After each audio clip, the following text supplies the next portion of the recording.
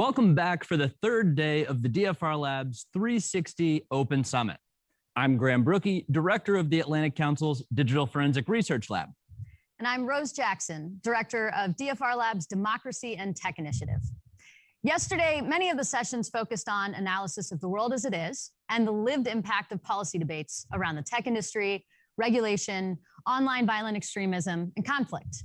Each session also explicitly focused on the options to address the challenges we face.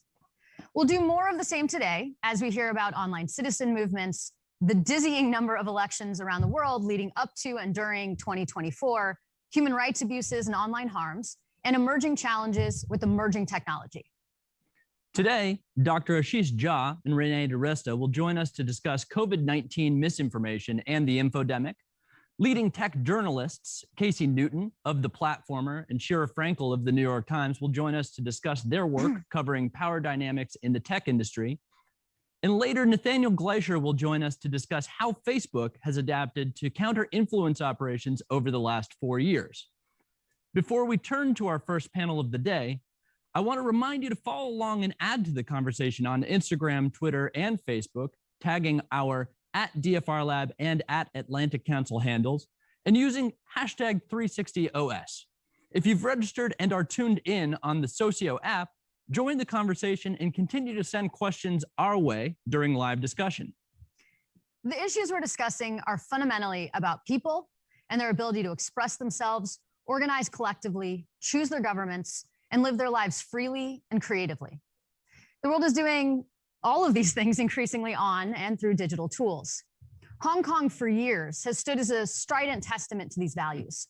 But this year, Beijing has taken decisive action towards closing the door on one China, two systems, and the open democratic Hong Kong that activists have worked hard to preserve. Today is the last day that Apple Daily, one of the most widely read and leading independent newspapers in Hong Kong, will print. The paper's founder and top editors were arrested. Its business operations and documents were frozen by authorities, and the paper was given no choice but to close its doors, shuttering one of the few remaining and most vocal sources of independent information and criticism the CCP faces. We're about to hear from one of Hong Kong's most high-profile democracy activists, Nathan Law. After helping to drive the 2014 Umbrella Movement, forming a political party and winning election to the Hong Kong Legislative Council, Law was stripped of his seat and jailed.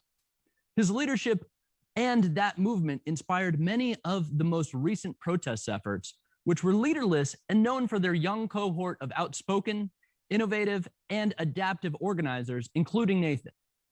After massive anti-government protests took over Hong Kong in 2019, Beijing responded with a sweeping national security law that made free speech and free association illegal.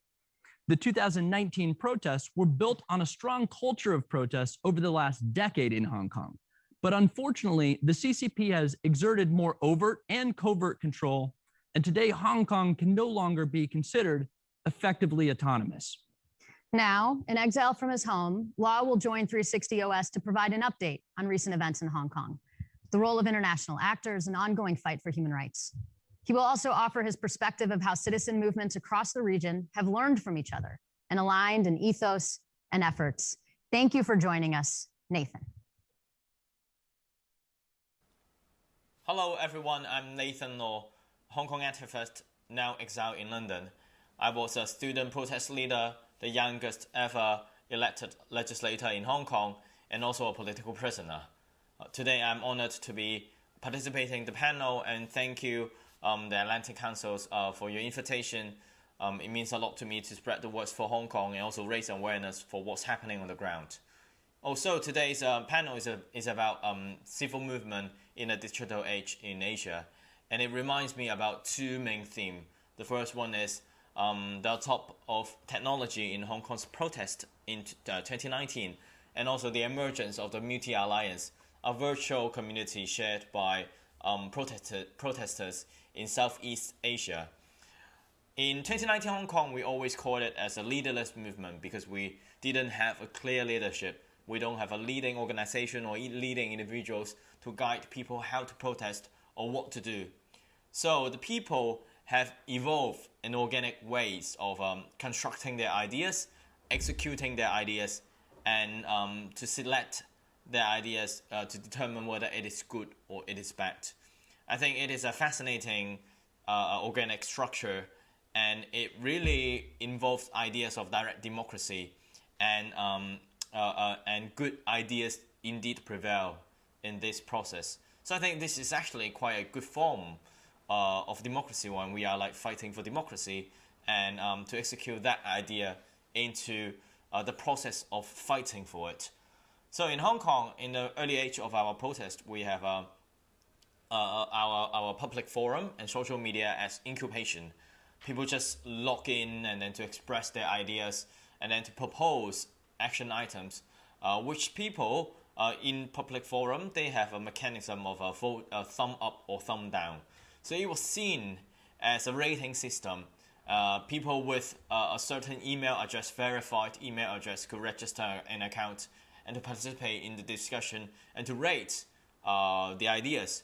And when certain ideas gets popular, it will become a heated post that more and more people will see it.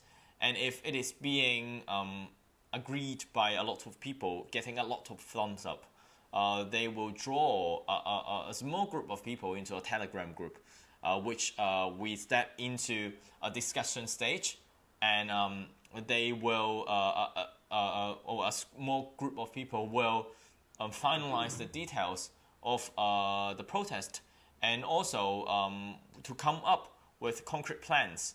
And for the others, they will see whether that concrete plan would work, or they will just wait for information online when they expect that they're expecting that event coming.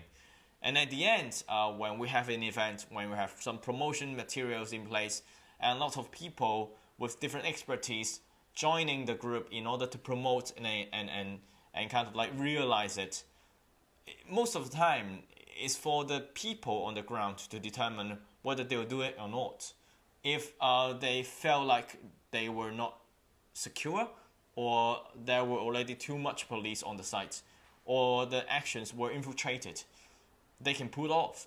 There were times that when there were plans and there were events organized, people on the ground, they just felt they didn't feel well, and they just pull off.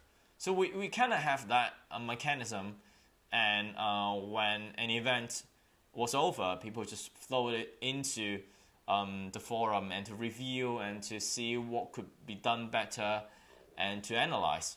And that becomes a cycle. When they analyze, they learn, and they try to apply it into the next action. So it was a fascinating organic structure, and I think there are reasons why there is an emergence in Hong Kong's protest. First of all, many of us, if not all, in our generation, and actually many in older generations, are tech savvy. We're a very cosmopolitan city.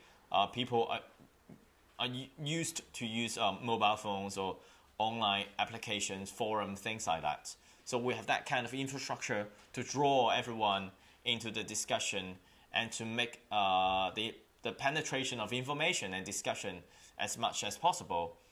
And certainly, also there's a large part in the intention of people getting involved indeed take place in that process. I think that is fascinating because it is a more direct democracy involved than the old ways of organizing protest. For example, in 2014 protest, it was mainly the student leaders taking control of the direction. And sometimes there are actions or there are thoughts that they couldn't think of because there were only like tens or dozens of brains. But for now, we've got thousands or hundreds of thousands of brains that they are working simultaneously, and they can think of things that are no longer limited by the political stance of the leaders and etc. So they can jam up a lot of ideas, and people can be involved voting, and it's a demonstration of democracy. So I think this is a method that increases diversity and make it more versatile and make it more fitting into our democratic values. So I think there are lots of backgrounds really nurturing that kind of organic system, but that's definitely something that we should look into if we want to understand how technology impacts protest. I think Hong Kong in 2019 is a very good case example to be examined. And the other would definitely be about the Media Alliance. The Media Alliance emerged recently when there were protests in Myanmar, in Thailand, and in Hong Kong, and people in the region, they just want to support each other. I felt really amazing when I first heard the term, because it kind of like gives me a legitimacy to support each other's protest.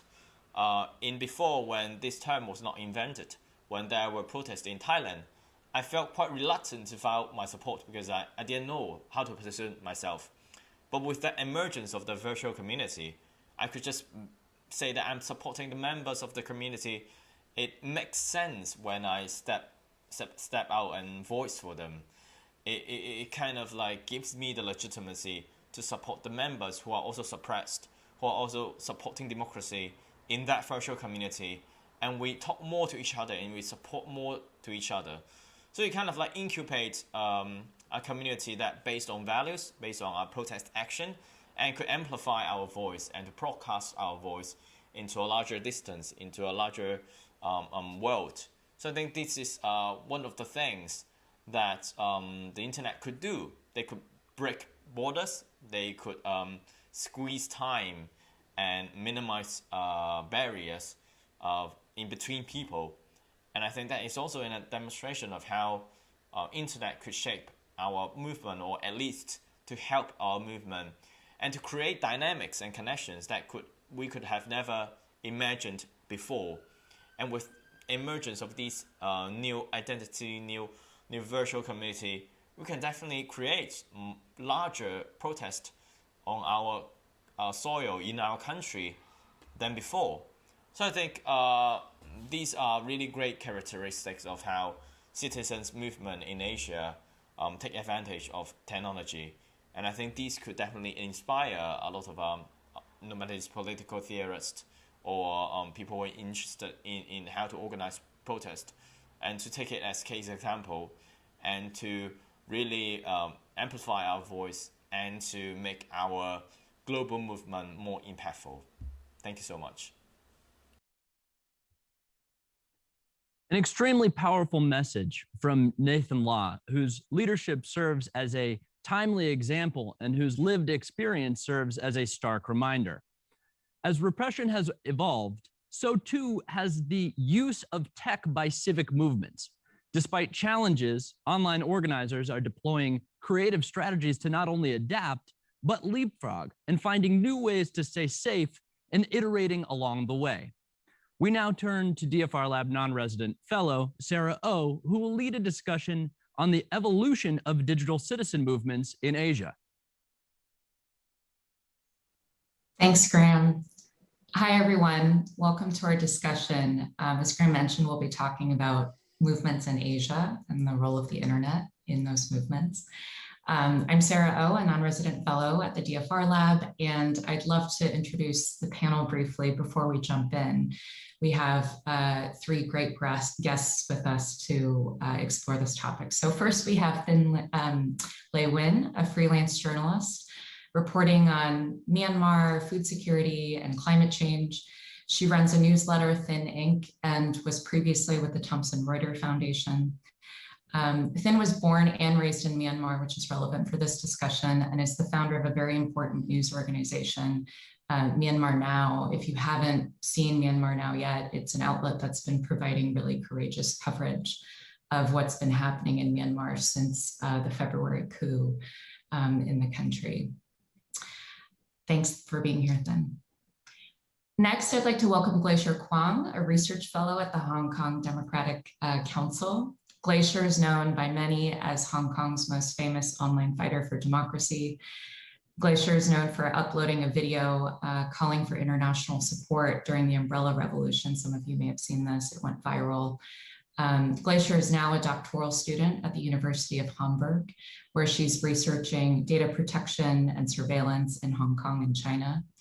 She's a regular contributor to the German newspaper Welt am Sonntag and Apple Daily in Hong Kong, which we all just learned issued its final edition today, something, Glacier, that I hope that you'll be able to comment on during this session. Thank you for being here. And last but not least, we have Tim McLaughlin, a contributing writer for The Atlantic, based in Hong Kong. So it's quite late for you, Tim, we know. His writing focuses on political and societal changes taking place in the country. Tim has also written about social media platforms and geopolitical issues for outlets like Wired and the Washington Post. You might recognize his byline from that work. And we're so glad that you were able to join us. Thank you. So Tim, Glacier, and Finn, I've had the chance to briefly connect with you and follow your reporting over the last few months. I'm so fascinated. I think this is where I want to start, by just how quickly the switches have flipped in Hong Kong and Myanmar, at least from an international vantage point. Specifically, the quick succession of new chokeholds online. We're seeing more sites being blocked and filtered, more people and content disappearing online. In the case of Apple Daily and many activists in Myanmar, literally going dark. So I wanted to spend the first part of this discussion really focusing on the intersections in your work across the two countries. And I think one recurring theme is really how you've all been able to put these new repressive shifts into context. That's really important for understanding where we are and the changes that we're seeing. So Glacier, I'd like to start with you. You've been tracking how people have been able to organize online, first as part of the pro-democracy movement in Hong Kong, and now in exile in Germany. Can you comment on how the online strategies of the movement are adapting across that long arc to more repression online? Thank you, Sarah. First of all, thank you very much for having me. It's a privilege for me to speak to all of you about Hong Kong and everything that I've seen in the online world. In comparison, when we first looked at the movement in 2014, which is the umbrella revolution that Sarah just spoke of, it is actually very different from what we see in 2019, because people adopt a much more carefree attitude towards online communication. We were using WhatsApp or Telegram or even Facebook messages to organize ourselves, and it's more of a top-down organization that will be major organizers of the movement that are saying, oh, we are gonna have a protest or have some sort of actions that are going to take place like around the government headquarters, and people will pass that message around online, on Facebook, on other social media, and then people will show up at the protest place. But when we see what happened in 2019, that is a very different attitude towards online communication. People are generally more careful when it comes to communication with one another.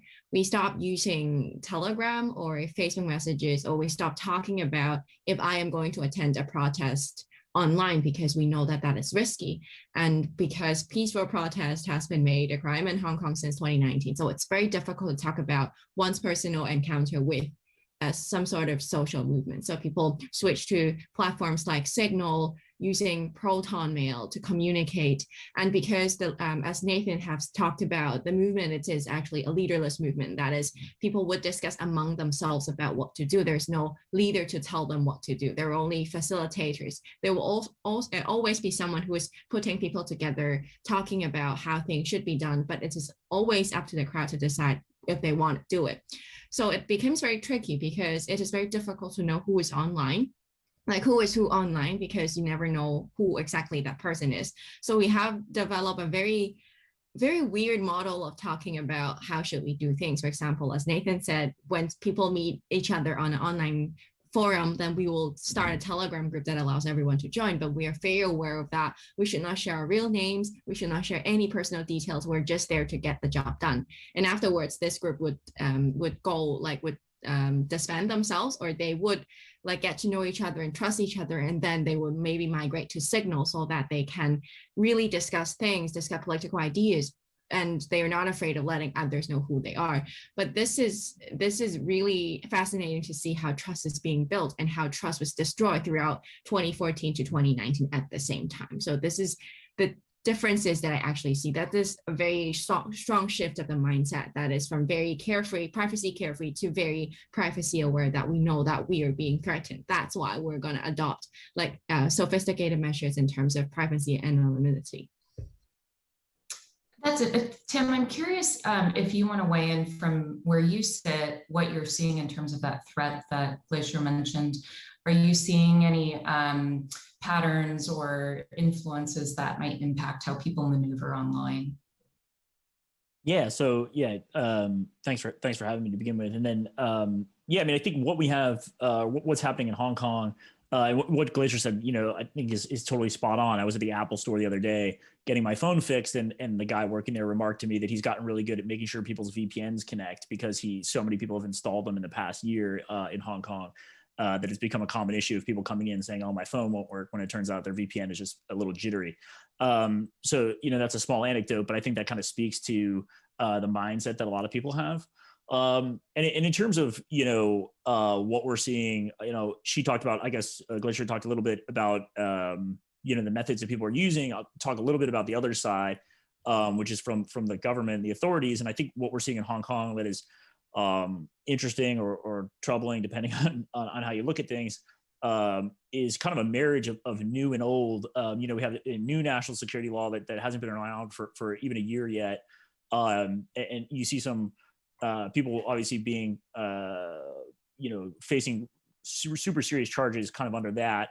But then at the same time, you see the government reaching really far back in the law books here, using sedition laws that have been around, you know, since way back in the colonial eras, and charging some people that were involved in administering Telegram groups during the protests and things like that. Obviously, when the sedition laws were written back in the 1800s or early 1900s, you know, Telegram didn't exist. So we have kind of an interesting set of tools that the government and the authorities here are using to go after people who are, you know, politically active, lawmakers, activists. And so I think we see kind of a dual threat in this kind of new NSL law that we don't really know much about. The first case just started this week, and we're not really sure how that will proceed. Flip side, you know, this use of pulling out these really, really old laws to crack down on the use of new technology. I'm shifting slightly to Myanmar, reflecting on what Tim and Glacier just said. Finn, I'm curious if you would be willing to share your perspective, which you know, as a personal perspective, you grew up in Myanmar when there was no internet, and then it suddenly had explosive amounts of internet. And then it's, you know, been pulled away again, and you've been doing a lot of reporting trying to understand what's happening now on the ground. Can you comment on the constriction that you've seen? Sure. Thanks so much, Sarah, for having me as well. If we could just, you know, go back a little bit, perhaps, you know, a few decades. So I grew up in the 1980s in Myanmar, where we really only had landlines, you know. So in 1988, we had nationwide protests as well, you know, led by students. At that time, people were really fearful that, you know, the phone lines would be tapped. And I remember being told that, you know, we have to be very careful of what we say on the phones. And of course, the protesters also didn't have mobile phones or social media to coordinate their movements or even keep the outside world informed.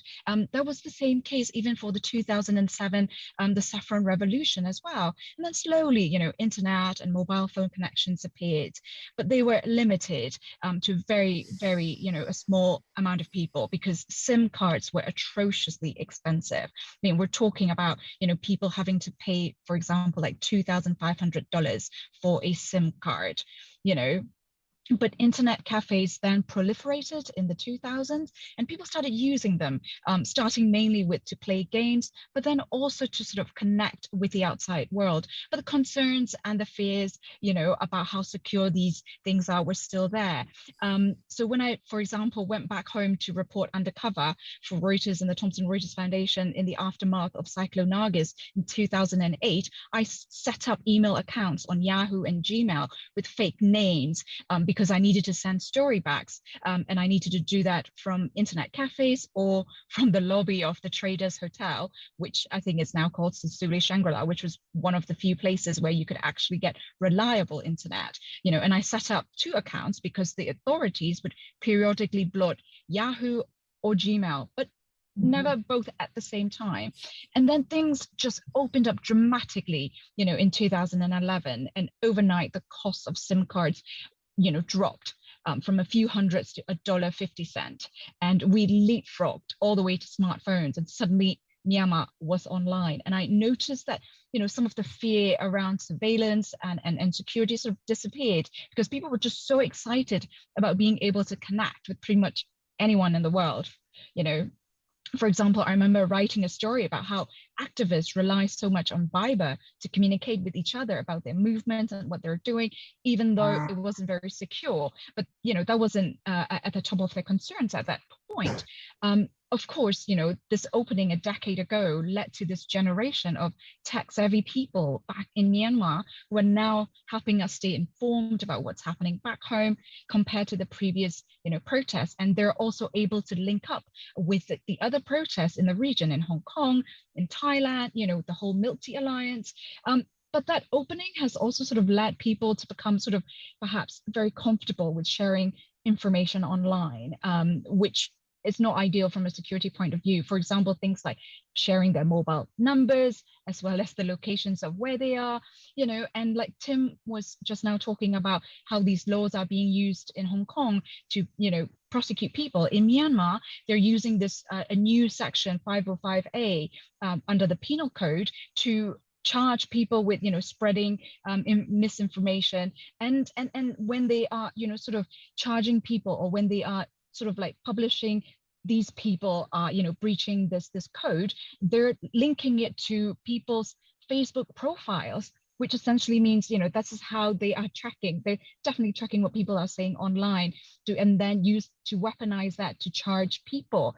Of course, we now know that military junta has shut the whole, internet, the doors again, because one of the first things they did after staging the coup was to shut down the internet. They also cut off mobile data and Wi-Fi for months. Social media sites were blocked. Now, some connectivity has been restored, but very limited. They're trying to do this internet with whitelisting apps. So now suddenly everybody is using VPNs as well to circumvent it, and people are having to learn, sometimes in a really hard way, how to stay safe in using some of these digital tools. They're having to sort of relearn some of these issues around security again. And unfortunately, Myanmar has pretty much gone back to where it was more than a decade ago. Mm-hmm. It's interesting. I said new repression, but this longer time horizon that you've observed, Finn and Glacier too, really make it seem like it's not new, right? It's part of it's an extension of a much longer continuum, and these strategies have not developed overnight. So I like your new old framing, Tim. I'm going to start using that. I'm curious about this adaptation. That's something else that keeps coming up. You've all been following people who haven't given up easily on communicating and sharing information despite the challenges, whether it's in the diaspora or within, as you mentioned, people online who, despite internet blockages and email blocks that we can't comprehend, are still innovating to organize and get their messages out. How are you, and Finn, maybe we'll start with you to pick up this thread. How are people in Myanmar keeping the democratic spirit alive despite all these odds? I think, one of the biggest shows of resistance, or like you said, keeping the democratic spirit alive, that I have seen so far is from just ordinary citizens who've become the eyes and ears of career journalists who are hiding or having to leave the country. Some have received training on how to sort of do reporting and record, images and videos, but many others have not. And they're just ordinary citizens, and in many cases, knowingly taking calculated risks to still use channels that are not secure or encrypted to sort of relay news to journalists, to keep everyone informed about what's happening. Because sure, encrypted apps and VPNs, they're great, but they require certain bandwidth, and some of that is just not available in many places in Myanmar. So, people are using these digital tools to keep everyone people like myself, including informed what's happening. They're also using digital tools to collect evidence on abuses that the junta is committing. For example, the UN Independent Investigative Mechanism for Myanmar is actually, asking people to sort of use encrypted methods of communication to contact them, to share evidence of crime against humanity. There are also obviously offline efforts. There are new political journals that are now being printed and distributed by hand. I guess the last point I guess I would like to point out is the fact that, the creativity of the people in Myanmar, particularly the youth, have remained undimmed despite this online repression. Many are still finding ways to share information, and many are expressing their opposition through digital art. And to anyone listening and watching, I would really like to recommend people to check out that artwork that's available on Raise Three Fingers website as an example of how people are still keeping that spirit alive. Thank you. People, despite how different Hong Kong and Myanmar are, people like to draw parallels between what the environment you're talking about, Finn and Glacier. I think what has been your experience of the constant trade-off between safety and exposure, right? Do I stay safe or do I reach an audience? And that can dictate everything from what platform people are using to when they come up for air online and share information. I'm curious if you've engaged much with colleagues from other countries. You mentioned the Milk Tea Alliance. Are you seeing the online netizen movement translate into more sustained collaboration, coordination, learning, engagement to figure out how to survive in this this environment where you're constantly evaluating what the next move is and how to stay safe? I think I do see a lot of parallels in a way. I know that these movements cannot be compared, like the movement in Thailand, in Myanmar, in Taiwan, or in other places are fundamentally very different from that of Hong Kong. But I do see some certain parallels that maybe the regime used similar tactics or the people uses similar tactics to fight back. For example, recently, Hong Kong websites has begun to be blocked by local internet service providers. A website that Nathan and I was part of, it's called the Hong Kong Charter 2021. It is a charter that we wrote in order to kind of try to organize the diaspora communities that are abroad outside of Hong Kong. And at the first instance, the police actually wrote a letter to Wix, an Israeli company that is outside of Hong Kong, and asked them to take down a website because it is illegal under the national security law. This is Wix, the website building company, right? Yes. And then we were being taken down offline for a few days, and Nathan have written emails to them asking for why, and then we got this letter from the Hong Kong police, and we decided to make it public and making a loud fuss about it on social media. And then 3 hours later, Wix put it back up and claimed that it was a mistake. But then later, we found our websites being blocked by local internet service providers in Hong Kong, that the website is no longer accessible from Hong Kong. So I do see this kind of like site blocking kind of resembles what I see in other places, especially in Myanmar when their internet is completely shut down. And of course, because all of these movements are ongoing, there are not a lot of insights into what's going to work 100% and what's not going to work, because we're still in that trial and error process. Everyone everywhere is trying to figure out what might work, like handing out pamphlets like physically, or like trying to teach people to defend themselves digitally. These are the things that we're trying to do, but we're not sure if it's going to 100% work. So there are other things that we, like Hong Kongers or my colleagues, would go for. We were looking into like past movements like those in Cuba, in Tibet, or in China. How do they organize the diaspora community after a lot of their activists or organizers have fled the country or fled the place? How do they organize themselves? How do we learn from the lessons and not repeat some of the mistakes that they have made? So we are organizing book clubs. We're constantly exchanging our ideas with different leaders of other movements and trying to learn from them. And another thing that I feel very important to share here is how moments of solidarity with other movements have moved me. I was in another panel a few months ago, and there is a Myanmar girl who was trying to ask a question, and she was actually asking the question very quickly because she said, oh, the internet is going to be turned off in 10 minutes, so I only have 10 minutes to ask you my question, and hopefully I can hear you answer. So I was actually very moved by the moment that she's putting it quite casually, but I can feel all of the tension behind. And she said she was very supportive of the Hong Kong movement and she wishes us all the best, but she is also in the same or even worse situation that Hong Kongers are facing. And I was very moved by her courage and all of the things that she got to share. And I kind of feel like we can all connect to each other because of the things that we've gone through, no matter it is the digital digital oppression that we're facing or the actual oppression that we are facing. And this is how we can all work together, even though the Milk Tea Alliance is kind of a loose connection between these movements, but we are trying to establish like genuine connections and genuine sympathy and solidarity like within ourselves. And I do feel like, as Thin have suggested, there are trade-offs when we're thinking about using technology, especially the regime always like has the upper hand because they have all the money, they have all the authority, and they have all the resources. And I feel like it is a dilemma that the Hong Kong movement faces as well, whether to choose safety or engagement with the public, because as someone overseas, like it would be very beneficial for me to be able to engage with the audience, but by publicly doing that, I'm actually putting more people at risk. Or for people to contact me or to raise out concerns online, they're making themselves an easy target. But the thing about political movement or political act is to be visible, or else it's not gonna act like a social movement. So it's a very huge dilemma we're facing. Usually, like, because I can only decide for myself and I cannot like act in other people's roles. So I would always suggest it's better to be safe than sorry, even though you cannot engage with a lot of people, but at least you're safe. So there are more rooms and possibility that you can do other things in the future.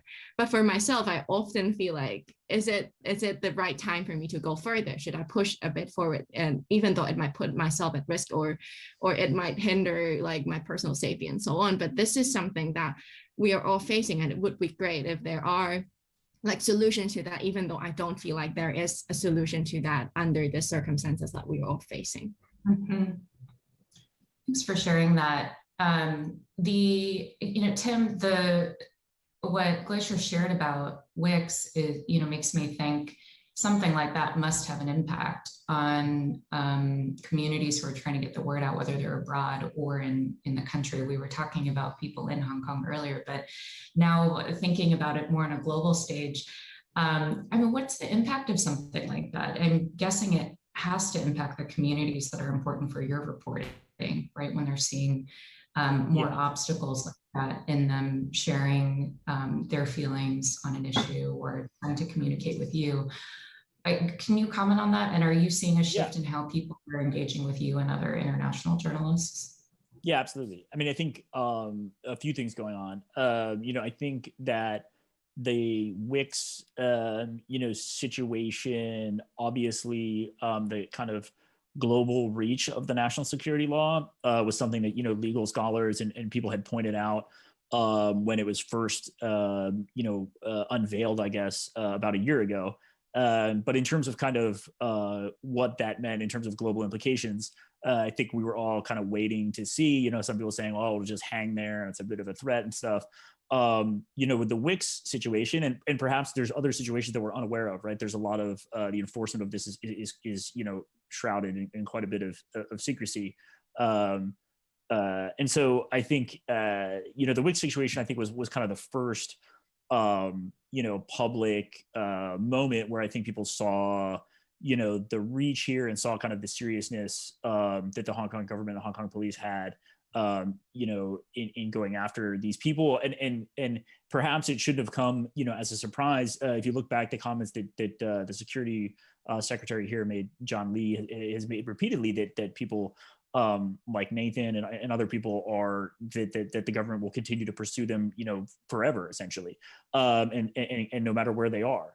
And so those threats, I think, turned out, to not be totally empty yet. And I think the Wix situation kind of woke people up to that bit of the law that was certainly looked at by scholars and flagged, but we didn't really see any kind of like tangible implications. And then the other thing I think with, on the Hong Kong front, I think that we're talking about comparisons between movements here. And I'll pivot off that a little bit. I think what we hear a lot and see a lot is as a narrative or talking points about, the Great Firewall coming to Hong Kong, the Chinese style firewall and stuff. And I think that can be a little bit perhaps like unhelpful. Maybe Glacier agrees or disagrees, but I think it can be a slightly unhelpful because I think it makes what's happening here and stuff like trivializes a little bit. People think, well, it's it's still not totally cut off, it's not walled off and stuff. Where these kind of incremental changes, they should make people stick their heads up and be alarmed or concerned or take notice of what's happening, right? Just because it's not the situation that's in mainland China, because it hasn't gotten totally cut off, and we're not, I can still talk to you guys, we would still use Twitter freely and stuff like that. Just because that has happened, just because this great firewall hasn't arrived, doesn't mean we shouldn't be paying attention. It doesn't mean we shouldn't be, concerned about some stuff that's going on. So I think that's one of the comparisons that misses the point here. Is you have something that's so drastic. China's been able to do something with the internet that no one else has been able to accomplish, and kind of applying that to other places is unhelpful. Like I said, I think it kind of trivializes, some of the issues that we're seeing, and certainly some of the issues. In Myanmar as well, where the ways of shutting down the internet and keeping people offline are quite quite crude, but also fairly effective, right? Just kind of like cutting cords and things like that. You don't need massive sophistication to pull this off in the way that it's been done in some places. Mm-hmm. I think I'll just jump in and add like a little bit. I think I actually agree with what Tim said, and I think this is exactly the results Beijing and the Hong Kong government wants. Like they want people to think about like, oh, things are not that bad in Hong Kong. They can still use Facebook. They can still use Twitter. And that would like somehow sustain the facade of one country, two systems still kind of exist in Hong Kong, given the national security law. And I think this is something foreign media and foreign companies in Hong Kong should be very aware of. It's like what Tim just said. Thanks for jumping in on that. What do you guys see? A question for all of you. I think everyone who's waking up to this space and then now beginning to understand how nuanced these challenges are, as you've all pointed out, really want to understand what's the big debate coming, what's the biggest challenge coming, where do you feel like businesses, governments, NGOs are perhaps not paying enough attention, especially if they want to live up to values focused on free expression and ensuring the internet helps rather than represses civic dialogue. Do you guys care to comment on that? Maybe Finn, we'll start with you on Myanmar and then go to Tim and Glacier. Sure. I guess my point, particularly to the international community, would be to make sure that they're not party to the junta's repression of the people in Myanmar, whether we're talking about online or offline, because at the moment the international community is failing the people of Myanmar, and I'm sure they are failing the people of Hong Kong as well.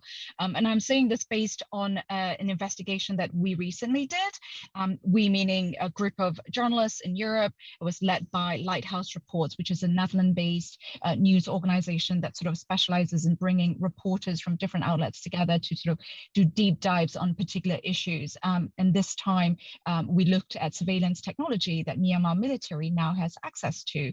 And in fact, Tim has written fairly extensively on some of these deals and some of the dodgy, companies that have involved before. So this investigation that we did was based on these hundreds of leaked government budgets from two ministries, Ministry of Home Affairs and a Ministry of Transport and Communications, from between the years 2018 and 2021. We also looked at other data leaks and open source material. And what we discovered was that there are about 40 Western companies whose products that the government was trying to buy. And we're talking about tools that could monitor Wi-Fi, crack passwords, extract data from phones, recover deleted files, etc., etc. And these companies come from Sweden, Canada, the United States, and Italy, just to name a few. Now, it was hard to know exactly, how many were actually sold to the government, but we know that some definitely made it to Myanmar. We discovered tender documents and who won these tender documents, and of course, now the hunter has access to them, and the companies, their defense was that, they were only, selling such stuff during the civilian government's rule from about 2016 until the coup in February. But the thing is, a quick search on Google would have told them that the military in Myanmar still held many levers of the government, including, some key ministries, which includes the Ministry of Home Affairs, and the military's abuses, which date back decades, have been well documented. And all of this shows is that, Myanmar has been building a vast arsenal of technology that could be used for internal digital repression, and many of them come from the West. And in fact, I believe some of these tools are already in use. I'll just give you 3 short examples. So last week, Al Jazeera English released a documentary which touched on some of these issues, and as part of this collaborative effort we've had with Lighthouse Reports. In there, the daughter of a high-profile activist who was arrested on the day of the coup, on the 1st of February, so he's now being charged based on an email that she said was definitely deleted from his mobile phone. I've also been told of at least one recent case where arrest was made based on intercepted calls. And just this week, Myanmar Now, which is the investigative news agency that you mentioned, which is set up but is now run by a completely different team, they reported on how a pregnant woman miscarried after she was beaten because the authorities found a picture of her at a protest on her mobile phone. Now, apparently, the hunter used a machine to recover deleted photos, and that was how this picture was found. So, the international community just needs to do so much more to make sure these technologies do not fall into the hands of the Myanmar military. Sure, people will say, China and Russia will provide it. That's, I think, a completely different discussion. The West needs to do its part, and at the moment, they're not. Sobering. Glacier, is there anything that you want to add on international challenges, opportunities? I think another thing other than as Finn have suggested, which I completely agree, is the West should stop providing these kind of tools that dual use goods that will be used directly and indirectly in human rights violation. These should be completely banned, and there are laws and regulations that should be enhanced so that these things don't happen again. And other thing that I want to mention is the role that big companies play. For example, after the UN have actually suggested people in Myanmar to use Proton VPN or Proton mail services, Apple actually blocked Proton's update, and making it even more difficult for people to have access to tools like that. And in China, people cannot access foreign media, people cannot access VPN or secure communication tools, because under Chinese law, Apple has to block them all. And this is just outrageous, because Apple users in the US have access to everything. But why, it's human rights to have private communications and to the right to data protection and privacy, but those users in China cannot do that. And it is possible for Hong Kongers not to have access to VPNs or these tools under national security law, because the government now has the authority to do that. And this is something that we should all be aware of, the roles that big companies play. Of course, they have all kinds of excuses saying, we have to comply by the local laws to stay in the market, but that is completely beside the point. No, if the law is unjust, or if your operation involves direct and indirect human rights violation, that this is not acceptable, especially when all of these companies brand themselves as defenders of the freedom of speech or the freedom of expression, and this should not be happening. And I think there has been some efforts from the European level to try to improve the situation. For example, they're now pushing for the Digital Marketing Act in European Union. That is, it will address the monopoly status of the Apple or the Google App Store, so that they have to open up their App Store or these kind of services that are no longer closed-end, so that more services can be provided and they cannot block this kind of updates in the European Union, that it might affect people in Myanmar and Hong Kong as well. And this is a welcome act. And other countries should have done the same, like following these kind of footsteps to, like, it's on one hand an antitrust issue, but on the other hand, it's also a human rights issue. And I think, like, for people in the West, I think it is very important that the consumers stand up. Like, for example, Apple finally adopted their very first human rights policy after a lot of pressure coming from the consumers, even though it's not like practically very helpful, but it is a good start. And it shows that consumer actually have the role to play here. If you are someone in the West or in the free world that believes in freedom of speech should be universal, because it is, then you have a lot of role to play. Urge the services or the products that the company producer that you are using to actually be responsible of human rights, so that they can, like, really brand themselves as human rights defenders, because they're actually defending human rights in that case. Mm-hmm. Glacier, that's something that when you go to discussions and forums about internet freedom and human rights, it's that same refrain that keeps coming up, right? You need to live up to these values. But can we go a little bit further on that? Like, what should we all be coalescing around? What do you want to see both people who are listening in, who probably represent policy, business, and NGOs? Like, is there a common thing that we should all be thinking about in the 5-10 year horizon and be advocating for? How do we get there? Yes, I would say it's a huge idea to throw in here, because it's not going to happen overnight. But like data minimization, like better data collection practices is going to help. For example, I know that Facebook is turning down like around 200 data requests from the government, because they said that they're not going to take data requests from authorities under national security law. But what if Facebook, Google, or Apple, all of these big tech companies never have any data to actually turn in, like ProtonMail, Signal do, because they do not collect any data that is actually meaningful, and so that they have nothing to provide to the authorities, no matter it's in Hong Kong, it's in Myanmar, or in Thailand. This would be the ideal world for everyone. I know that it's very difficult, because we all know that their business models are being driven by data. It means that we are forcing them into changing their business model completely. But if we are always talking about the threats of commercial and governmental surveillance right now, and I think data minimization, it's the only solution that I see in the horizon right now. And I'm not saying that no data should be collected, but I don't think a huge amount of data that can reveal who you are completely should be collected. And this is something we should look into. And another idea that I have is universal data protection principles.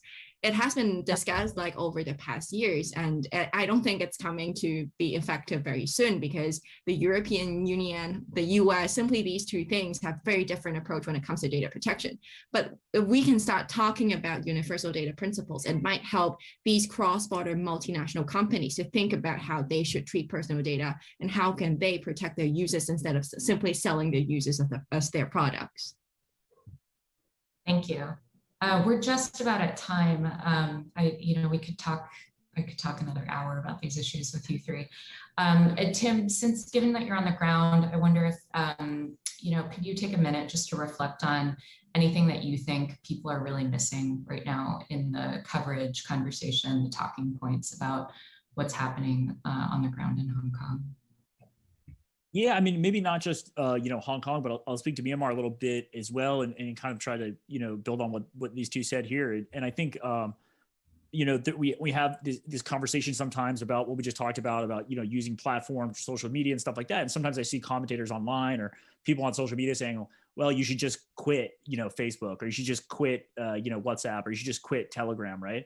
And I think that's a hugely problematic statement that comes from a position of like extreme privilege when it comes to internet usage and freedoms and things like that. People in Myanmar don't have the opportunity to just quit Facebook, because it is very much like where, I mean, certainly, of course they do, but it would cut them off from a huge amount of their life and a huge amount of the people that they're in touch with and a huge amount of information flow. And people that can't just, quit Telegram or quit something in Hong Kong because you lose connections with your family and your friends and things like that, right? And I think that's really offloading the burden of the problems that we see, of what we talked about, of sort of, you know, companies abiding by onerous local regulation, things like that, kind of bending to companies bending to, you know, crazy demands from governments. You know, that's offloading those issues on the user and saying this is your problem when it's not. And so I think there needs to be, you know, probably a more robust discussion, you know, on those topics, right? I think this local law part that Glacier touched on as well, you know, is something obviously that we're seeing now play out in Hong Kong, as I mentioned earlier, right? We do have this global law, right?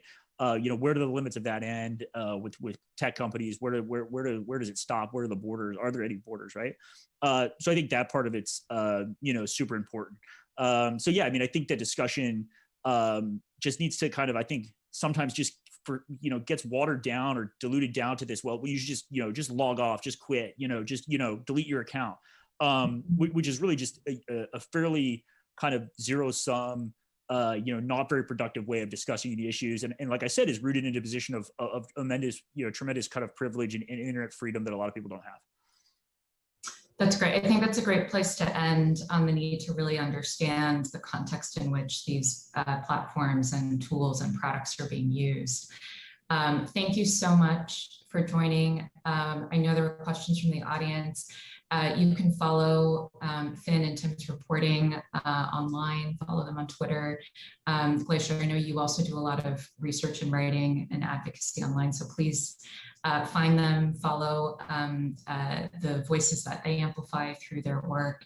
And I think it's clear to all of us from this discussion that what's happening in not just Myanmar and Hong Kong, but the entire region in Asia is so critical for any conversation on democracy, technology, online activism, and that perhaps there's a lot more that we need to unpack with the nuance that you call out, Tim, in order to figure out what sort of collaborations, coordinations, and discussions need to start happening now.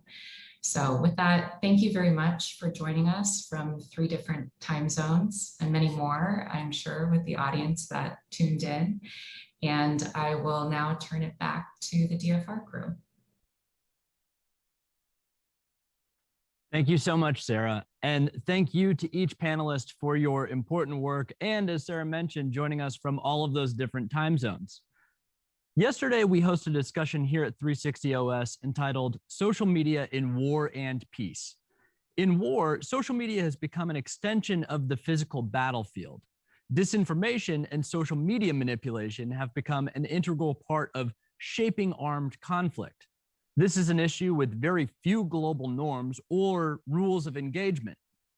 This discussion that we're turning to now will consider how allies and partners can reorient themselves to operate effectively in the information domain, while also adhering to democratic norms and values.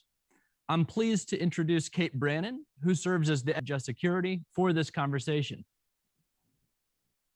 Graham, thanks so much. I'm thrilled to be here to host this important conversation, and we're joined today by Commander Mick Ryan of the Australian Defence College, and he's also an adjunct scholar at the Modern War Institute at West Point.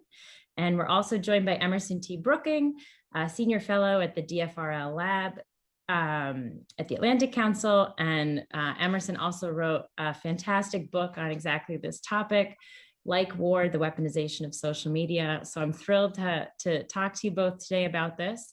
I thought I'd start with Emerson to sort of help frame the conversation that we're going to have. Are there a few examples that you could give us that kind of bring the challenge to life, whether from recent headlines or going back a few years, just to help folks listening really get their imagination around what we're talking about? Mm-hmm.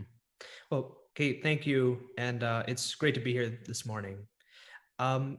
If we consider examples to frame this challenge, we really don't have to look very far. If we just look to headlines in the last few days regarding the transit of a British naval vessel through the Black Sea, to contradictory headlines, to apparently spoofed open source data, which seems to have misrepresented a vessel's position, to Russian claims that bombs were used as sorts of warning shots as a British warship came perilously close to Russian-occupied Crimea. But then to conflicting video evidence that no such bombs were dropped and no such actions were taken. It seems more and more apparent that the sorts of information manipulation, which we often study in the context of elections, is now being used in these sorts of military confrontations, or utilized to basically wage a narrative warfare in which the fact and reality of a particular confrontation matter much less than the perceptions of it. And for military commanders and officers, this is a particularly difficult challenge because it places, a military exercise or military transit or maneuver much closer into the realm of politics. And conflict is always political. Warfare is always a political competition. But the fact that there's a narrative battle and a manipulation of information and a propagandizing over the smallest actions, in which it really pays for military information personnel themselves to be cognizant of these sorts of minute-to-minute updates in the information environment and then to react accordingly. I think that's a fairly new phenomenon. To go to General Ryan, and building off what Emerson just spoke about, talking about narrative warfare, propaganda, weaponizing information, where do you see what's new about what's going on today, and what is warfare as normal, as usual over the course of history? Because all of these things clearly have always been a part of waging war. So what's the new thing about what commanders are experiencing? Thanks, Kate. It's wonderful to be here with you all today. No, I think you're right. What we're seeing is, in some respects, a continuation of what has been a historical part of human conflict ever since humans have sought to impose their will on each other. War and competition is an intricate balance of physical and moral forces. What's new and disruptive is that the technologies of the 21st century have not only enhanced lethality at long distance, it's enhanced influence at long distance, and to be able to more precisely target and more discriminately target individuals and groups for influence. And it's now done in a way that really is historically unprecedented. I mean, you saw some, such as the Nazis and others, really master the art of propaganda through film and television in the 30s and 40s.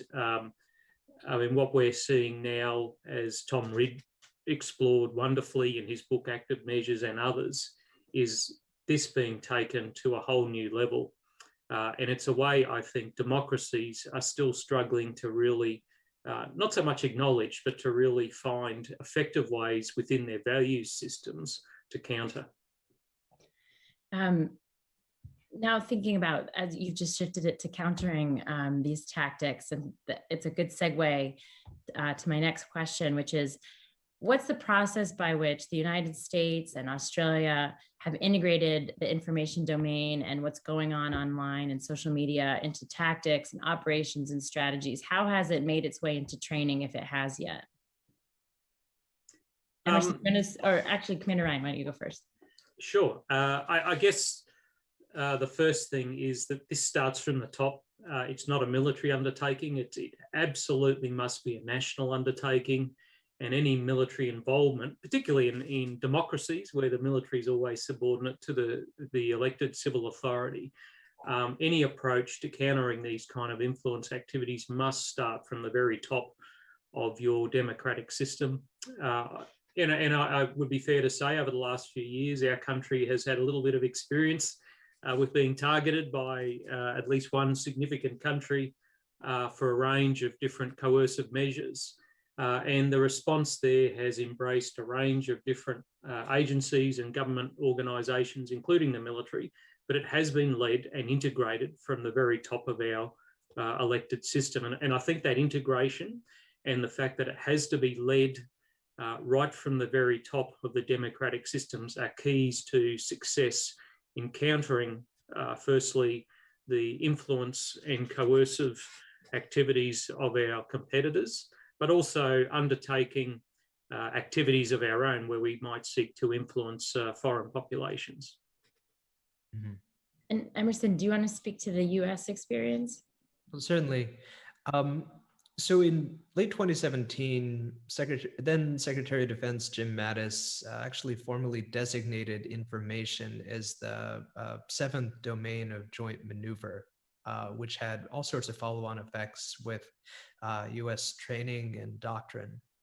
It's also the fact that one reason that Peter Singer and I wrote our book, Like War, was because of someone we knew who told us a fascinating story that in Fort Polk, Louisiana, which is a very large training ground in which previous decades was used to prepare the US military for the trials and different dynamics that counterinsurgency entailed. In Fort Polk, Louisiana, there was a new sort of training layer where when large exercises were being run, there were actually military contractors who would set up a fake internet and fake social media accounts, fake blogs, a whole ecosystem. And that it was actually up to military commanders to figure out how to allocate resources appropriately to monitor the information space concurrent with trying to pursue their objectives on the ground. The point being that there needed to be a sort of reconceptualization where you didn't just think of the internet as a reactive space or something that maybe intelligence units in military headquarters were passively informing you about. That you had to understand that the internet and his online space was as much a part of the terrain is the land, sea, and air, that you had to constantly be monitoring it and to understand that any action that you took would reverberate through this digital space. And quite quickly, you would have both a national audience and an international one. And I also think flowing from these sorts of training changes and formal doctrinal changes, there is an increasing understanding that like digital monitoring is, and what happens online is also very much a force protection issue. When there's disinformation spread in Latvia, for instance, that a NATO soldier on deployment has been implicated in a horrible crime, that is part of an information conflict between, say, NATO and Russian proxies, but it also poses an immediate potential threat to the personnel who are deployed in country. And I think we have come a long way in understanding that today. You mentioning force protection and sort of the dangers of being online and being on social media reminds me of a current problem, the spread of disinformation around the COVID vaccine, which members of the armed services around the world are just as susceptible to that kind of disinformation campaign as a regular citizen. How important is digital literacy to training these days? And is it something that's been incorporated yet in militaries in the United States or in Australia or other partners? Well, it's certainly an important part of what we do. And it's being incorporated now in a way that probably even 5 years ago, we weren't as sophisticated or deeply invested in. Like the United States, we do quite a bit of training where we focus on the space beneath the threshold of war being as as consequential as that above the threshold.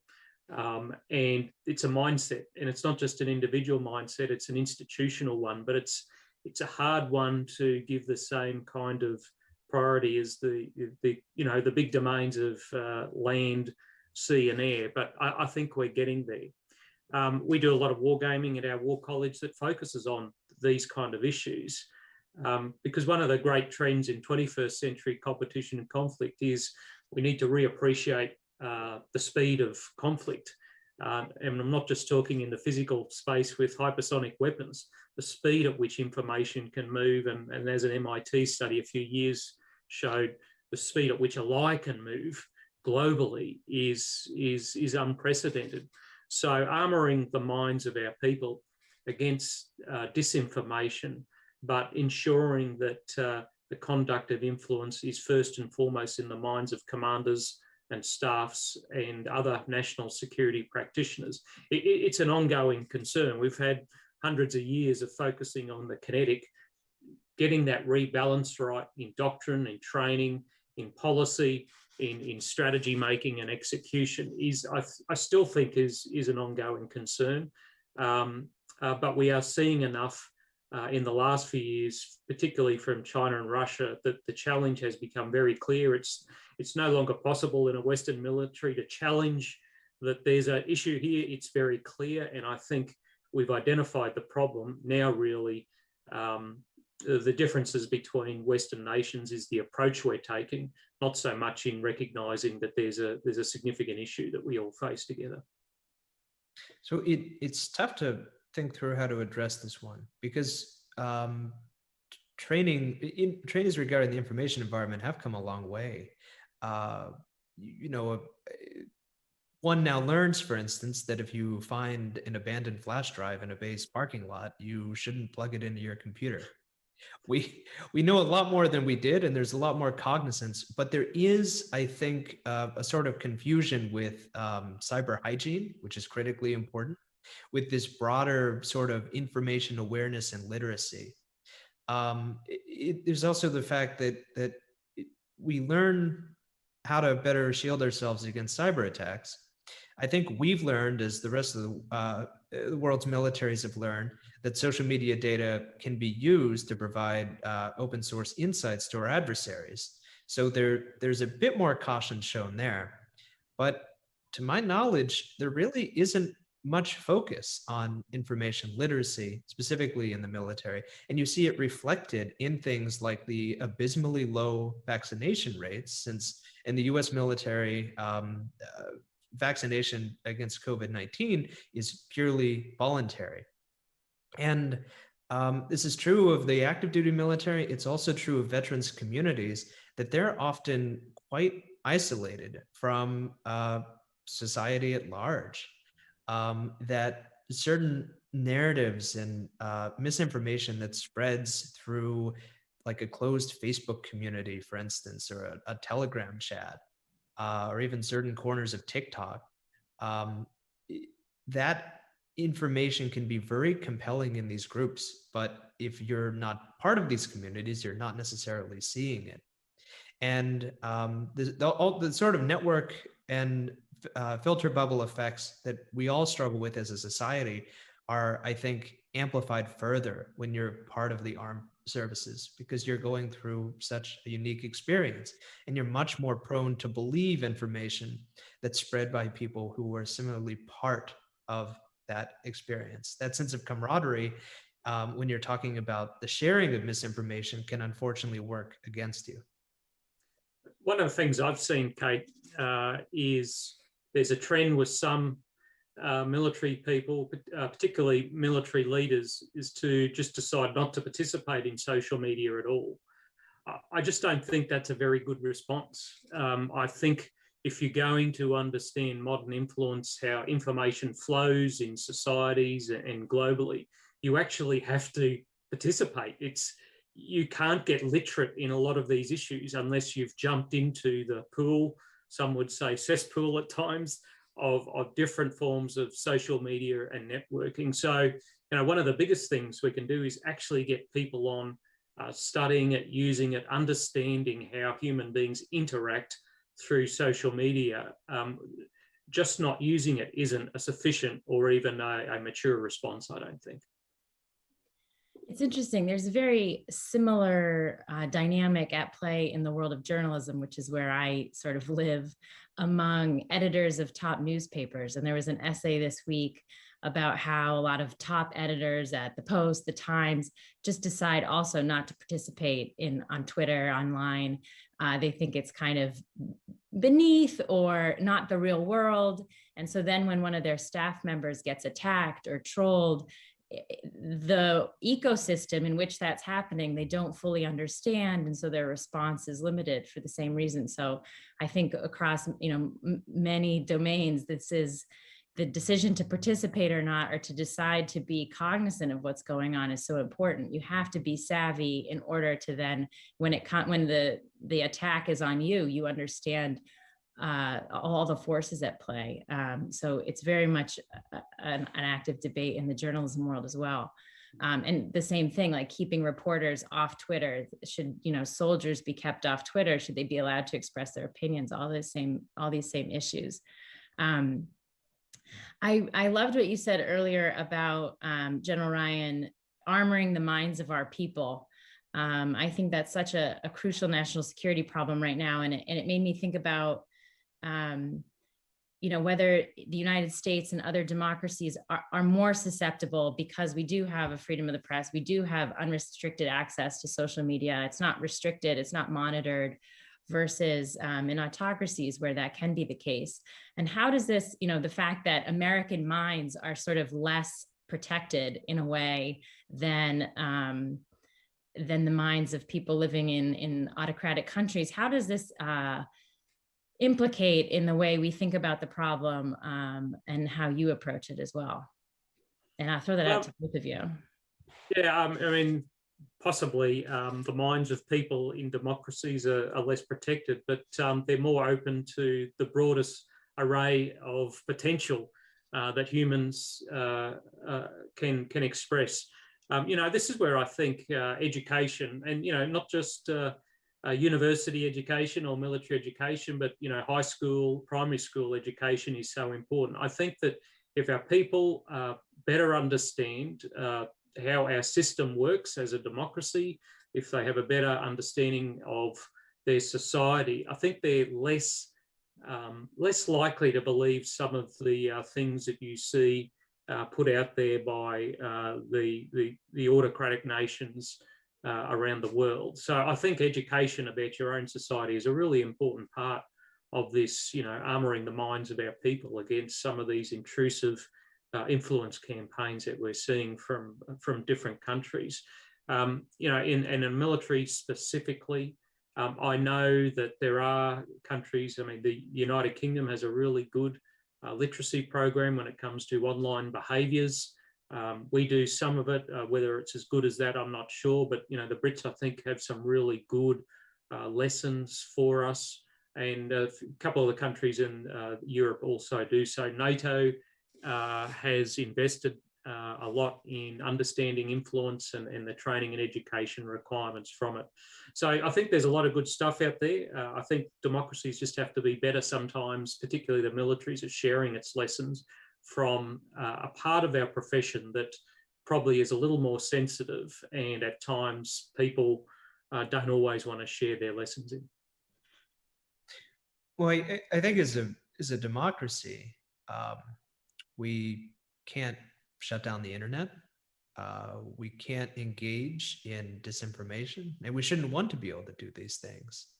How the modern internet changes dynamics, I think, is that if you are thinking about it through a public communications challenge as a military communicator, you have to tell the truth, and you have to be as candid as possible.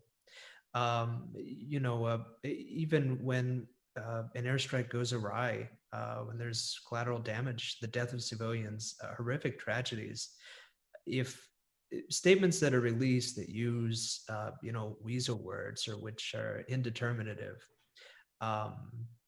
which leave questions hanging, these things don't stand up very well to online scrutiny. and they're quickly taken advantage of by our adversaries, who can also freely engage in disinformation and manipulation and falsehood. I think our best chance is to be as candid as possible and to quickly acknowledge when errors are made. And in so doing, to build a reputation for reliability, which unfortunately has been tested some, at least in the United States in recent years. And I think that will go a long way. It's also the fact that some of our best sort of online emissaries, if you're thinking about the armed forces, are not the numerous military commands and offices and branches and agencies that now have their own, say, dedicated Facebook page and Twitter account. It's service members themselves. They can best tell their stories. They can be powerful examples and positive forces of persuasion. The challenge, though, is being in a position where, as a commander or someone in charge of thousands of people and responsible for everything that goes wrong, for these people in charge to be willing to, give that much latitude to a junior subordinate and have them potentially make statements of great strategic import. That's tough. That sort of allocation of responsibility is not easy, I think, for anyone to do, much less in a military hierarchy. Yeah, I mean, it is a challenge, but it's, I've commanded large organizations where I actually made it mandatory for my subordinates to be on social media and to use it. I didn't make it discretionary for lots of reasons, but transparency in the military organization of a democracy isn't discretionary. It's essential, and it's got to be a core part of how we do business. And as Emerson said, bad news doesn't get better with time, and you'll always get found out. So fess up right from the start and move on. That's what a democratic system is supposed to be like. It still perplexes me that we will allow our people to carry weapons that are capable of dealing the most awful destruction on other human beings, but we won't let them use two thumbs to put out a message. And I find the tolerance and the mismatch in the tolerance of risk in some organisations between allowing people to be enormously violent, but not tweet something about what they might have done, is something that I think we're still kind of struggling with. And it really comes down the tolerance to risk of both politicians and senior military leaders in democratic systems. I think part of that avoidance of risk at times is that we're still struggling to come to grips with this democratization of information that's occurred in the last 20 years. Our societies, I still think, are struggling with that. I think many political parties in democratic systems are still struggling with that. So what we're seeing in the military with avoiding risk in the use of these kind of tools at times, I think is more representative of the evolution that society is going through in coming to grips with this huge, unprecedented historical democratization of information globally. And I think it should be said, just as an aside, that General Ryan is good, sort of famously good at Twitter. That's not always the case. I'm thinking of recent examples where I think it was a U.S. Army brigade whose official Twitter account just put out a photoshopped image of what looked like different brigade elements, all sort of being superheroes. They were superimposed over the images of the popular show The Boys. But the problem is The Boys is about evil superheroes. Mm-hmm. So they really photoshopped themselves over a image of a bunch of supervillains. Yep. And the first question is, why did you make that mistake? But that's not really, mistakes happen. The problem, though, is that then there was this whole news cycle in which whatever point was trying to be made was instead consumed by, a sort of petty conflict in, like military press, which didn't need to happen at all. I think of other examples where, U.S. Strategic Command, in charge of all of our nuclear weapons, used to celebrate Talk Like a Pirate Day on Twitter. Now, that's something else where I just wonder, do I want the nuclear command to be talking like a pirate or to be participating in day-to-day Twitter stuff? Or would I prefer not to hear publicly from US Strategic Command unless something very bad is going on? And that's where I think there's an important distinction between institutions, between these sorts of institutional accounts, which don't, in my view, don't always need to have public-facing presences, versus individual commanders or just service members who are comfortable having a public voice. And I think that element is crucial to remain connected to the civilian population and society at large. So interesting, Emerson. I remember, I think it's the line that closes out your book, but that you are what you share. And there might be a second part of that, but I still always think about that, and that what you have to be aware that don't retweet stuff you don't fully understand. Understand the context of whatever you're putting out there. Also, you don't have to comment on everything, like you cannot tweet sometimes. But all those lessons must be doubly important, when you are representing the US military or the Australian military. But added to that, you also have to think about how the enemy is either gleaning information from you or can use what you're putting out there to use against you. How does that factor into sort of what military should think about as they approach their social media strategy? We're talking about openness and transparency, but can that come back to bite you in some ways too? Oh, it could definitely come back to bite you. I mean, my colleagues at my center, Digital Forensic Research Lab, are very good at finding trace bits of information and little details in photographs and geolocating particular events.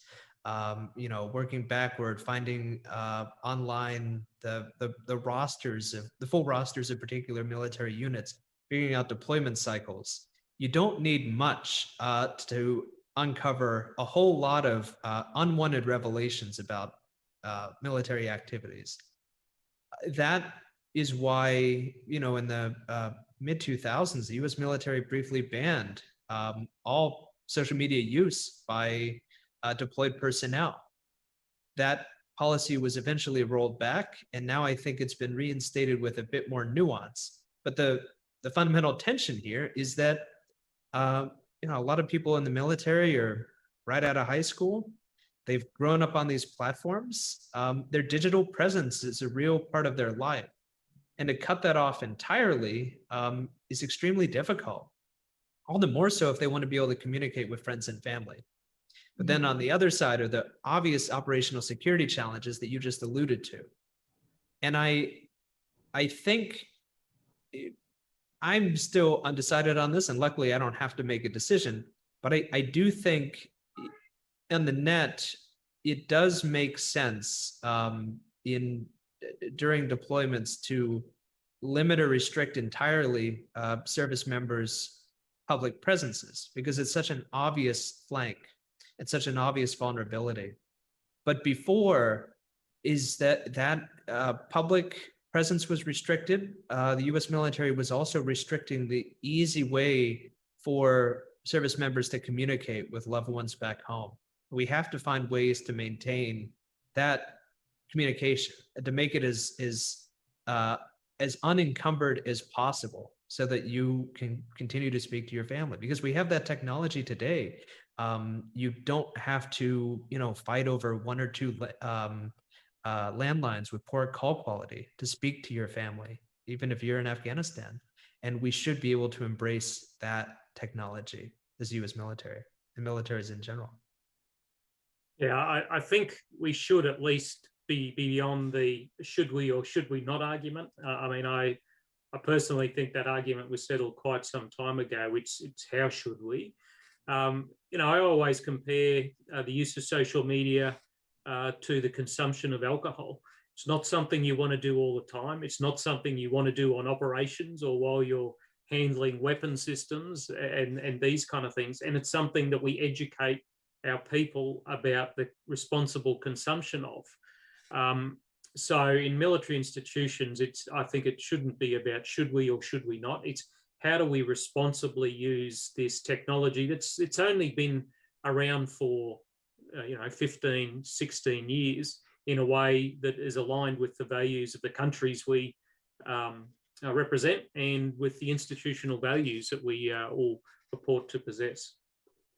And it has to be an integral part of training and education from day one, from when you come into an institution. It's not just a command responsibility. It's an individual responsibility, and every individual needs to understand their responsibilities for responsible use of this technology. I'm going to bring in a question from one of our listeners, one of our watchers. They said, it's great to hear this conversation about information literacy and literacy, digital literacy training, but what can leaders do right now to counter the harmful narratives that are being carried out in this moment? The idea being digital literacy is sort of more of a medium-term plan, but as we're talking about disinformation around the COVID vaccine, for example, or whether it's election related, this is taking place right now. What can be done right now? What about the official use of social media with better messaging techniques? What if official accounts simply amplified individual service members? Is that one way, I guess, to go about this? But what do you think about what can be done in the moment? If you're a commander right now and you want to have some influence over this, what should you do? Nothing beats good conversations between commanders and their people. This is a leadership issue.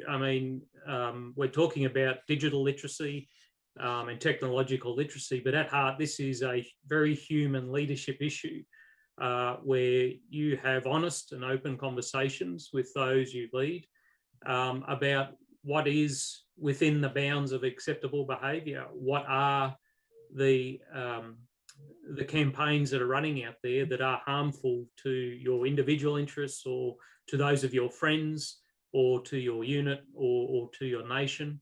You need conversations about, well, what happens when your friends get trolled?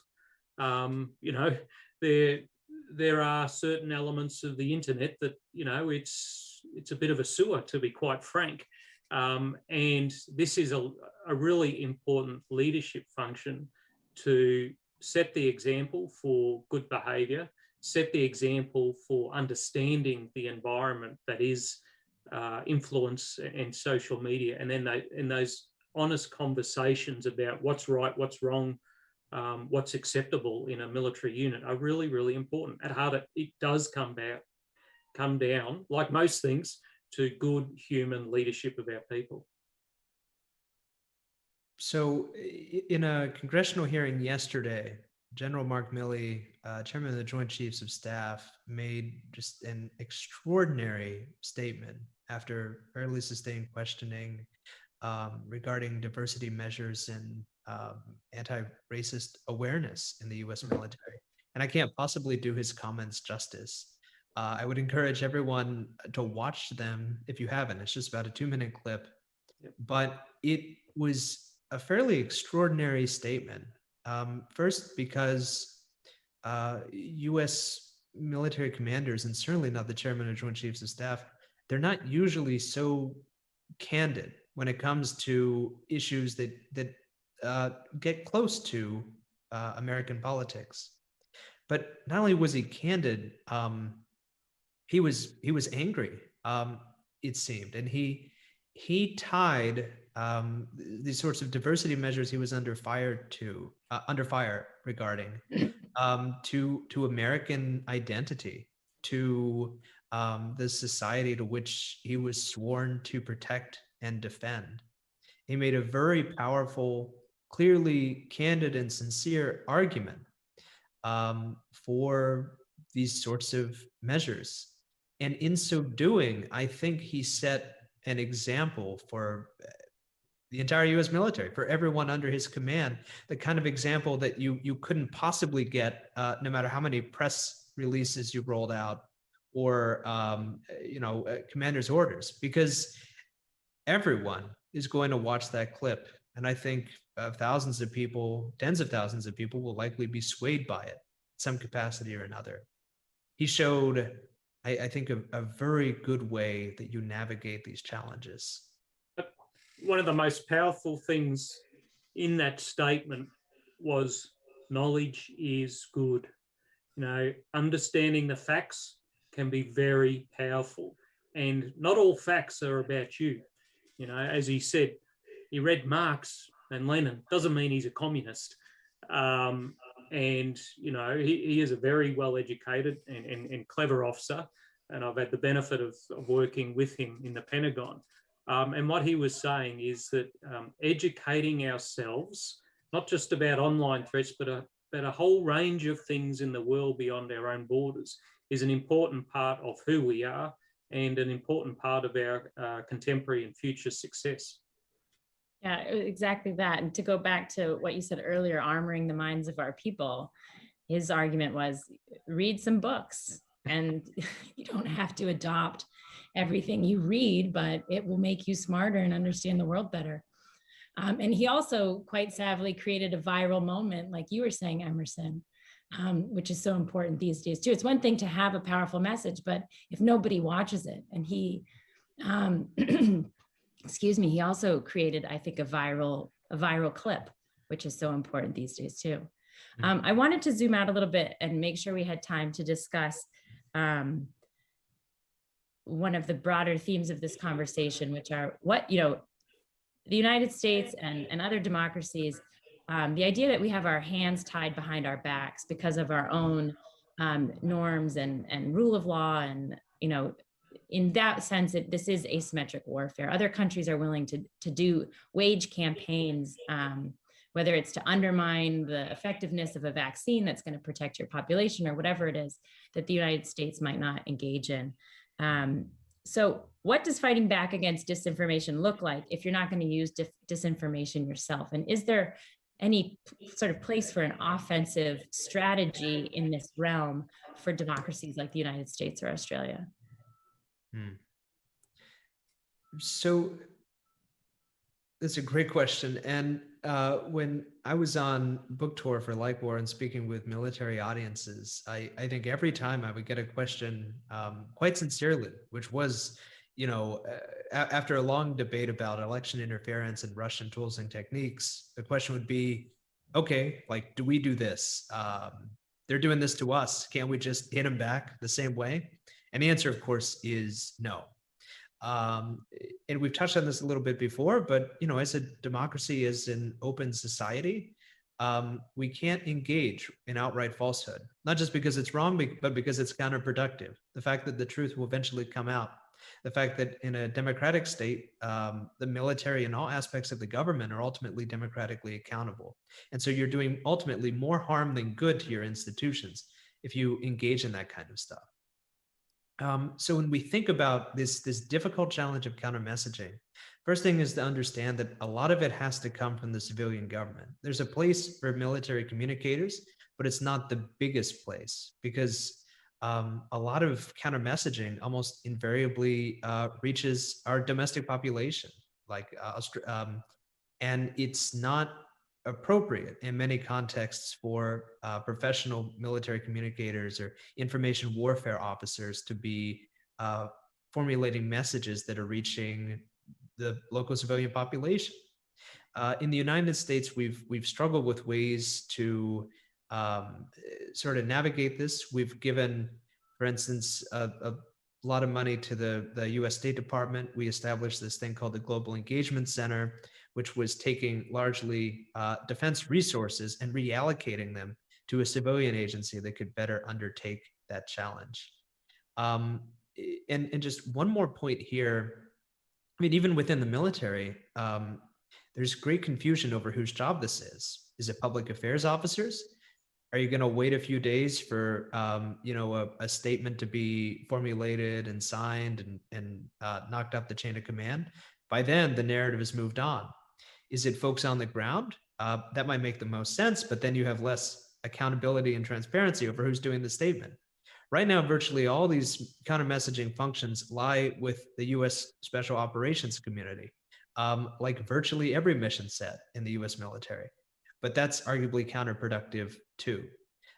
What I think is not a whole solution, but I think what US military thinkers need to come to terms with is when you're talking about communications, it's everyone's job. And although you want to designate a few places that are actually delivering the public message, there's going to be some redundancy. There are going to be multiple people in multiple departments and agencies with different equities who are working simultaneously on the difficult task of counter messaging. And that's not the most efficient allocation of resources, but it's necessary. And next to half of an F-35, it really doesn't cost that much money to have more folks on this critical challenge that in so many ways does inform the pace and outcome of military operations. I think the challenge, I agree with everything Emerson said there. I think the challenge for military institutions, and sorry about the cat in the background, he's got the worst possible timing you can imagine. But the challenge for military institutions is the participation in these activities, which are a national activity, not so much a military one. It's all up here. Whereas there's still large parts of the military that really like just the physical stuff that, doesn't take as much thinking. That's a challenge. But to get back to your original question, Kate, how do we respond? I mean, I had this question, I've had this question a lot too. I had it at a US Navy War College where I spoke there. And I spoke with Peter Singer. It was when he said, Taylor Swift is the Clausewitz of like war. And there's a lot to that. But the most powerful weapon that we have in democracies is legitimacy of our public institutions and governance. I mean, that is the most powerful weapon. That's our superpower. We cannot act like our adversaries do, in a non-gender specific way. We're the good guys. And that comes with a series of obligations. And it means things like telling the truth. It means things like suppression of freedom of speech. You cannot do that. I mean, these aren't discretionary things.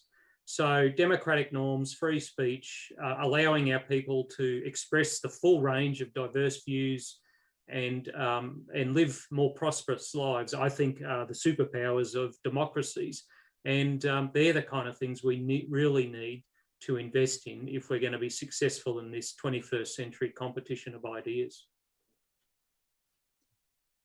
I'll try to sneak in one last question here. We only have a few minutes left, but a few of the folks who are listening have reacted kind of strongly to the idea that soldiers should have sort of free access to social media. Why do regular soldiers have a direct ability to leave info in a public space? Isn't there a policy about soldiers speaking with the media? The idea that there should be a gatekeeper between your average service member and their access to the public. And as a journalist on the other side, there is a giant gatekeeper usually, outside of the world of social media. So trying to tie in quickly what this sort of new world where soldiers are online, they are tweeting. What does it say quickly about civil military norms and maybe the disappearing line between that? I think giving soldiers, sailors, aviators a say is different to them commenting on every strategic or political issue of the day. I think the most authentic communicators in a military organisation are, our soldiers, sailors, our airmen and women who are doing things every day. And to be quite frank, most of the things they want to talk about online is not the latest national security policy or something like that. But they're authentic communicators, and we should be using. These are bright people. We do recruit, train, and educate some amazing people from our societies. Why shouldn't we leverage the full range of their capabilities? Emerson, any final thoughts? Certainly. Yeah, first, just to clarify, you don't want every service member sharing their thoughts on ongoing operations. But the fact is, for a long time, I think the most followed Instagram account associated with the Air Force, US Air Force, was a young woman who just posted pictures of her working on planes and talking about what it was like to be in the military. And that kind of insight isn't the kind of thing that you can fabricate, no matter how many public affairs officers you throw at it. If there are people who are willing to be that, who are able to be that candid connection, you use them, because that's how you keep military as grounded as possible in the broader civilian society. And then two last thoughts here. The first on just this broader issue of social media use and civil military norms. And thinking too back to General Milley's statement yesterday, which is very much a political statement. I think in an ideal, Huntingtonian, clear separation between civilian and soldier, that General Milley wouldn't have made those statements. But I also think that the Huntingtonian model was never really as descriptive as people think of the relationship between the armed forces and broader civilian population. The fact is that, the military can't be entirely apart, that it's not necessarily appropriate. It doesn't make sense for, say, all generals to forswear ever voting in an election. The fact is that they have always been a part of society, and that the immediacy of social media just makes that more apparent than ever. And one more thought here is that in the 90s, there was this talk of, three-block wars, of the strategic corporal, of the idea that anyone, any enlisted service member, through their actions could, in the modern information environment, their actions could sort of reverberate and echo and affect on a strategic level the pace of operations. What I think we are now beginning to grapple with, but don't yet have a great answer to, is we still have the strategic corporal in effect, but we now have to understand that the actions taken by this enlisted service member, even if they do everything right, can still be decontextualized, can still be bundled into disinformation campaigns and used by our adversaries in ways we don't anticipate. So it's no longer just enough to even be fully cognizant of your strategic impact when you're on the ground conducting operations.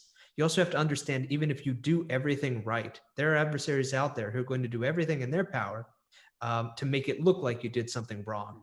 And we need the capability to be able to fight back in those situations. Well, that is a great note to end on. And I want to thank you both so much for joining me, and we'll kick it back, I think, to the studio. Thank you both. Thank you. Thanks, Kate. Thanks, Emerson. Hi, everyone. My name is Nick Yap, and I'm the Deputy Director and Chief of Staff here at the DFRLab.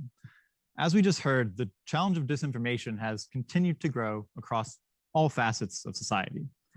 The good news is that we've also seen a rise in potential solutions, especially technological solutions. Over the last half decade, there has been no shortage of tech-based initiatives leveraging approaches like artificial intelligence, machine learning, or proprietary algorithms. Some of these have been great successes and are tools that we at the DFRLab rely upon for our own research. At the same time, there are still substantial gaps within our capabilities to respond to disinformation. These gaps are often exacerbated by unrealistic framings of what tech can actually achieve. So to discuss this today, I'm very excited to welcome a group of experts with backgrounds spanning civil society, government, and the private sector, all of whom confront this dichotomy in their day-to-day lives. But before we get to that conversation, we'll hear from Leah Bray, Deputy Coordinator of the US State Department's Global Engagement Center. She'll share a bit about how the GEC approaches these gaps and what initiatives they're supporting to address them. So with that, I'm pleased to introduce Deputy Coordinator Bray. Hello, I'm Leah Bray, Deputy Coordinator at the US State Department's Global Engagement Center. For those of you who are unfamiliar with the Global Engagement Center, or the GEC, Our mission is to lead and coordinate efforts of the U.S. federal government to expose and counter foreign state and foreign non-state propaganda and disinformation efforts. A key part of fulfilling this mission is to understand the gaps and challenges in the counter-disinformation space, and then to highlight innovative solutions and approaches to help us all address those challenges. As various actors globally use disinformation and propaganda to undermine the functioning of free and open societies, we recognize the technology that is woven into the fabric of this challenge. The same technology, which can provide so much benefit to us all, can be used by malign actors to produce and spread disinformation and propaganda. We do, however, have tools and technologies to expose and counter these threats. As such, the GEC has established programs to identify, assess, and apply technologies against the problems of propaganda and disinformation. A primary program that allows us to do this is our Global Tech Challenge Initiative. GEC-led tech challenges are held around the world in order to engage international partners in identifying and implementing effective tech solutions to counter propaganda and disinformation. They bring together governments, private industry, civil society, and media to discuss gaps and needs and innovative solutions. Our most recent tech challenges were held in Taiwan in 2020 and virtually across Africa in early 2021. These recent events highlighted issues including how to identify disinformation narratives before they take hold and are broadly amplified, how to identify specific actors, and how to mitigate structural hurdles like limited digital connectivity to address specific disinformation narratives at the local level. Previous Tech Challenge participants and winners have included companies working on media literacy and gamified education, social listening, and media authentication and fact-checking organizations. We are pleased to support these efforts and our partners on the ground, and our aim is always to ensure the sustainability of their work. Today, I have the honor of announcing our next event, the 2021 U.S. Paris Tech Challenge. The 2021 U.S. Paris Tech Challenge will identify companies and technologies that work on the problems of state and non-state disinformation and propaganda in the European Economic Area and the United Kingdom. The GEC is looking to identify technologists who are developing new solutions to counter malign activities in the information space. The Tech Challenge will take place virtually in multiple parts. The first part is integrated into the Atlantic Council 360 Open Summit, where we're identifying enduring gaps and challenges to shape the forthcoming call for submissions, and where we are also excited to identify potential collaborators. The second part, in September 2021, will consist of technology demonstrations, where 8 finalists will showcase their technologies to a panel of judges and a closed audience. Up to 3 companies will be announced as winners, and they will split an award of $250,000 US.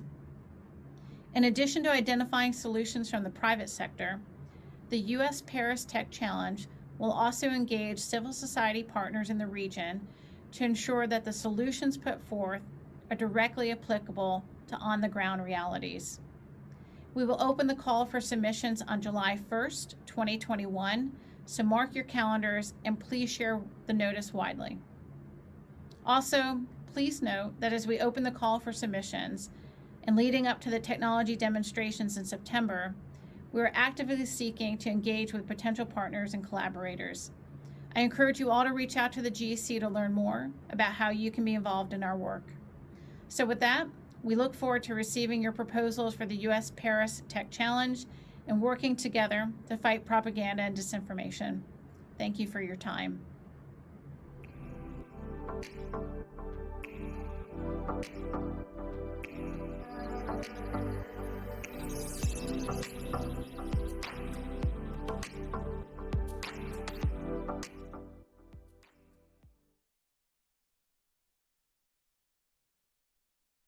Good morning, everyone, and welcome to Technological Solutions, Potentials and Limitations. My name is Zareen Karazian, and I am Associate Editor at the DFRLab. I'm joined today by 4 experts who have been at the forefront of designing and deploying emerging technologies within broader efforts to create better functioning information ecosystems. They are going to help us critically assess some of the tech-centered approaches, figure out where the hype is, and figure out where the potential lies in empowering people on the front lines of disinformation campaigns.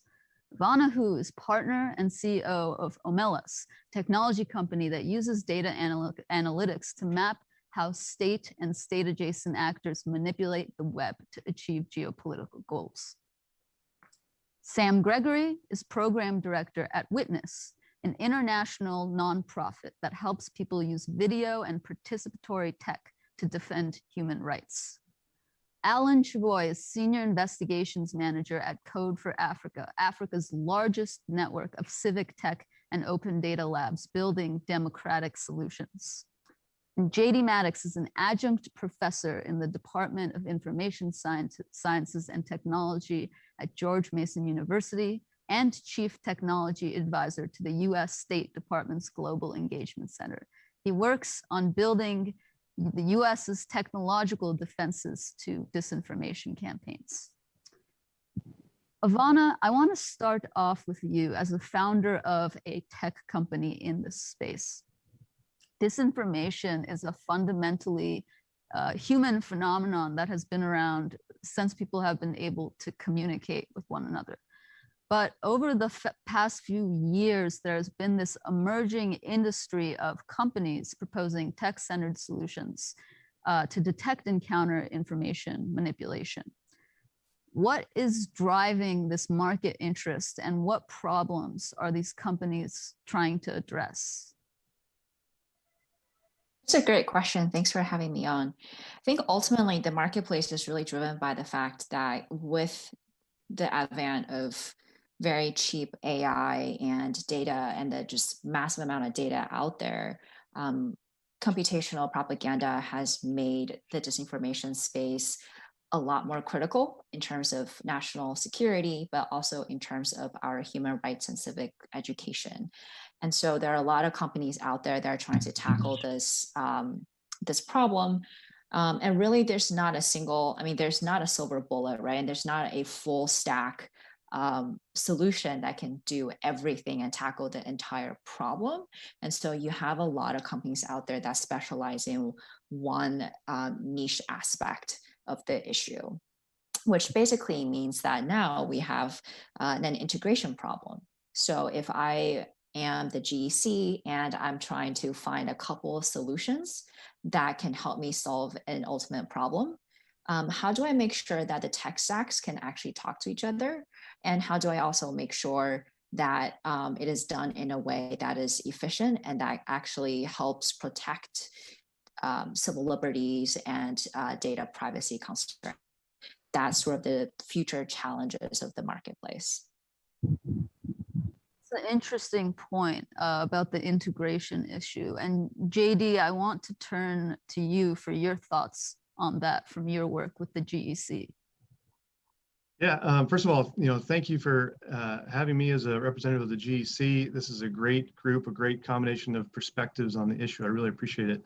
I think from the GEC's perspective, we are in a global competition with foreign adversaries who are engaged in disinformation and propaganda in a multimodal way. So we are affected by disinformation and propaganda through multiple technologies and platforms. And so as a result, we need to be quick to understand all of those modes and to find the solutions that help us get ahead of their adversarial use of disinformation and propaganda, really in as close to real time as possible. So to do that, we've set up a number of programs. Leah Bray, the deputy coordinator of the GEC, gave a good overview of our tech challenges. Another program that I think is very interesting to everybody watching this would be our technology program, our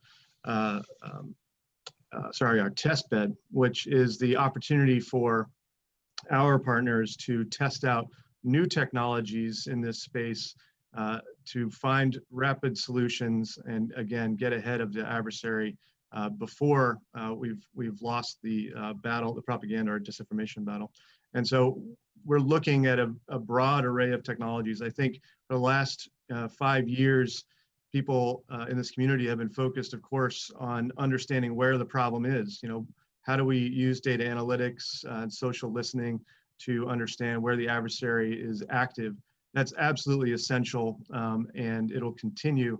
But there's also a broader array of technologies that are out there that are potentially very powerful to counter disinformation propaganda. You know, whether it's gamification, which is a form of media literacy, or if it's content validation, such as blockchain-based content validation, or whether it's crowdsourced assessment of journalistic standards. You know, these are all new technologies that are coming online and are potentially very powerful against the problem at a tactical level. And we're really happy to have essentially gone through about, I think we're at 26 different tests of technologies at this point, and we've implemented about a third of those. So we're in a great place for that.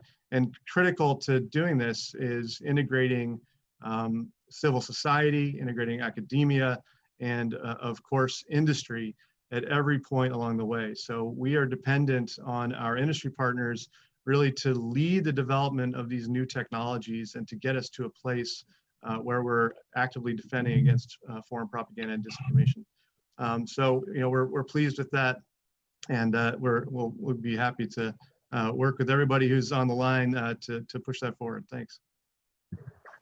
One of the problems that tech solutions try to address is the problem of scale.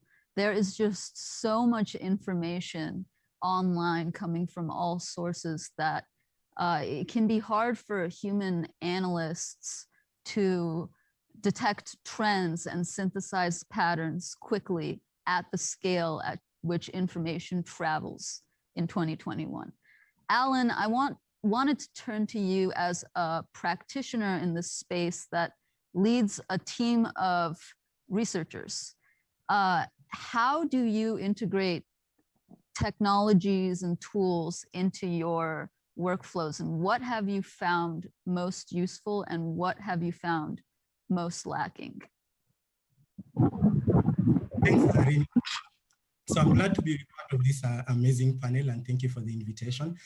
In terms of the tools and what we find most useful, one thing that we've been trying to do is, of course, the tool that you use is tailored on the project that you're doing. So one of the two main categories of tools that we mainly use and find mostly useful are ones that deal with social media monitoring and analysis. And also the other thing is, of course, media monitoring, because we've seen a number of disinformation actors have now moved from actually spreading the disinformation on social media itself, but kind of redirecting users to other websites, blogs, which basically is captured through through like media monitoring tools. The thing that probably I would like to note is that most of the tools that we try to use to investigate disinformation are actually not tailored for disinformation, but rather for PR and marketing. So you'll find a social media analysis tool, which has been actually built to support marketing efforts, the ones that we actually use for investigations. And that would mean that at the end of the day, the tools themselves don't have some of the features that we as researchers or investigators would like them to have, yeah? So that's one of the things. The other thing that I've found in the last 5 years that has been really helpful is these tools have now started employing machine learning like technologies like NLP and sentiment analysis, which get to give us a couple of insights when we're doing our investigations or our research. Open source technology is a lot. Most of the PR and marketing tools that I'm talking about, of course, are commercial. So you get to have to like access to Twitter, to Facebook, and that way you're able to have visibility on all the indicators. And another thing that I'd like to highlight in terms of limitations of the solutions that we've seen, one thing is that they try to eliminate the human element at the end of the day, which is really important when it comes to research and investigations. So I think the other thing is also they try to, as one of the panelists, Ivana has said, being the all-in-one stop shop. Like you want to counter to be the only source or provider or tech solution to counter the entire disinformation sphere, which is kind of a very, which will involve a lot of effort and a lot of research and a lot of course, budget for you to create such kind of a solution. So I would probably say as users, that's one of the other things. The other thing is, of course, at the end of the day, customization of the tools themselves to meet the demands or the demands of the researchers or like the use cases of the researchers across the globe. One thing that we found, particularly in Africa, is that some of the tools that are developed don't address or don't have sources, like for example, when it comes to media monitoring, they don't have sources that are tailored to Africa. So probably we are missing some of the data sets that will be really critical to get an informed decision from the data that you're reviewing. And also the other thing is the language capabilities. So in Africa, we do have like 2,000 languages. And that means that the NLP and the sentiment analysis will probably understand only English, French, and a couple of more languages in Africa. So that's one of the things that we've highlighted. And even in the recent Ethiopia election, most of the content that we're monitoring were actually in Amharic, which posed a very huge challenge because the tools we are using are customized to only understand English, to only understand French, and all these other major languages. Thanks. You've highlighted several challenges, I think, on the part of that researchers actually face when they use those tools. One of the big ones that you mentioned is that a lot of the tools that disinformation researchers use aren't actually meant for their use case. Some of the most robust social media monitoring tools are meant for digital marketing. So I think researchers have to get creative, and you highlighted that as well as the limited language capabilities of some of these tools. A lot of the focus on tools design is often on text-based, on synthesizing patterns and text-based information. But there's also a space for development focused on visual media, which is a significant part of many disinformation campaigns. I want to turn to Sam Gregory now. Sam, could you give us sort of a summary of the evolutions in the emerging technologies to synthesize patterns in visual media manipulation? Thank you. Yes, and delighted to be here to join this conversation. So visual misinformation, there's, as you note, been a heavy focus on text-based misinformation, and visual information provides both much more rich information to analyze if we're trying to approach it from an AI or machine learning perspective, but also a range of challenges. And I would say, as I look back at the last 5 years of how we track misinformation, and at Witness, we obviously have an interest in both how do you gather truthful information, and there's been a lot of the work in the human rights sector to develop tools to help people assert the validity of their information in a climate of mis and disinformation. And there's also been this development of tools to track visual mis and disinformation. It strikes me that the tools that people have used most in a practical sense have actually been the very simple tools developed often with human rights users, civil society in mind. So I think a lot around, very basic tools for reverse image search, like you find in something like the InVid tool, or in fact, something that Amnesty developed 5 or 6 years ago, the YouTube data viewer. And again, what they're trying to do is something similar to what Alan has been describing, is give us the opportunity to track source of videos and place it in the context of that source, the history of a source image. A lot of my work in the last 3 years has come from a Witness perspective and thinking about new forms of visual misinformation and disinformation, such as deepfakes that are emerging and are progressing very fast technically. And I think we're seeing there again, how do we develop tools that are effective for the types of scenarios that we see in a diverse set of more localized context. And I think that's often the perspective when I look at these tools, is to say, will this be valuable to someone who's in a kind of community level mis and disinfo medic type approach? They're trying to counteract things in near real time. And it's in those contexts that the most accessible tools now are things like reverse image search, those very simple contextualization tools. The tools that are inaccessible, and this is also for the technical reasons that we were talking about earlier, are the types of image analysis tools for kind of sorting the needle in the haystack, doing that triage work. And as we look at the gaps in the space right now, we're particularly centered on how do you think about better community level tools that are really centered on the needs of community leaders, human rights defenders. And I think, and I hope to talk more about this later, that the deepfake space really provides us a really great almost case study of how do we understand threats and solutions and how do we align those as we start to look at an emerging area of visual mis and disinformation. That's a really interesting point about accessibility. And with the proliferation of for-profit, some of these more for-profit solutions and technical tools that rely on machine learning and AI to synthesize, to extract patterns from a large corpus of data. One of the problems is that there are barriers to entry. First of all, there's often a cost barrier.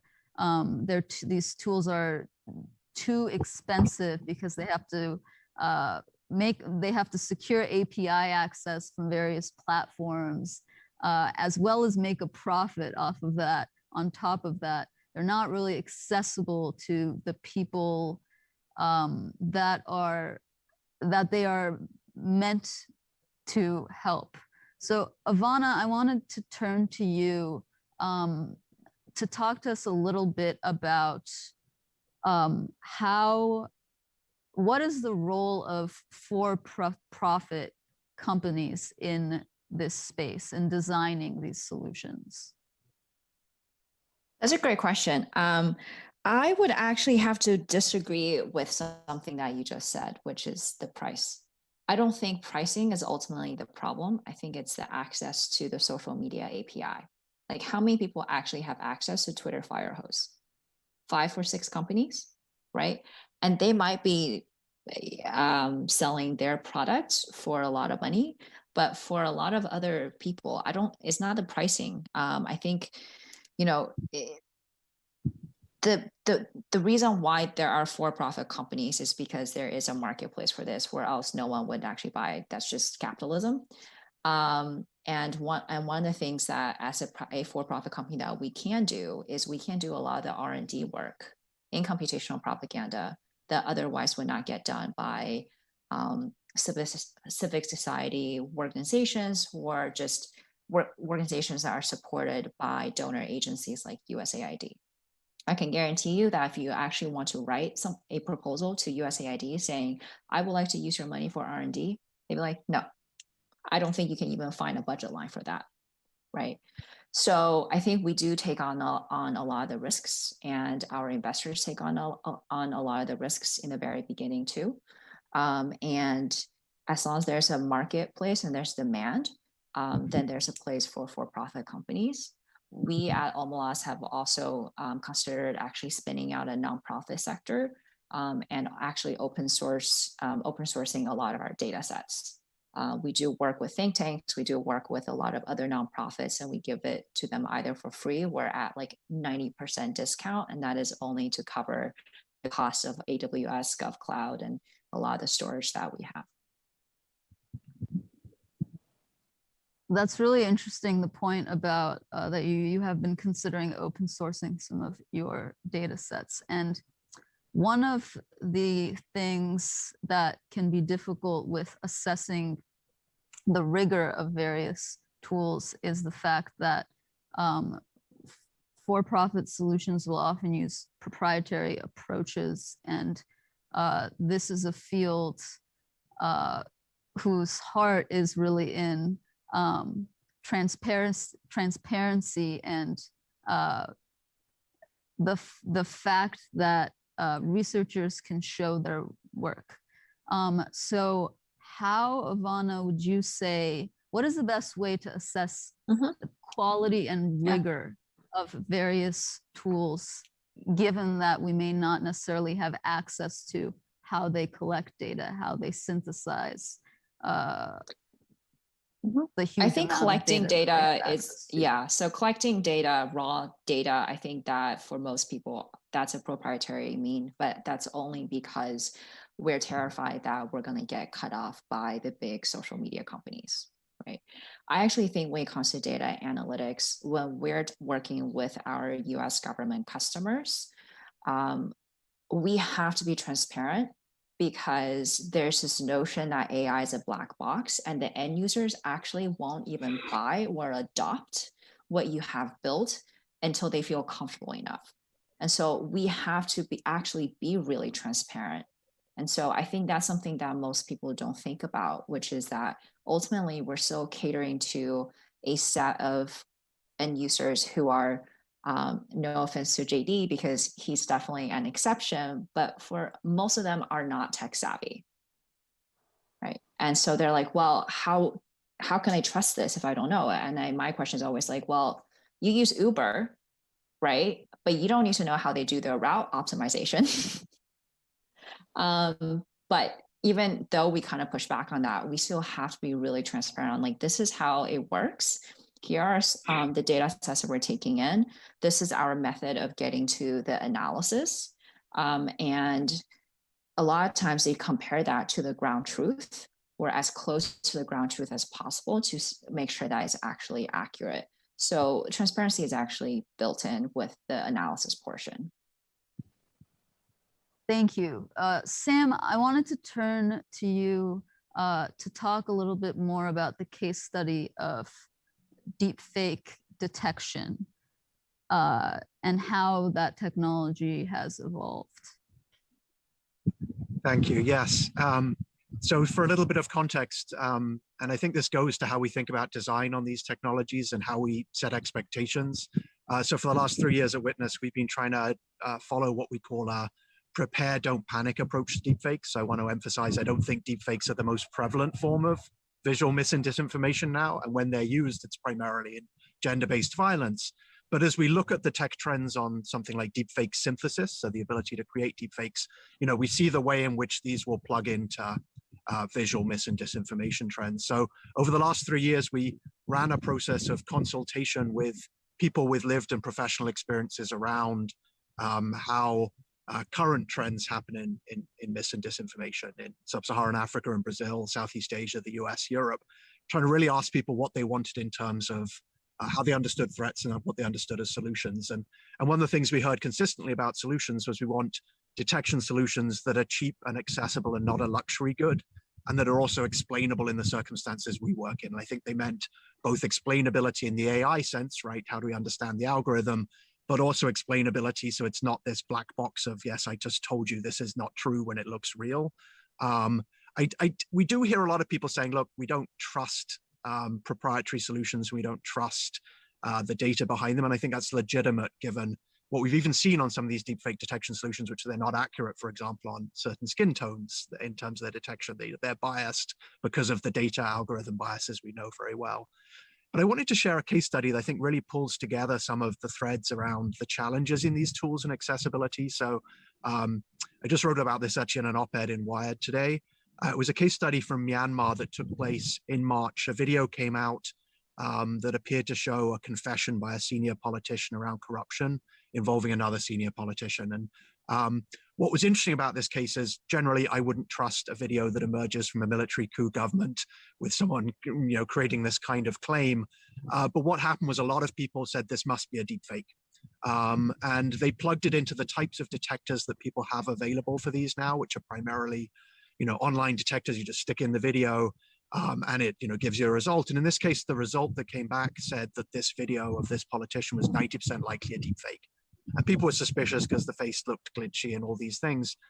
Now, the problem, as it turns out, and I spent some time looking into the case to try and understand whether this really was a deepfake or much more likely, a type of forced confession you see under military governments. And with other researchers looked at the case. The problem was that deepfake detection tools they're glitchy. You have to know how to use them. They work only on specific methods, right? They're not designed for one type of creation tool when you apply it to another. They don't work well on compressed video, which is what most of us experience most of our lives, like video that's been laundered through social media. But the panic that was created by people using a tool without knowing how it worked was quite significant. People were like, they're deep faking these confessions. How do we understand it? And so it crystallizes together one of the problems, which is tools out there that people don't know how to use, or that are not well designed for particular context or well explained, can be extremely damaging. And I think that's one of the challenges we have, is making sure that we pair up tools with skills. Because one of the other challenges we saw in this case was that journalists and civil society in Myanmar didn't have the skills in media forensics. And I think one of the gaps we've been seeing from a lot of our work over the last years is actually a gap around media forensics. It's how do people really understand how to understand a piece of media to apply tools to it. And so we saw in this case in Myanmar, and we still don't know for certain whether it is a deep fake or not, though the balance of probabilities suggests not, how the combination of tools that were not very well designed for a real world scenario, that gave results that are confusing to a general public that doesn't understand how to use them, and weren't available to the key journalists to use with the right training, sets us up in a really difficult situation. And so I think it's really incumbent on us now to think very much about that sort of complementarity, consultation to discover what people need, co-design, and then really think about, as we build the tools, how do you make them available in open source variants with the right capacities around them and the right abilities to escalate things. I think that's really important. We heard as well in a lot of our consultations is not everyone's going to be a media forensics expert or a visual mis and disinformation. So how do we actually create much better mechanisms to escalate to people who have better technical competencies? That's a good point about what happens when these tools are either adopted by bad actors or misinterpreted by people that do not necessarily know how to interpret them. And JD, I wanted to ask you, what is the role of, how do you explain how to interpret the results of some of these tools to people that are not necessarily as tech savvy, for example, perhaps in government or really across sectors? Yeah, it's as Ivana pointed out, it can be pretty tricky to get the message across about the utility of some tools.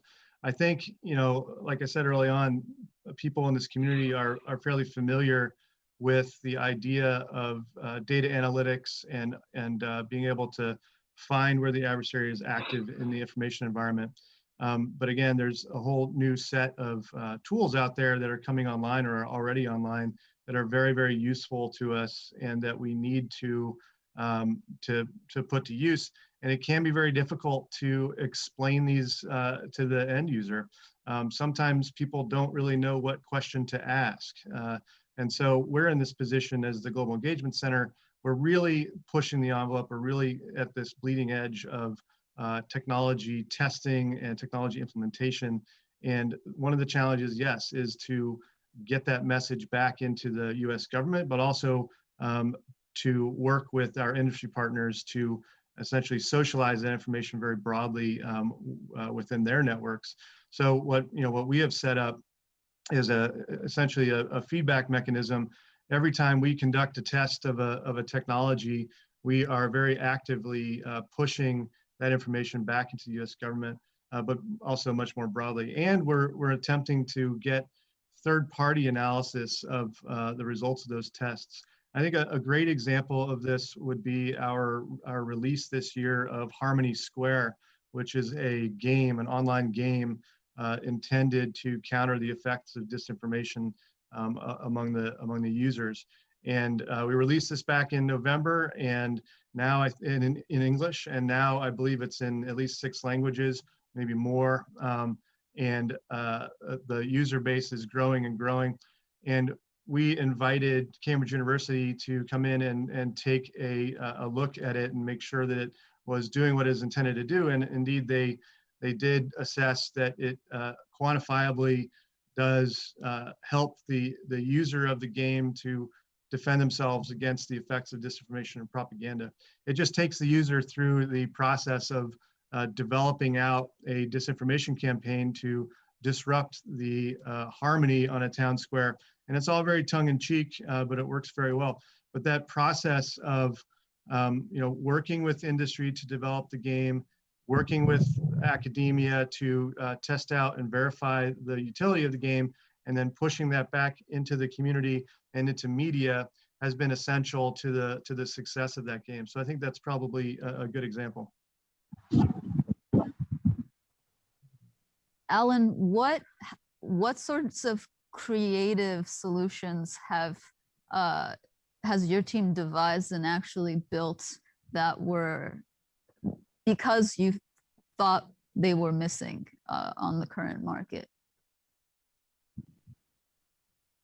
Yeah, so I think for my team, I think what we realized, and probably I just want to highlight what JD has just mentioned, is, of course, what we've realized is human rights like organizations and civil societies like Code for Africa notice that disinformation tracking does not really need someone probably might need additional capabilities, and that is where we engage people like data analysts and technologists who review the technology that we have and tell us, okay, this technology will be able to give you this kind of results. But at the end of the day, that is never enough because we are using tools that probably have been customized for a particular use case. And I think some of the tools that we've had to actually manually create ourselves. So I would say hashtag analysis on Twitter is one of the prime areas. And one of the things that we've struggled with the most is getting alerts on, for example, hashtags within different countries, within different jurisdictions that are starting to crop up. So just recently is when the alerts feature have been implemented in most of our social media monitoring, but we found that to be quite a challenge. So what we did is, of course, went to Python, started playing around with Twitter API and tried to figure out whenever a hashtag is trending on a daily basis, how do you get that notification? So what we tried to do is, of course, at the end of the day, there's a scraper that looks at Twitter data and all the trends that have been happening all throughout that day. And now, of course, because the researcher will not be sitting there looking at Twitter hashtags every single time, they will be able to just review those hashtags and look at those that are suspicious. So that is kind of one of the ways we've had to do that. The other thing is probably when it comes to media monitoring. I think at Code for Africa, because media monitoring has been a key part of our research process, we realized, of course, the sources and the lack of data from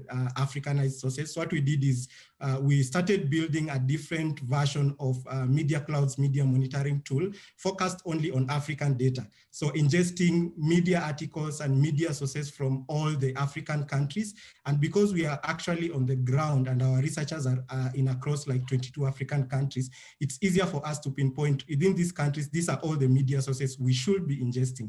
And that way we are able to, at the end of the day, only target sources that we are really particularly interested in for all the disinformation, counter disinformation efforts that we do. One of the hardest parts of relying on a tech-centered approach is that sometimes if certain tools don't acknowledge their limitations, media that reports on their results can sometimes misinterpret some of the methodological limitations. For example, you see headlines sometimes like 60% of accounts that are tweeting about, I don't know, the pandemic are bots. You're relying on bot detection technologies. I want to again go back to Sam. We see what do we see with regard to reporting deepfake detection, and how well does the public and media understand current capabilities? Yeah, no, I think I'm glad we've picked up this point around, how we translate the results of technology, because I think it's really important.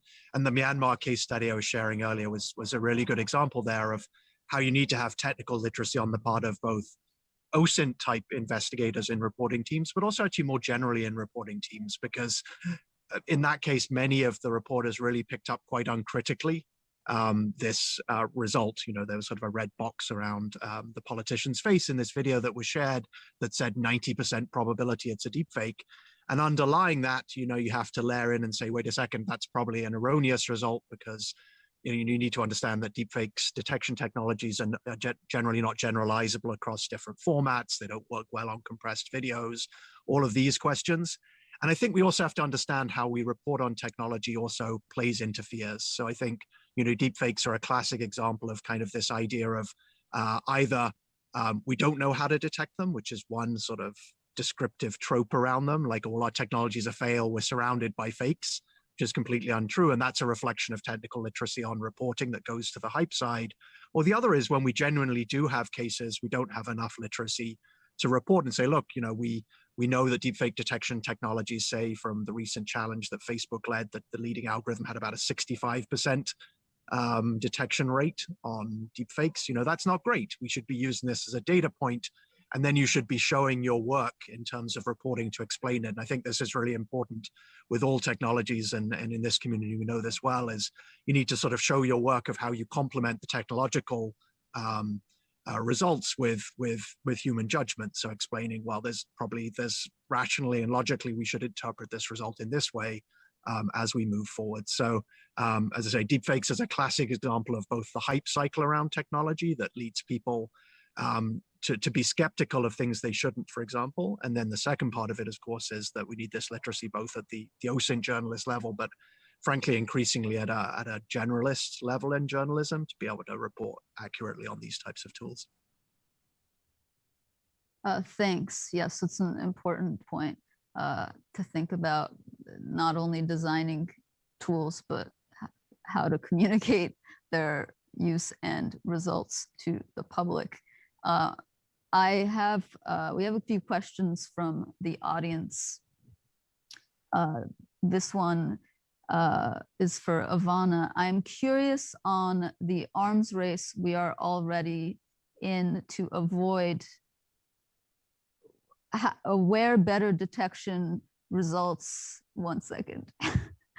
How do we get out of this cycle? The question is about the arms race in detection technology, and how do we get out of this arms race in which counter disinformation technologists are constantly developing tools to detect campaigns, and the content is becoming more sophisticated and better able to avoid detection? I think there are two answers to that, or two-part answer. The first part is we need to start working with other players in this space in terms of making sure that what we're providing is the most comprehensive data. So for example, my company, like we're really focused on overt IO detection. And often we'll work with other companies that are looking at the dark web or some of the more the covert means, right? So that we can actually package it together. So I do think there needs to be a lot more collaboration. But the second part of that is we get out of the arms race by actually being a little bit more focused on how do we actually respond, right? There are so many people who are doing detection, but there are very few companies and NGOs are actually working on the strategic communication campaigns to either respond to it or saying, hey, you know, the reason why people are falling for disinformation is because of civic education and things like and media literacy. So why don't we actually focus on the root of the problem as well? I think that's just another way of kind of distinguishing yourself from this oversaturated field of detection. That's a good point. And Sam, I wanted to get your thoughts as well on that, because I know you've done some work on that with regard to deepfakes and visual media. Yeah, so definitely, you know, and the arms race metaphor is used a lot in the deepfakes world of kind of the contest of developing, you know, algorithms to create deepfakes and the ability to detect them. And I think it's, you know, it's valid to describe that, and also valid to recognize there's a technical reality underlying that. We should also, you know, understand that, you know, where we sort of place our bets in any type of sort of mis and disinformation, we should reflect the underlying technical realities. And so in the case of deepfakes, you know, the trend is to make better and better deepfakes, and the detection will get more complicated over time. And so I think we have to recognize those dynamics, and what that's meant in the visual mis and disinformation spaces. You know, we're also seeing a lot of investment in for example, provenance architecture, so ways you can show how media has moved over time. And you know, examples of that are things like the Content Authenticity Initiative and the Coalition for Content Provenance and Authenticity. And those are big industry initiatives. And I think that brings us back to another point when we think about technology and its particularly how it applies to civil society actors globally. Is there you have a big set of infrastructure and standards being built for what's known as authenticity provenance, which is, you know, tracking where a piece of media comes from, how it's been manipulated over time. And that's probably in the long run one of our strongest measures for dealing with visual mis and disinformation, is be able to understand better how media is manipulated over time. But the real key question is whose voices are represented in that type of infrastructure building. And I actually think when we look at civil society, often we come to this discussion way too late, right? Human rights groups are consulted once the product is in market, once the underlying infrastructure has actually been built and the standards have been set, and have very practical considerations of usages globally being integrated, have freedom of expression and privacy being central to it. And so this has been one area where Witness has been very involved in actually trying to be deeply involved in the standards building around these authenticity infrastructure to try and ensure that things we know could be problematic for, you know, global civil society and human rights are integrated early. You know, for example, not insisting on identity around a piece of media when you track the provenance in it, because we know the risks to citizen journalists. But I think the big point there is actually for technology, we actually need civil society at the table for the infrastructure and standards side before we even get to the tools side and the algorithm side and the implementation. Can I add something just onto what Sam said? Definitely. Okay, great. I 100% agree with that. I think one of the biggest frustrations is, you know, in this space, like we all have very different definitions of what influence operations are, what disinformation is, what is malinformation, what is misinformation, right? And so once we actually have the standards, not only on like things like algorithms and regulations around what is actually considered personally identifiable information and all these things, it's going to help us. But even more from like a meta perspective of like, if we can actually just agree on what each term actually means, I think that would go a long way in helping everyone in the space, not just, you know, for-profit companies, but also civil society works. That's a great point, and it leads me to my next question. I'm going to ask JD, how do we agree on definitions, right? Before we start designing technology, how do we agree on these definitions across sectors? Yeah, I think, you know, this is a discussion that's been going on for pretty much a decade now. You know, how do we define disinformation, misinformation, malinformation? I think that you're not going to be able to define it substantively, right? You're not going to ever be able to come to grips with the idea of, you know, what is politically accurate information. Instead, you can make a decision about what is technically authentic information. And that's the direction that most of the social media platforms have gone when they've attempted to conduct content moderation or other actions against disinformation online. I think it's a very complex problem. And, you know, for the U.S. government, we certainly are not in the business of judging truth from fiction online. Instead, again, we're looking for inauthenticity and making sure that our adversaries are not you know, using those tactics against us. And what happens when adversaries use some of these tools against us? Thinking about focusing on, for example, foreign disinformation campaigns in particular. Are there cases, JD, where like we know that a state adversary has used some sort of like social media monitoring tool for launching disinformation campaigns rather than countering them? Off the top of my head, I'm not thinking of an individual case where social media monitoring was used itself for disinformation as a technological tool. But I think that in terms of responses to all of these, we are, over time, the Global Engagement Center has shifted its focus from, that sort of tit for tat counter disinformation messaging effort over to really a whole of society effort where we're attempting to integrate, yes, those narrative solutions, but also bringing in, industry where it's appropriate, social media platforms where it's appropriate to do what they are legally and ethically capable of doing. Also, bringing in that broad array of government capabilities, whether it's FBI conducting arrests or Treasury conducting sanctions or DOD doing show of force things like that. So we're really focusing on responses in a different way. And I think Ivana is right that we can't simply sit back and monitor, but we have to position ourselves where we are actively pushing the message and making sure that we have control over the narrative and we're not in constant response mode. Yeah, I think that's it. Thank you. Alan, we have a question from the audience that I would really like to ask you. What do you have any tips for researchers on how to evaluate various OSINT tools that you use in your day-to-day investigations? Yes, so I think one of the things that, of course, you need to test out is the accessibility of data of that particular tool. And one of the things that I also think many researchers and investigators fail to do is to actually audit the features of that particular tool.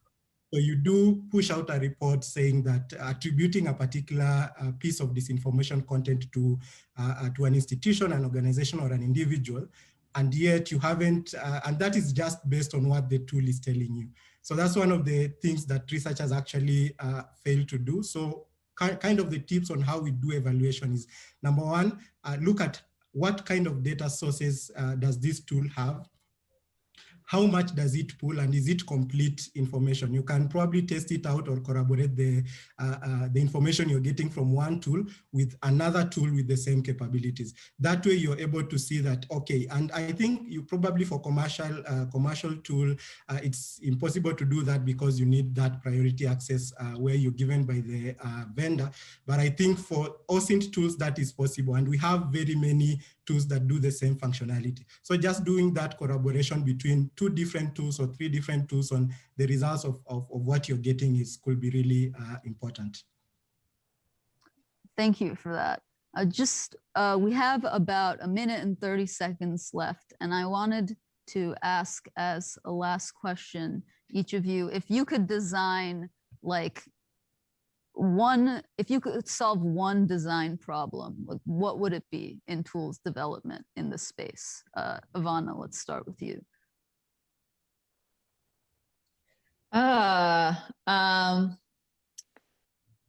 Interoperability. So I want all the tools to actually have an API, RESTful API that can actually be used. We mentioned that at the beginning. And JD? I think it's somewhat similar to that answer. It's simply that we have an array of tools that are now available, and unfortunately, policymakers and users are only thinking about them singularly, and we really need to be able to bring these tools together and try to use as many of them as possible to face the multimodality of the disinformation problem. Thank you. Sam, over to you. In fact, investment in skills around tools, so a much more diverse investment in skills to support a greater range of people to use these tools. It's an important one. And Alan? As a user, I don't think I would have that design perspective, but I think investment into how we need to look at now the encrypted messaging platforms would really be a really interesting space for us to like invest in the near future. So yeah. It's a great point to end on. Well, thank you so much for joining us for this panel, Ivana, Sam, JD, and Alan. And thank you to the audience for listening. We really have a lot of work ahead of us in terms of tools development, but all of the points you raised are really, really important. And I'm going to turn it now to my colleague, Rose, to introduce the next panel. Thank you, Zareen. Thank you to all of the panelists who just spoke. It was a wonderful session. I'm excited now to turn to non-resident fellow Yochai Ben-Avi, who is the founder and executive director of Connect Humanity. Yochai previously led Mozilla's international public policy team, and before that was the inaugural policy and advocacy director for Access Now, where he co-founded something you may have heard of, RightsCon. Yochai has been instrumental in shaping legislation around the world to build a better internet. So I can think of no one better to moderate our next panel, looking at the range of approaches countries are taking to govern and regulate tech platforms than Yochai. I'm looking forward to hearing from an exceptional lineup of experts. So without further ado, Yochai, take it away. Thanks so much, Rose, and thanks to Atlantic Council and the DFRLab for hosting this fantastic session. We have the not at all ambitious task of trying to give you a sense of global internet policy developments around pretty much all of the big hot topics, from privacy and encryption to antitrust to content moderation. It feels like internet policy is exploding around the world, but governments are often taking wildly different approaches to similar issues around the world. So we're going to take you on a little bit of a tour today and try and give you a sense of what's happening and what are the consequences of some of this divergence. I'm joined by a fantastic panel today, and I will let them introduce themselves, starting off with Lucy, who's the first on my screen. Hi, my name is Lucy Kryltova, and I'm the Executive Director at Digital Rights Watch here in Melbourne, Australia. So signing in at 2 in the morning right now. Pleasure to be here. And thank you so much for staying up late and joining us, Lucy. Really, I'm glad to have you here. Nikhil? Hi, my name is Nikhil Pava. I'm the founder and editor of Media Nama, a publication which reports on technology policy focused in India. Thanks, Nikhil. Luca? Hello to everyone. My name is Luca Belli. I'm professor at FGV Law School, and I'm also the director of the Center for Technology and Society at FGV. Thank you very much for the invitation. Calling in from Brazil. Yeah. And Daphne. Hi, I'm Daphne Keller. I direct the program on platform regulation at Stanford's Cyber Policy Center. So as you can see, a group of really incredible experts today. You came to hear them, not me, so let's dive right in. Let's go to Australia first. So Lucy, from one of the world's worst, laws threatening encryption to a pretty high profile antitrust spat with Google and Facebook around paying publishers, I feel like there's been an explosion of internet regulation in Australia, but the country often sort of taking positions that are different from how others are approaching these issues. Where do you see, what are the factors that you think are driving Australia's approach to internet policy, and where do you see Australia going alone versus where they're working with other countries? Yeah, thanks for that setup. Not a monumental task to try and answer in a few minutes. I believe in you. Yeah, thanks. Look, I think the first thing that I learned, and for me, it was a challenge kind of coming from working on the EU level in Brussels for quite a few years. It was an adjustment to be here, is that there is no federal recognition of the human rights charter or human rights law in general. So the sort of dynamics that I was used to as someone working in the digital rights space, where you could make that argument and it would stick with people because they did sign up to those charters, or the Charter of Fundamental Rights in the EU's case, that is not here. We make the argument about human rights law, but it's more of a theological sort of application here than anything serious. And of course, that has huge repercussions for people on the ground. So there's no actual litigation or anything that can be done through the judicial system. So some of the things, that the ways through which people have kind of expressed their power, whether that's, through cases that the ACLU brings in the US or EFF does, or people in Europe do, Privacy International and others, everybody who litigates, that's just not a possibility here. So we have a really, just the entire setup is different. The other thing is that Australia really sees itself as an underdog. So the entire kind of showdown that went down between Facebook and Google is really because we're sticking it to the big companies is a really good political play for them. And on national security, I think it's a unique situation. Yochai, you mentioned the encryption legislation. That obviously is a huge, it's had massive international repercussions. Obviously, it sets a precedent that we haven't seen elsewhere. Some of the new legislation that they're pushing on the back of it, which is the International Productions Order, as well as the Identify and Disrupt Bill, which is like next level terrible. So it actually introduces warrants that require no judicial overview, but it still calls them warrants. And I think just on that principle alone, it's incredibly toxic to set up as a precedent. Of course, it also lacks a million other safeguards and sort of things I would want in there. So, but the government, I guess, and I'll end there because I know you really want us to be quick, but the government has backed itself into a sort of national security corner. They can't not be tough on national security, because if they've already passed this sort of legislation and it's literally costing Australian economy billions, they can't allow for a security compromise to happen. So I think the actual trend, as I'm seeing it, is going to increase and increase. And we do see an increased rhetoric as well with China and sort of, the positioning of there's a lot of, just a lot of antagonism internationally. And that's, I think, strategic from the government, because they really want to keep digging their heels into that, because people, obviously, voters, can't very well argue with those kind of huge structures. So that's sort of the situation here. Thanks for that, Lucine. I think as will become a theme during this panel, we could probably spend an entire conference just looking at internet policy developments in any of the parts of the world we're going to visit. But, and I do want to come back especially to the sort of international production orders and Cloud Act pieces. But as we continue our world tour, when I think about hotbeds of internet policy development, India frequently, if not always, comes to mind.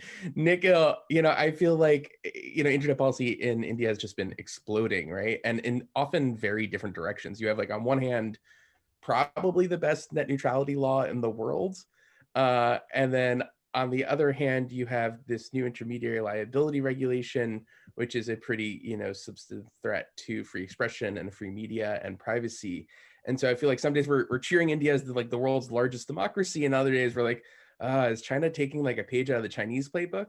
Or is it really just like, it's the economic protectionism, stupid? Like, what is, do you think international audiences should know about how India approaches internet regulation, and what sort of explains these sort of different, often very different directions that we see in the legislation and regulation coming out of India? Yeah, Yochai, sometimes I think that we got that fantastic net neutrality regulation despite the government and not because of the government. Because, once we got that those regulations in, it's just been going downhill. The last 2.5 to 3 years have been crazy, just with the escalation and policy initiatives in India. And I've taken a step back and looked at how things have shaped up over the last 2 to 3 years. And there's something feudal about the way India is approaching internet governance. And, it's all about accumulation of power by the government, whether it's, refusing to sign the DFRLab agreement at the G20 summit, whether it's the push for data localization, the equalization levy on taxation. Now the internet rules that have just been released, where they're exerting control over platforms and streaming services and all news agencies and news publishers like us, So just that accumulation of power and control that's happening is not just happening on platforms, but it's also happening on data. So India is actually architecting government technology using identity systems that empower governments and give them something like a 360-degree surveillance view of citizens. And even vaccination is now being used to seed a health ID, again, which will be linked to the national ID Aadhaar. And so every move is about centralization of power and accumulation of data and expansion of government control. The core thesis behind this is, if you view data as the new oil, and I know we all hate that analogy, but when you truly believe that's the case, you want to accumulate as much of it as possible. You want to generate as much of it as possible. You want to restrict foreign companies from accumulating your data, or you want to prevent it from going beyond their boundaries. So it's all about exercise of control, exercise of power. It's happening in privacy. It's happening over speech. And it's been downhill for the last 2.5 years, and it only looks like it's going to get worse. And somewhere behind all of this is an insecurity about India's position in the world when it comes to internet governance, because the government doesn't want to want the country to become just a market for global. And I'll talk about the impact that our history of colonization is having on our psyche. Platforms like Google, Facebook, etc., operating in the country. But just to sum it up, it's been going downhill for the last 2.5 years, and it looks like it's going to get worse. It's definitely concerning. Thanks for that, Nikhil. And you say data is the new oil. I think it's more of like a toxic asset, right? But as we're now going to take the Delhi to Brasilia direct flight, Luca, I feel like in Brazil, we've also sort of seen there was this great piece of legislation, and then there's been some interesting movements in different directions, referring to, of course, to the sort of landmark Marco Civil, and the sort of a true multi-stakeholder model of internet governance in the CGIBR, the Brazilian Internet Steering Committee. We've seen a pretty European-inspired data protection law recently, but at the same time, we've also seen, Nikhil didn't touch on this, but in India's intermediary liability rules that just came out, there's a traceability provision around sort of tracing the originator of different messages, often seen by many as a threat to end-to-end encryption. What's influencing Brazil's approach to internet regulation, and who do you think Brazilian officials are sort of looking for leadership and partnership as internet policy develops in the country? Thank you very much, Yochai, because actually these 3 examples that you provided, they are really key to identify the tendencies, the trends of the past decades or so in Brazilian policy making. I think there are really 2 main trends that characterize the past decade, and an additional one that is very recent. So the first 2 main trends are, on one hand, great participation, multi-stakeholder model, which is very well exemplified by the Marco Civil Internet and how this was created with intense participation from society. It was itself, the draft bill, a joint venture of the Ministry of Justice, CTS, FGV here at FGV, and the CGI. So it was a multi-stakeholder process to create the bill, and then went to Congress. But then again, the Marco Civil was adopted in 2014 because of another very relevant trend, which is external pressure. So one of the main reasons why the Marco Civil was adopted was the Snowden revelations. And then the president at the time, Dilma Rousseff, had a very intense motivation to sign the law. And these 2 trends, multi-stakeholder participation and external pressure, are also very present in the new data protection law. It was adopted because of the scandals, again, that erupted in 2018. The Facebook Cambridge Analytica scandal was a relevant trigger, but also the adoption of the GDPR in Europe. And the elaboration process was, again, very participatory, with high investment of the various sectors of Brazilian society. And the result is a very compatible framework with the European one in terms of data protection. And then the very recent trends that adds on top of this, in the past couple of years, I would say, is a remarkable decrease in relevance of participatory governance. What, as you were mentioning, there has been recent proposal, which actually is not even official yet. It has been announced by the government, a proposal of a decree that will regulate platforms, regulating the democracy via the internet. But this proposal has been announced, but it is not even public yet. So that denotes a very limited involvement from society. And indeed, it imports some of the elements that are in the IT rules of India. And this is also the fruit of a external movements, let's say, because since 2013, another reaction of the Snowden regulation was the creation within the BRICS countries of a working group on ICT security, which has been exchanging good, or maybe you would say bad, practices over the past 7 years. So this is an intense dialogue going on, even with a low profile, but going on since 7 years. So these trends, social, multi-stakeholder participation, external pressure, and then we very recently decrease in multi-stakeholder participation are those that characterize the best the Brazilian digital policy making over the past years. Thanks, Luca. And I definitely want to get back to the sort of BRICS alliance and sort of developments there a little bit later in the session. But we've now heard about sort of 3 pretty different sort of regulatory approaches, although some, I think, similar trends sort of vis-a-vis the power of large tech companies and sort of nations struggling with that. Daphne, I always enjoy talking with you because I feel like you also have this huge global view of sort of internet policy developments around the world, but also have the sort of experience of working very closely with some of those large tech companies.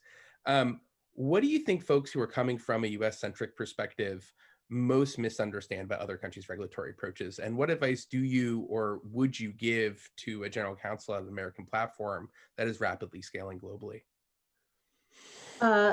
Thank you. So, I try to keep track of global trends in this area, but man, it has gotten very hard lately. And I think everybody who works in this area, we periodically compare notes and commiserate that you just cannot keep track of it all. And it outstrips the ability of, experts and organizations to really coordinate as well as they otherwise might, because everybody's frantically fighting fires on the ground where they are. So it's a crazy time. In terms of what maybe American lawyers misunderstand about global regulation, one point is just thinking that US First Amendment standards are going to be the relevant standards for defining what speech is legal, which is just wrong. You have to move past that. Every country prohibits some speech, including the US. They just have different rules. Get over it for the most part. A second is, I think, not being aware of the really amazing substantive work that's been done on platform regulation in a number of other countries. So we have things like the Shreya Singhal ruling from the Indian Supreme Court, the Belen Rodriguez case from the Argentine Supreme Court, the Marco Civil. Like Latin America in particular has been a source of such rich analysis of how the regulation of internet platforms affects individual users' fundamental rights. And so there's just a lot of insight that we could stand to import, and I suspect we'll eventually emulate, even if we don't admit it, in our own case law. For general counsels, things are getting rough. The EU's Digital Services Act has very expansive, which is pending and will come into law in a couple of years, has very expansive jurisdiction provisions, kind of comparable to the GDPR. And it has these very prescriptive operational requirements for how content moderation is supposed to work. Again, kind of like the GDPR, really, getting into operational compliance issues. And it has penalties of 6% of annual global turnover. So worse than the GDPR. UK online service has even more expensive jurisdiction provisions and has penalties of 10% of your global turnover. So there's just a lot of very aggressive regulation going on out there that can reach you even if you don't think you've launched in a country. And that isn't just a matter of, oh, once they tell me to take some speech down, I have to do it. It's much more a matter of, I have to spend 18 months ramping up and hiring and building tools to even have the infrastructure to comply. And a lot of that is good.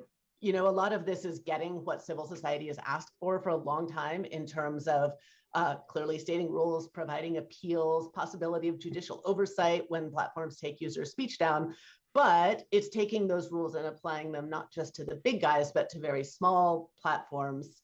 There's some gradations, but there's a lot of burden on smaller platforms. And I kind of think it's sacrificing competition goals for content regulation goals in a way that won't be good in the long term. The joys of the unintended effects of internet policy regulation. Just a quick follow-up, Daphne. So obviously we saw, you know, the vast majority, I would say, of you know, companies that have some international presence became GDPR compliant allegedly, or at least sort of thought the law applied to them. Are you expecting a similar sense when it comes to the DSA that companies are going to say, we have to comply with this? We feel like we're under this jurisdiction for the purposes of this law? I think companies over a certain size will, you know, like the top, I don't know, 50 companies by size, but then there are, you know, tens of thousands, hundreds of thousands of other entities out there that might fall within this regulation that don't have the lawyers to even issue spot and know they might want to try to comply with it.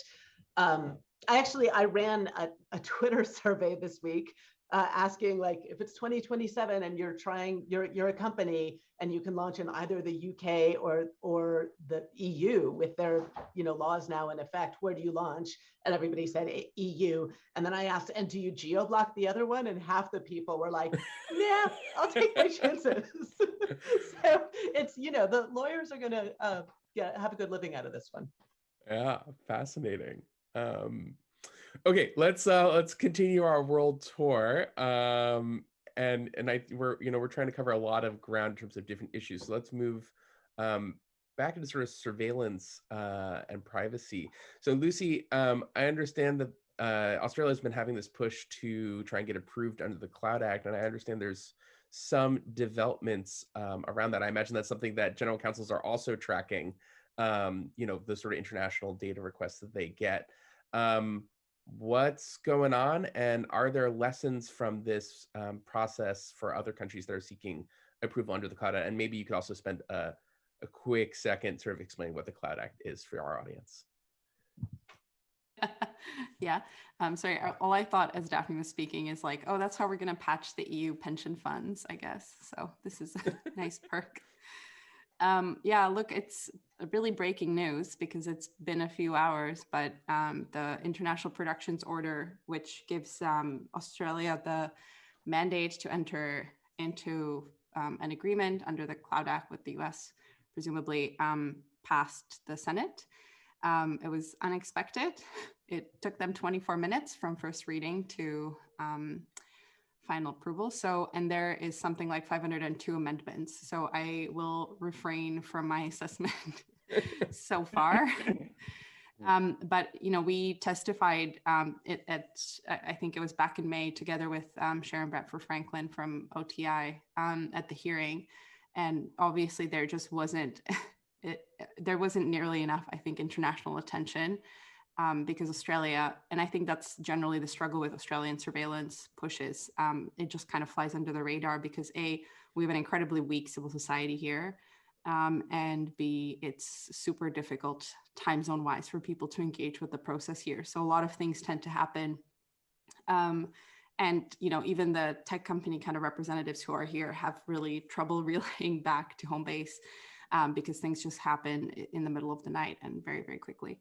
But yeah, so the IPO did pass. I think it's whether we will actually get an agreement with the US, I think will be up to the US. And I hope we don't, quite frankly, because it's an incredible, extraterritorial reach of the existing surveillance infrastructure. And actually, not just the existing, the imminently arising surveillance infrastructure. So I mentioned this before, but the Identify and Disrupt bill, you know, introducing warrants that aren't subject to judicial approval, quote unquote warrants, And moreover, under that bill, one of the things you can get is a network activity warrant, which basically if you're tied to anyone who's on the same network, you're susceptible.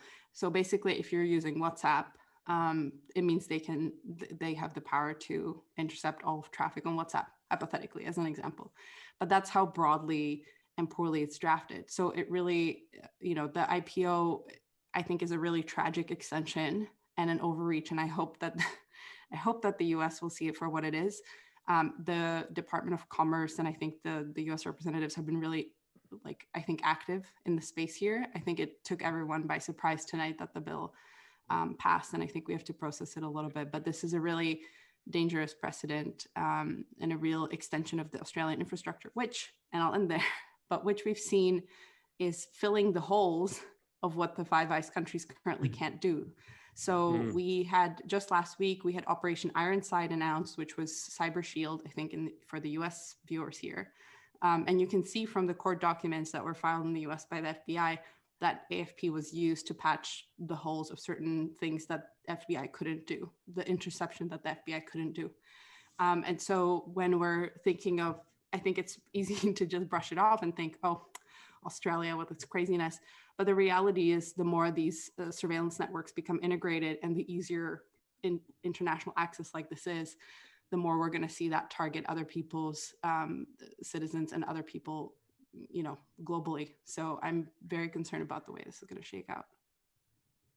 Absolutely. Thanks for that, Lucy. I think, well, the Cloud Act is effectively about facilitating cross-border data exchange in criminal matters.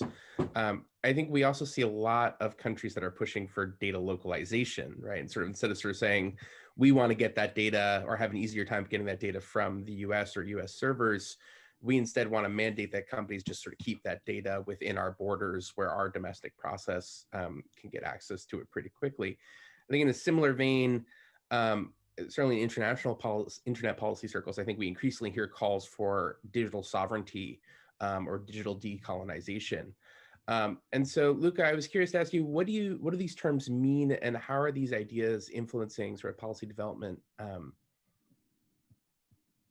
I will reply using some of the findings actually that we have elaborated in a project we have here at FGV, which is called Cyber BRICS, analyzes digital policy movements in BRICS countries, so Brazil, Russia, India, China, South Africa. As I was mentioning, Luca, can we get you a little bit closer to your mic? It's a little bit hard to hear you. I will try to yell as much as I can. So I will share some of the findings that we have been developing in this Cyber BRICS project that we have here at FGV that maps digital policy developments in the BRICS countries, so Brazil, Russia, India, China, and South Africa, which is generally a low-profile grouping, but that is increasingly elaborating digital policies that are having an impact on a global scale, right? So what you were mentioning about data flows and the tendency to digital sovereignty and data localization that makes some of the BRICS countries have been lobbying for and highlighting, may have very different interpretations of it, right? I think everyone agrees that data flows, as long as they are regulated in a sustainable way, should be maintained as smooth as possible. On the other hand, I think also that everyone agrees that those data flows are really highly asymmetric. And especially in the developing world, personal data are harvested at scale and then processed abroad, and enormous value is extracted abroad, and no taxes are paid on that value in the developing countries, right? So if you take the BRICS countries, they are particularly interesting because collectively they are home to 42% of the world's population. That means 40% of the potential personal data producers. Personal data are produced by persons, right? So if you have 42% of them living in your countries, you know that you are home of the majority, not majority, but almost half of the most valuable asset in the world, personal data. And you need to create some policies that somehow protect that value and avoid that the benefits are only reaped by foreign corporations. Now, of course, this also is mixed with national sovereignty and narratives, which make the issue much more thorny. But I think one has to make an effort to understand that it's not only about social control and trying to stifle freedom of expression when one speaks about digital sovereignty. It's also about having a chance not to be digitally colonized and to foster a thriving local digital ecosystem. Absolutely. And it reminds me that India had a strategy not so long ago that talked about data as a national asset. And I think we also see a lot of calls around digital sovereignty in India. Do you think that's part of the motivation for India's new intermediary liability rules, Nikhil, and the sort of recent high profile, let's call it a spat with Twitter? Could you tell us a little bit about what's in the rules and, sort of what you think the consequences will be, and sort of how does digital sovereignty sort of play into that? So, okay, but first I just was listening to Lucy, and I was thinking that perhaps cloud regulations coming to India soon, because we tend to learn the worst from everywhere and try and implement it here. Look, the spat between the Indian government and Twitter's largely been around Twitter's refusal to censor some content, especially criticism of the government. And these rules that were introduced on the 25th of Feb were seen as a reaction to Twitter's refusal or Twitter's pushback against many orders from the Indian government. There were some farmer protests taking place. They were protesting a law. They were camped outside the Indian capital of New Delhi, and there was widespread criticism of this law on Twitter. The rules that have been brought in address a bunch of problems that the government's been grappling with and trying to push through for a very long time, and they've been brought in without the backing of law. For example, they require that so significant social media intermediaries, which is social media platforms with more than 5 billion users, have to have a physical address in India. They have to have a chief compliance officer who is liable for any instance of the rules not being followed by the platform, and that includes complaints coming in from users, which have to be resolved within 15 days. Now, 15 days seems like a lot of time, but many platforms, for example, WhatsApp, has 558 million users in India, and Facebook's got almost 500 million themselves. So, if you just take 1% of that population and you look at them filing complaints, it's going to be next to impossible for any compliance officer to humanly be able to respond to many of these complaints within that time frame. And so liability is there, and there's criminal liability potentially. So jail is almost guaranteed, and that's why these platforms are struggling to hire people for such a long time. But there are other parts of this regulation. For example, 36 hours to disable access to content on receiving a lawful order. The most egregious one seems to be this demand for traceability, where the Indian government saying that they don't want to break end-to-end encryption, but they want the platform to be able to identify that one individual who perhaps does some heinous act. And the point is, if a platform like WhatsApp doesn't collect this information, to be forced to give it about that one individual, they'll have to collect information on everyone. There is a soft move towards automated takedown of content. In the draft rules, it was being mandated, but now it seems to be more of a suggestion. So it's just overall, if you look at the impact that these rules have, it's essentially an exertion of control over platforms, and the government can now use these platforms to control speech.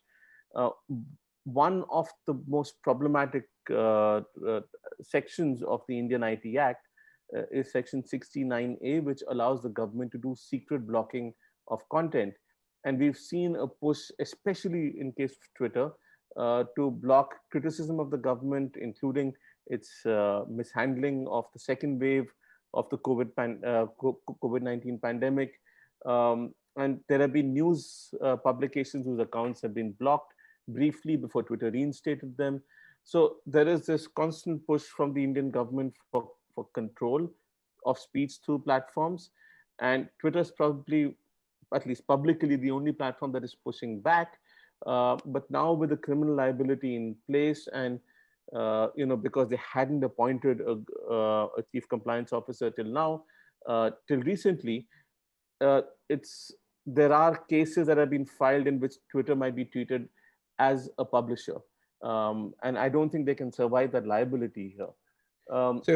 So Nikhil, just to clarify that, so if people lose the intermediary liability safe harbor, right, for not complying with these rules, right, then they're facing a world of liability. So as Daphne was talking earlier about some companies are just kind of going to roll the dice and hope for the best and hope no one really notices. If a company were to do that in India under these new regulations, what's the world of liability that they're facing?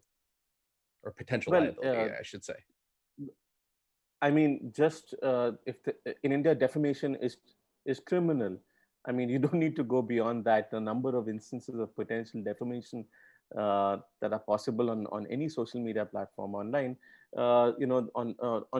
including on YouTube, if you think about it, right? They won't survive that defamation. It's impossible, given the scale and the number of users. 500 million users. India's got over 600 million internet users. WhatsApp has got 558 million users. It's impossible for platforms to survive that liability.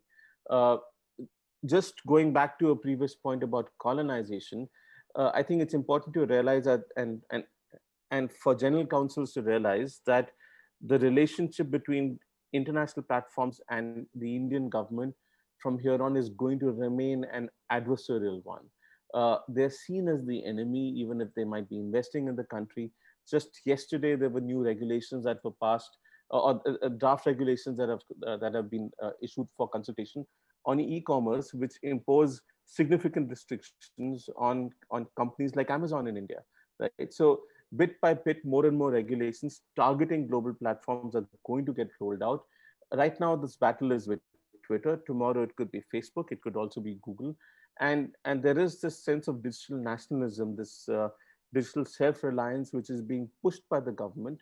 Let's not forget the ban on TikTok and over 200 Chinese apps in India, following which $1 billion opportunity opened for TikTok clones.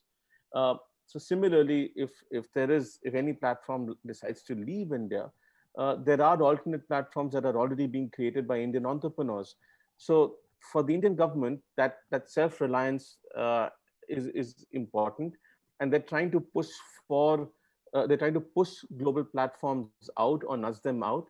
I think India talks about a fourth way of internet governance. There's the EU way, the US way, there's the China way. India's trying to find a space, to my mind, between the EU and China.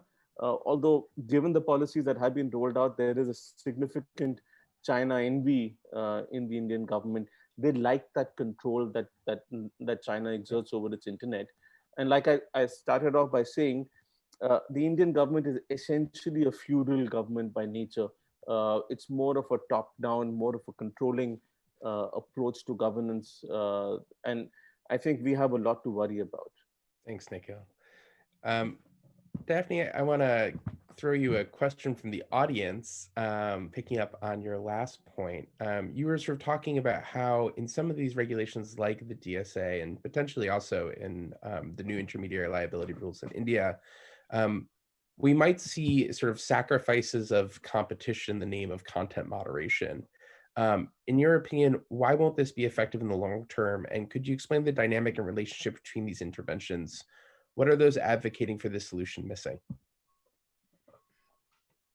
So here's the super cynical version. And this isn't me, this is me channeling the ways that I've heard other people frame it, is that EU regulators would rather have a small number of entrenched incumbents who represent a bottleneck and can be regulated and controlled than the chaos of a whole bunch of entities, hosting and transmitting speech on the internet and not being regulable.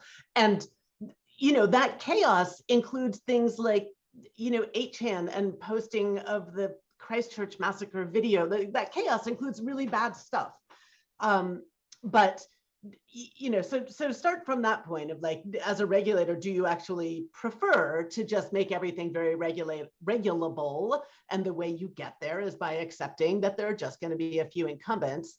But the tension is very real. And I think, if you have just a small number of incumbents managing everybody's speech, whatever power they exert becomes that much more important because there isn't some other channel by which to communicate.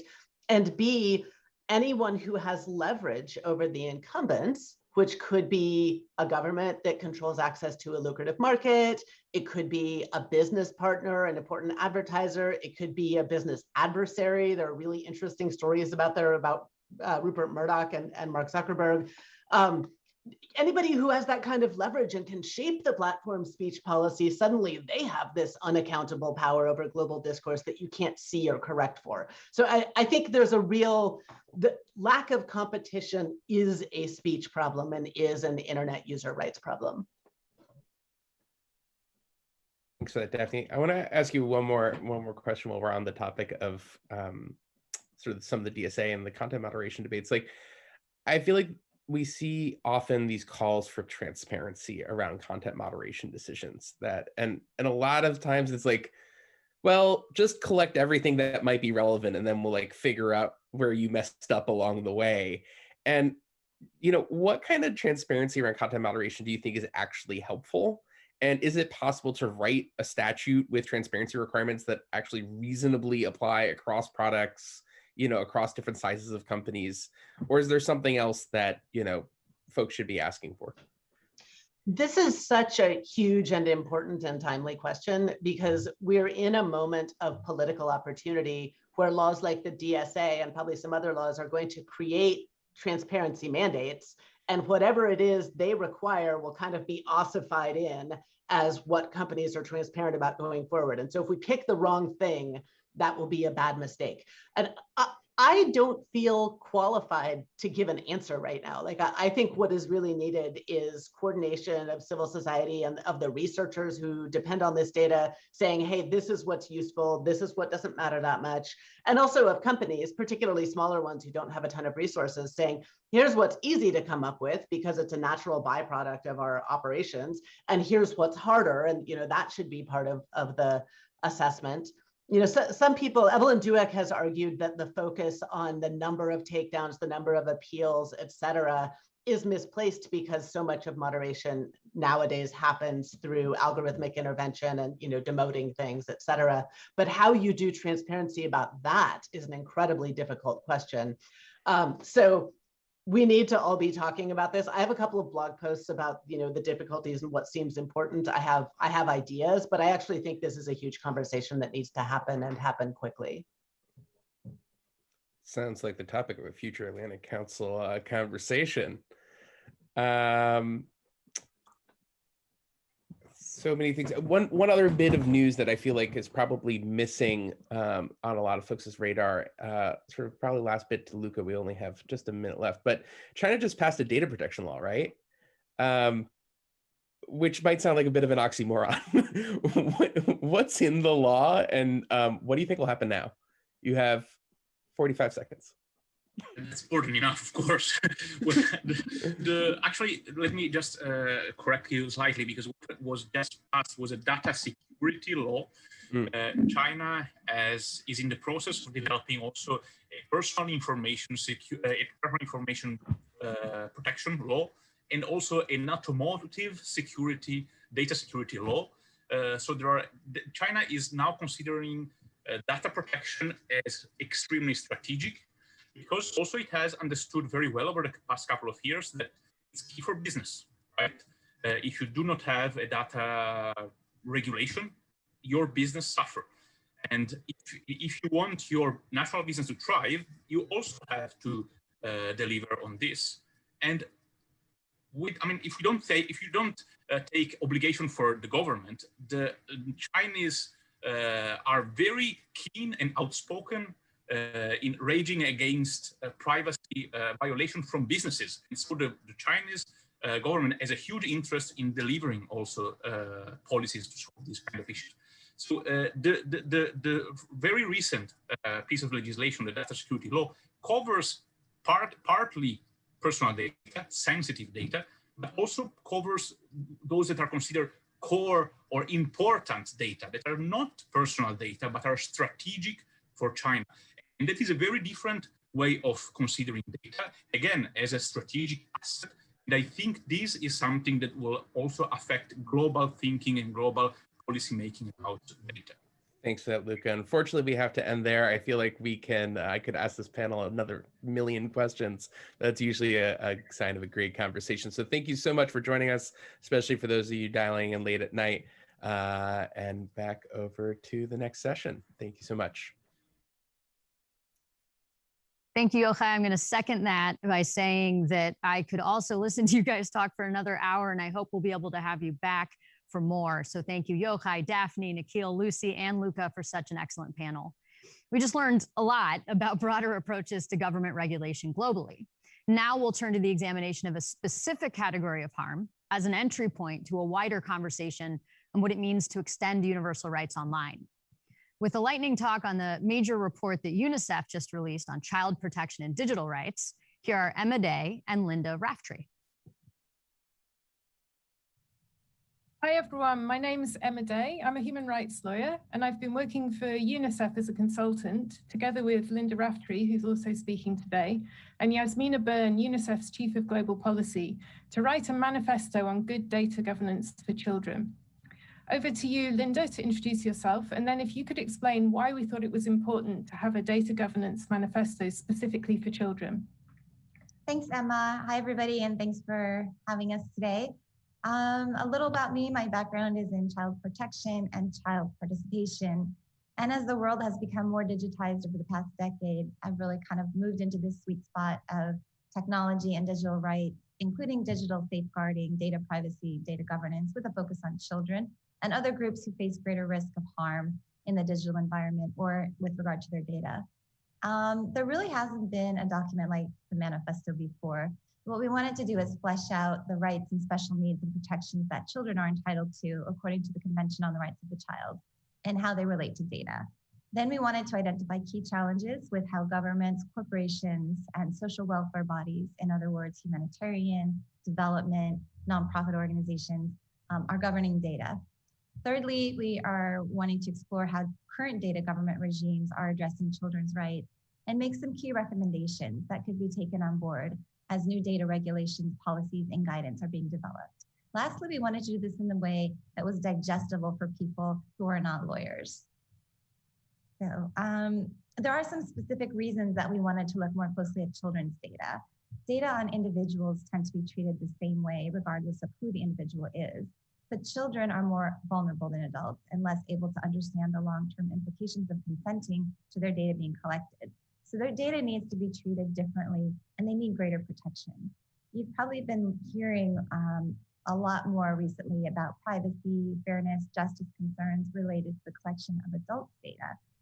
All of these issues are magnified when it comes to the collection of data from children because they have greater cognitive, emotional, and physical vulnerabilities. Since standard approaches to data governance, the burden is placed on the individual to advance and advocate on behalf of their own interests. This doesn't work for children because of their age and their evolving capacities. So we need a different approach. And in the manifesto, we try to lay out what that approach might be. Emma is going to talk about some of the reasons that we wanted to address children's data in governance and think about how the findings can be translated in general. So over to you, Emma. Yeah, thanks, Linda. So I think how children's data relates to data governance in general is a really important question. And it's something that you and I have discussed, Linda, a lot throughout the development of this manifesto.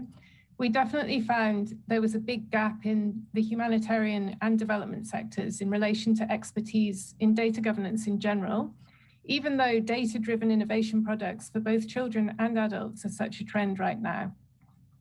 There are big gaps at the level of government in many cases too. We're seeing some governments really struggle with how to collect and use data in ways that contribute to better development and well-being, while at the same time ensuring they're not exposing their citizens to risks from data capture, for example, by the private sector. We also found there's a lack of expertise in the data governance sector on child rights, and children are often seen as a side issue, whereas in reality, children make up around 1/3 of internet users, and their rights need to be integrated into all data governance initiatives. This can also be seen as an opportunity for thinking about how to address the needs and rights of other vulnerable groups in relation to data governance, and not just children.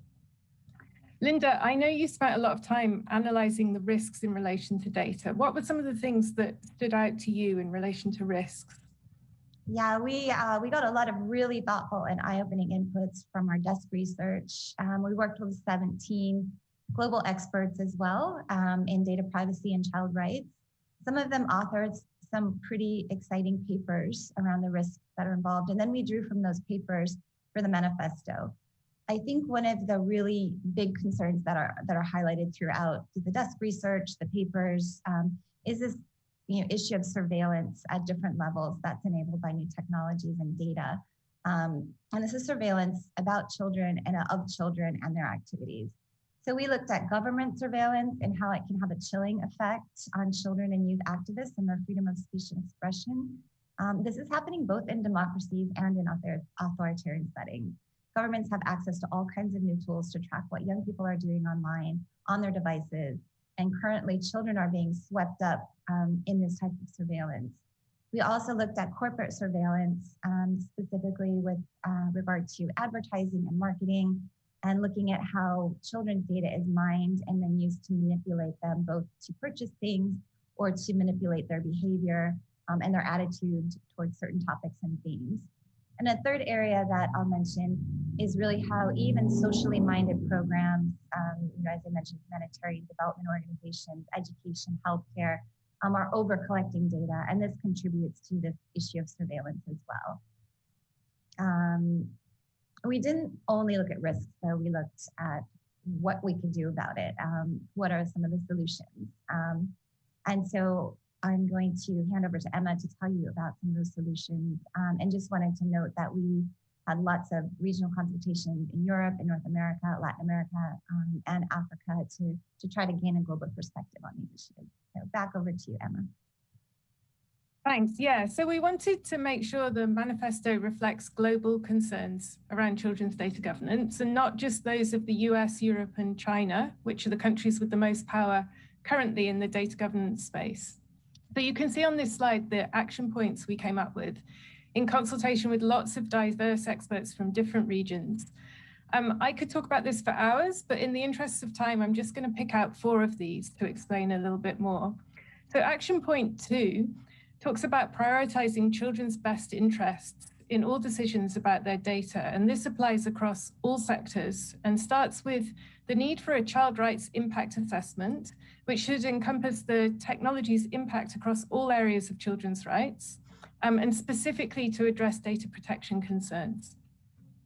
Action point 4, so key to a truly rights-based approach to accountability would be a reversal of the current burden on children and their advocates to bring challenges against companies, organizations, and governments for breaches of children's data rights. Currently, the onus is on children to prove rights violations, but instead, we need governments to mandate companies to increase their reporting and transparency to reverse that burden back onto the companies. Action point 8. There's a need for governments to innovate, and this is becoming a central tenet of public policy making, including in policies related to data. This can include things like regulatory sandboxes, data trusts, data intermediaries, and these sources of innovation can come from diverse contexts. Action point 10 This manifesto calls for increased collaboration between data governance actors internationally. So it's crucial that this knowledge transfer is not just from the global north to the global south. We need emerging data governance regimes from all parts of the world that can be usefully applied to children to be considered in global governance regimes. So I'm going to stop there, but we hope you'll read more about these action points and about the whole manifesto on the UNICEF website. You can see the link here. Thanks for listening, everyone. Thanks, everybody. Thank you, Emma and Linda, for that. Next up, we have Jessica Backey, senior editor at China File and an expert on human rights in China. As the mainland information environment becomes even more closed, how researchers are able to document human rights abuses in places like Xinjiang is getting more important and more difficult. So Jessica, thank you so much for speaking with us. I'm going to turn over to you. Thanks so much for having me here. I'm not going to focus on the contours of the crisis that Rose just mentioned. Hopefully it's really well known. There are what the Chinese government euphemistically calls forced re-education camps. There's forced labor in factories.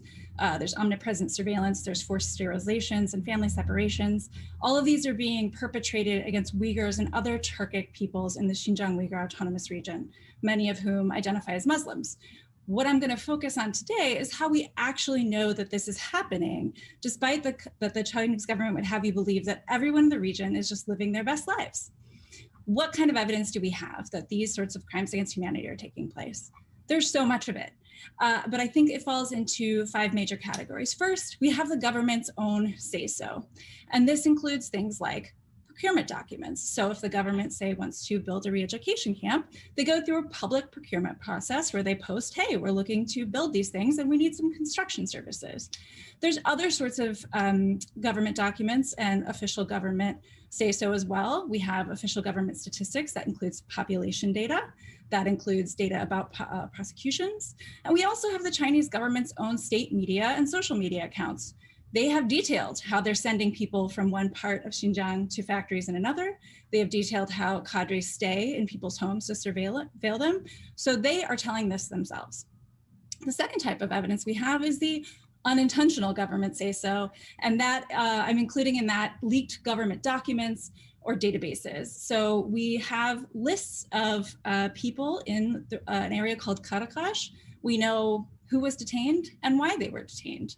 We have a massive surveillance system from the regional capital in Urumqi, so we know how people are being surveilled and why.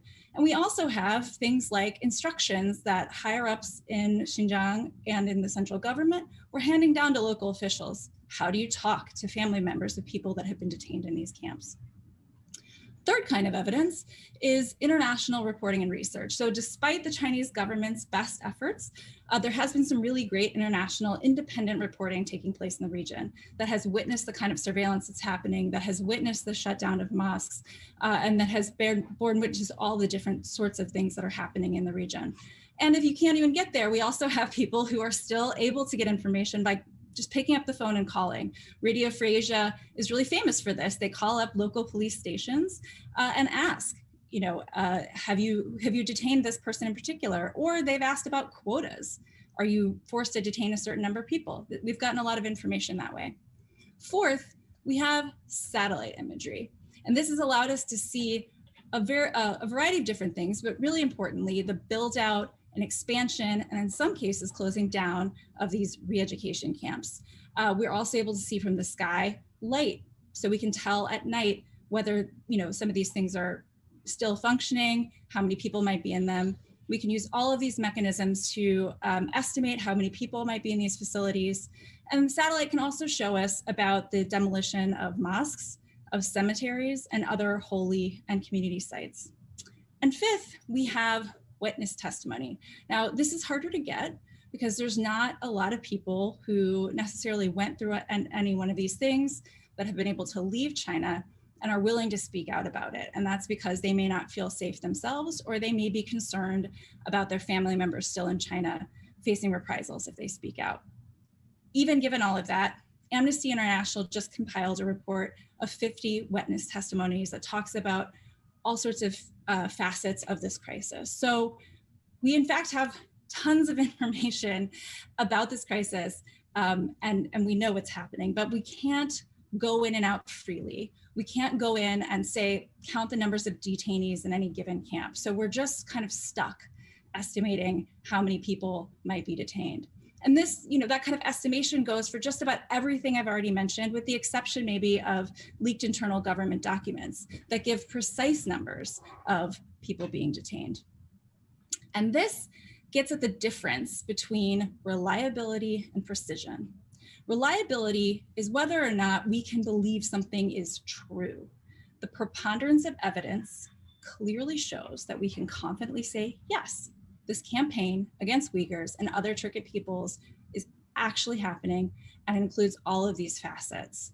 What we can't know is exactly how many people are locked up and where. We can't know exactly how many children have been separated from their parents. In other words, we cannot be precise.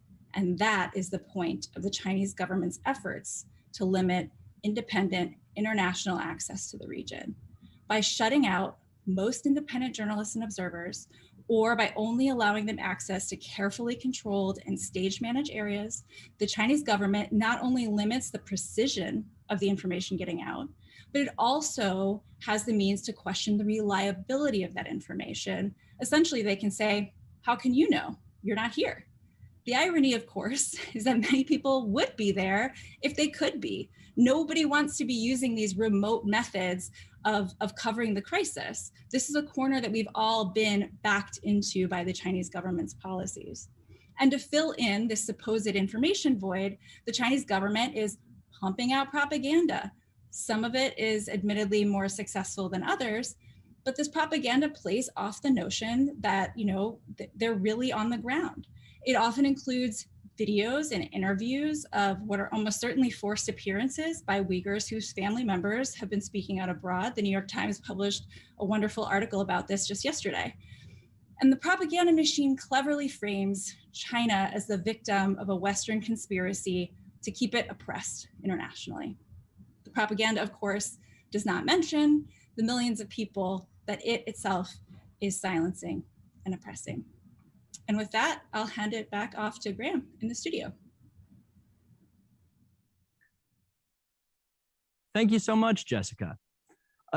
How we know what we know has been a consistent theme here at 360 Open Summit. The next session will continue on that theme with two of the foremost journalists covering these issues in the tech industry. I'm extremely pleased to introduce a session with Casey Newton, who has long been one of the foremost journalists with a newsletter that has become a must-read for those of us in the industry and working with the industry or working adjacent to the industry, as well as Shira Frankel of the New York Times, who has long been one of the leading experts and journalists at the New York Times. With that, I would also encourage you to ask questions via the SOCIO app for both of these extremely wonderful journalists. And with that, I turn over to Shira for the first question. Hi, how are you doing today? I'm doing so well, Shira. It's so nice to talk to you. You too. This is the closest we'll come to in person in a long time, Casey. It is. I know it's been far too long, but I am optimistic, I guess, that I'll get to see you in real life sometime soon. Yes. So I thought we would maybe open up the conversation on how different the pacing of news feels right now on disinformation and social media. And if we flash back to a year ago and where we were heading into the elections with the daily stories of false news that was spreading, misinformation, disinformation, what do you think's changed? Yeah, I mean, I think in the United States, a lot of the reporting around disinformation, misinformation was driven by concerns around the election, right? What kinds of misinformation could potentially swing the outcome, right? Like I think about the Hunter Biden laptop and the sort of furor over, to what extent should social platforms allow that on the platform. But then we had an election and Trump was dislodged from office, and we have a government that promotes disinformation way less aggressively. And so I think the pace has really slowed. At the same time, I think if you look internationally, you're seeing more and more governments still using these same platforms to still advance their influence operations. And so the threat is very much with us. I just think in the United States, fortunately, at least for the time being, it's receded a little bit into the background. For sure. It felt like the appetite for stories about disinformation was almost insatiable, both from editors and from readers. Yeah. And it was this critical time of elections and everything going on. And almost every day we were publishing stories about either trying to provide facts to people or to just point out trends in it. I don't know, from my end, it feels like the bar is also much higher because at this point, Americans know the word disinformation, and it's looking for it, being aware from it. It feels like we've achieved a certain level of knowledge or expertise there. And now it's about a more sophisticated story, whether it's what's happening internationally or trends in disinformation or new ways in which disinformation is being spread. At least for me as a reporter, it feels like we've been able to get more sophisticated and nuanced about how we cover it. That makes a lot of sense to me. I'm curious though, like how you think about the one giant piece of disinformation that is still very much with us in this country, which is this false idea that the election was stolen. This seems like a real challenge for newsrooms because on one hand, there's not some big new breaking development in that every day. But on the other hand, like I saw some research today that suggests that that narrative is, hardening in some conservative and extremist communities. So I'm curious how you think about covering that. Like, is that something that you feel like journalists kind of need to return to periodically, or is there a case to maybe give it less attention and deprive it of oxygen? Yeah, I mean, it's definitely, you have to be thoughtful about it because you don't want to cover it daily the way we did leading up to November and in the immediate sort of aftermath of November, where it was critical to very quickly factually point out the errors in information being spread. No, dead people are not voting. No, election machines were not rigged in XX county. We had to really quickly do those stories. And I do think they succeeded in persuading a certain percentage of the population that wanted the facts behind what was happening. Right. And I think we now see the limits of that, right? Because there is a certain part of the population that no matter how many expert testimony, they heard, or how many videos they could see of ballots being counted accurately and fairly, they were still going to believe the election was stolen. And at this point, anytime we write about it, it almost feels like we are giving oxygen to the argument even existing. I think my colleague Davy Alba did a really great job with that story of the vacuum in social media that Trump left when he was booted off of Twitter and Facebook, because it touched on election fraud, right? It said, like, since he's been booted off of Twitter and Facebook, we've seen a drop in the hashtags and in general in the narratives that the election was stolen. So it showed the platforms how effective they could be in deplatforming somebody.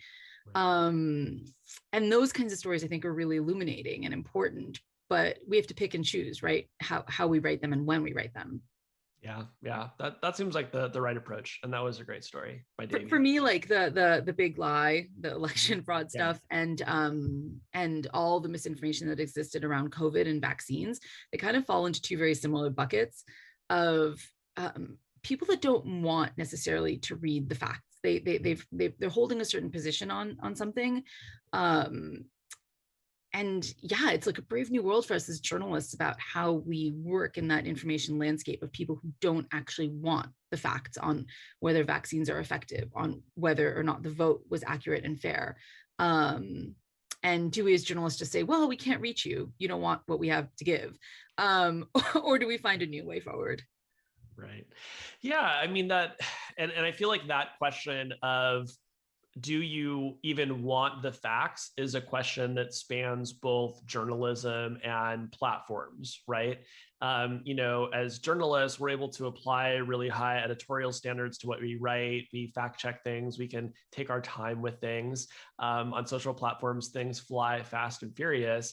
But often, I feel like we wind up running into the same problem, which is that even if you are a platform and you put up a knowledge panel that says, vaccines are good for you, ultimately, some significant percentage of people just are not going to want to hear it, or are even going to take that panel as a sign that you've been right all along, right? And that, big platform really is out to get you. So, yeah, I think as well, like I sometimes wonder if some of the fault isn't on us about not educating the public a little bit more about what our jobs entail. Like I wish people knew what kind of fact-checking standards we apply to stories. And I don't think many people know that as journalists, we do something called a no surprises process. When we're reporting on a company or a person that's hostile, that hasn't worked with us, we call that company or that person, whether that's Facebook or Twitter, and say, here's everything that's going to be in the story. And you have 24 hours or 48 hours or whatever we give them to respond.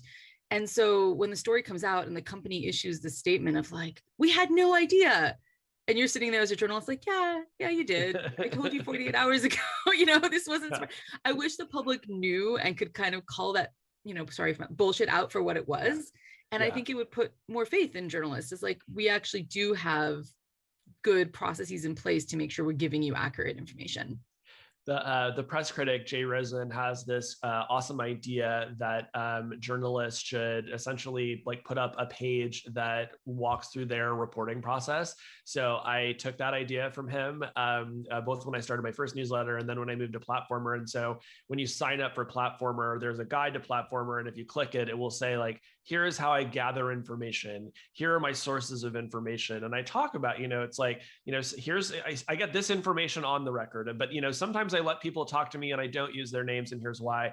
It's not a perfect document. It could stand to be improved, but it honestly just feels so good to have published it because, from time to time when I get questions about it, I can just send people that link and say like, this is how I do what I do. So, one of my favorite sites owned by the New York Times, the Wirecutter, was sort of designed to help you pick the gadgets to buy.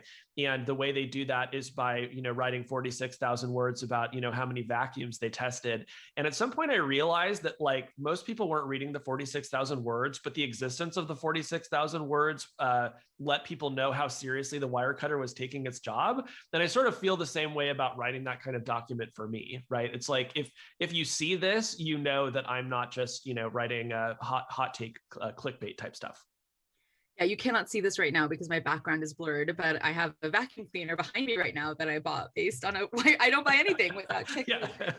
But it's exactly what you said. It's because I know that their process is good. I know that they're being fair. I know that they're not getting paid for their reviews. I know they're testing them for a year or a month or whatever is needed. And I agree. I think journalists should be doing more of that. I actually love that page that you have. I think it's so smart. And, we have a book coming out about Facebook, and we decided to open the book with an author's note, which explains our process, and it explains what we did. And it opens with, we interviewed, this many people for thousands of hours. And, normally you put that at the end of a book, and we made a really conscious decision to put it at the beginning because we knew that one of the things people would say was like, well, how did you do this book? Like, why should we trust what you have to say about Facebook? So we wanted to say at the outset, like, we interviewed more than 400 people. That's what we're basing this book on. Right. And this was our process, and this is why we did it. So yeah, I think that's incredibly important in building trust with readers. Yeah, by the way, I am checking my mailbox every day for the galleys of your book, so you can just feel free to send that to me anytime. But I love the idea of the opening up, right? Like in a way, it's like strange that you would read a 500-page book and then the person would be like, okay, well, here's how we did it, right? Particularly for things where you are going to be, relying on confidential sources or like background information. I do think it's important to set that kind of context up front, particularly a story that is really about information, right? And communication, and how are things shared and known and spread, right? I think like there may be an even higher bar for those of us writing about these platforms to clear in that respect. Yeah, and it's how the world has changed, right? Like one of the first questions we get now as journalists is, how do you know that? Why should I trust you? I found this blog on the internet that's really sexy and has conspiracy theories, and those are really fun, and I'd rather read that than read your boring, middle of the road take. And you're like, well, my boring middle of the road take is based on, and then you give it, right, the spiel. And yeah, I just think that people are really savvy, and that's great. But I almost feel like we as journalists haven't caught up with that savviness to kind of say to them, here's why you should trust us. We want you to know what our process is so that you can have faith in it. And I think about disinformation researchers, of whom hopefully there are quite a few listening. And I think what's been so amazing about that field is that they put their process up front. Yeah. And as reporters, that's like it's like a balm. It's like a soothing balm. Like, here's my process. Here's how I came to this conclusion. And that's just, I wish more researchers, more fields of research opened with that and did it in a really colloquial way, which is something else I think disinformation researchers often do well, which is they explain in very simple terms how they came to the conclusions that they came to. I agree. I mean, I think that there's a lot that we can take from this kind of scientific approach. I think that sometimes our editors find that it reads as wonky, right? And they're like urging us to make it more accessible, and the lead needs to sing a little bit more. But I think there is a lot of wisdom in showing your work that way. Just to like introduce a sad note into the conversation, I think one reason why people used to trust journalists more is they just knew more of them, because they would meet journalists in their community. You'd meet a journalist when like you won your basketball or baseball game in high school, or like maybe you gave a big speech somewhere like when you were a kid, and people are just meeting those journalists less and less. And so now that we've just all become like snarky abstractions on Twitter, like of course people are going to distrust us.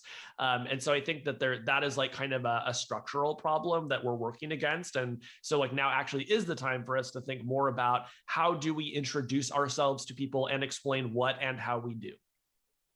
Yeah, I totally agree. And I struggle with that because I work for the Times, and there's always going to be attacks on Times journalists and this idea that we are this like very specific East Coast model of usually like old white dude.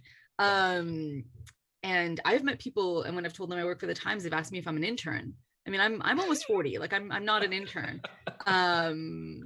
But it's hard though, because at the same time, like the New York Times has constrictions on what we're allowed to say on social media and how much of myself I can put out there and how much of a personality I can have online. And yeah, I wonder if some of that isn't a very old school approach. Like, did people trust Dan Rather because they felt they knew him? Did they trust, did they trust their local columnists and their local reporters because they felt like, oh, well, I know, Sam, he loves baseball and his team is insert baseball team. I know nothing about baseball. Yeah. That getting to know people made them human, and then you trusted them more. Totally. And I mean, like, this is a big way that I think about my reporting process. I've been writing about tech since 2010. And, a lot of it has been very like run of the mill, access driven, Twitter released a new feature kind of reporting. It's the kind of reporting that often gets, criticized and dismissed, often for very fair reasons. But to me, a value of doing that is that I have just met hundreds of product managers and policy people and comms people over a decade. And it's just given me a context that I wouldn't have gotten otherwise. And so like, that's sort of my equivalent of like showing up at the like high school baseball and basketball game is like, I show up at the product briefing and I just got to know you a little bit as a human being. And then maybe down the road, 3 companies from now, you're going to be able to tell me something that's really interesting, but you trust me because you know me. And that's like, that is just frankly the benefit of like picking a lane and staying in it. And unfortunately, because the journalism industry is just in such perpetual chaos, it just gets rarer and rarer to find like a beat reporter who will stick around for a decade. Totally. I mean, as you know, I'm not like, I jumped around a bunch in my career. I went, I was a foreign correspondent, and then I came to tech journalism relatively late, I guess, in 2016. And I think I've told you this story before, Casey, but when I joined the New York Times, I was 8 months pregnant. And then I had my baby, I went on maternity leave, and I came back, and they told me that I was going to be covering Facebook because our Facebook reporter, Mike Isaac, was on book leave writing a book about Uber. Thus is the world of journalism. And I didn't know anybody. Like I had one source at Facebook, maybe. And so I strapped my then, 4-month-old daughter to a baby carrier, and I hung out at that Starbucks around the corner from Facebook. And I just walked up to people and I was like, do you work at Facebook? Hi, I'm sure, it was like very old school. Here's my card. I'm writing about Facebook. I don't know anybody that works at Facebook. Want to talk to me? And I'd say it worked like one time out of 30 or 40. I think having a cute baby strapped to my chest worked a bit better. They were like, who's this crazy lady with a baby? But it was it's genius. I've told that story many times. Like when people ask me what I'm bad at about journalism, I'll be like, do you know how Shira Frankel broke into the Beat? Because I would never do that in 100 years. And I have told that story at least 10 times. But it's fantastic. I mean, it's crazy. I mean, honestly, weeks of doing it, and I had a handful of sources, but you know what? A handful of sources are better than zero sources. And you have to get to know people. They have to know you're real. They have to know you're not just some email address or LinkedIn message. And then they introduce you to other sources, and it builds over time. But I think, as you know, I had a mentor early on in my career that he used crasser language that I'm going to use right now, but he was like, journalists either date to date, and you can imagine what that word was, or they date to marry. And he was like, you always want to be the journalist that dates to marry, because you want a source that's going to be with you for life. You want them to trust you. You don't want to burn them on one story or one scoop. You want them to come back to you every company they go to and every new job they have. You want to be the person that they call up when they see something that upsets them or something that they think is important or newsworthy. Yeah, 100%. And yeah, I mean, I wish that was like a lesson that got learned by more journalists, because I worry that journalists don't always really follow that approach. But yeah, it's a hard industry. Yeah, I mean, I think it is a hard industry. And I think that, as well, as you said before, when journalists are jumping from beat to beat, there's a sense that you can burn sources at one company because you might just go cover another company in a year or two. And then you've unfortunately sent a bad message to that person. That person might never want to speak to a journalist again. Right. Casey, to jump topics a little bit, I'm sort of curious, like, has there been any stories or anything you've read in the last week that you've wished, like, man, I wish I wrote that. Like, that was a good one on our beat. Yeah. I mean, every day. I mean, one of the reasons I write a daily newsletter is because I'm just constantly blown away by the stuff that my colleagues are working on. Your colleague Dai wrote a really interesting story about Google under Sundar Pichai that I'm going to be talking about with him about on Twitter Spaces a little bit later today. Slipping a plug for that. So that was a really good one. Candidly, like, I think June has been the slowest month for platform news, certainly since I started Platformer. I think we're in the midst of a kind of mega narrative reset where from like 2016 to early 2021, the story was, oh my God, Donald Trump is the president. Are we going to survive? And now we're in what sort of feels like the eye of the storm in between like the last, major threat to our democracy and the next one. And I think right now there is kind of a collective holding of the breath. I think you have some really smart people who are ringing alarms. It's like I read every story that's like, 900 scholars of democracy, warn that the United States has 20 minutes left, which is like, we're seeing a lot of those stories lately. But like, if you're a journalist, like, what do you do about it, right? I mean, this is like kind of one of those giant systemic challenges that we typically have a lot of problems writing about, because like our work day to day is typically so oriented around like an event is happening or is about to happen. And this is like kind of a story about a steady erosion and, some unpredictable things that may be coming down the road.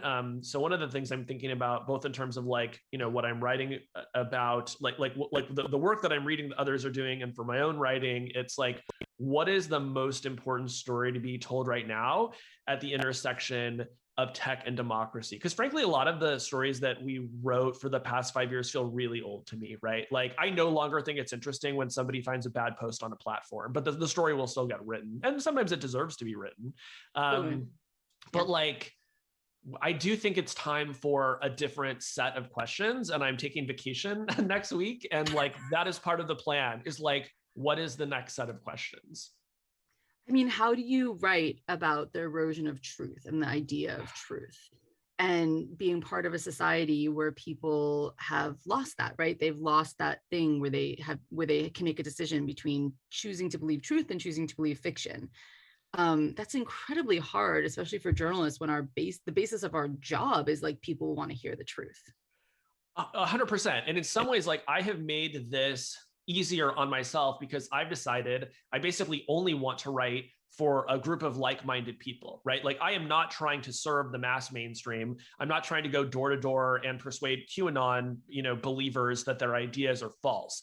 I'm basically trying to reach people who work in this industry or in an adjacent industry like disinformation research. And I'm trying to tell them, what's happening in the world that's important to them. I'm trying to analyze it. I'm trying to break some news now and then about it. And then ultimately, I want to nudge them to make the best possible decision where I can. Not to say I'll always know it, right? But, I try to highlight good ideas as I see them. And that's sort of what I feel like I can do, right? Like, I'm not a platform determinist in the sense that, like, I don't think that if Facebook, Twitter, YouTube, Snap all had the right policies and had perfect enforcement, we would live in a utopia. But I think that it's better than the alternative. And so, like, figuring out what are those policies, like, what are the ways that they can be nudged to do the right thing, that's important to me. Yeah.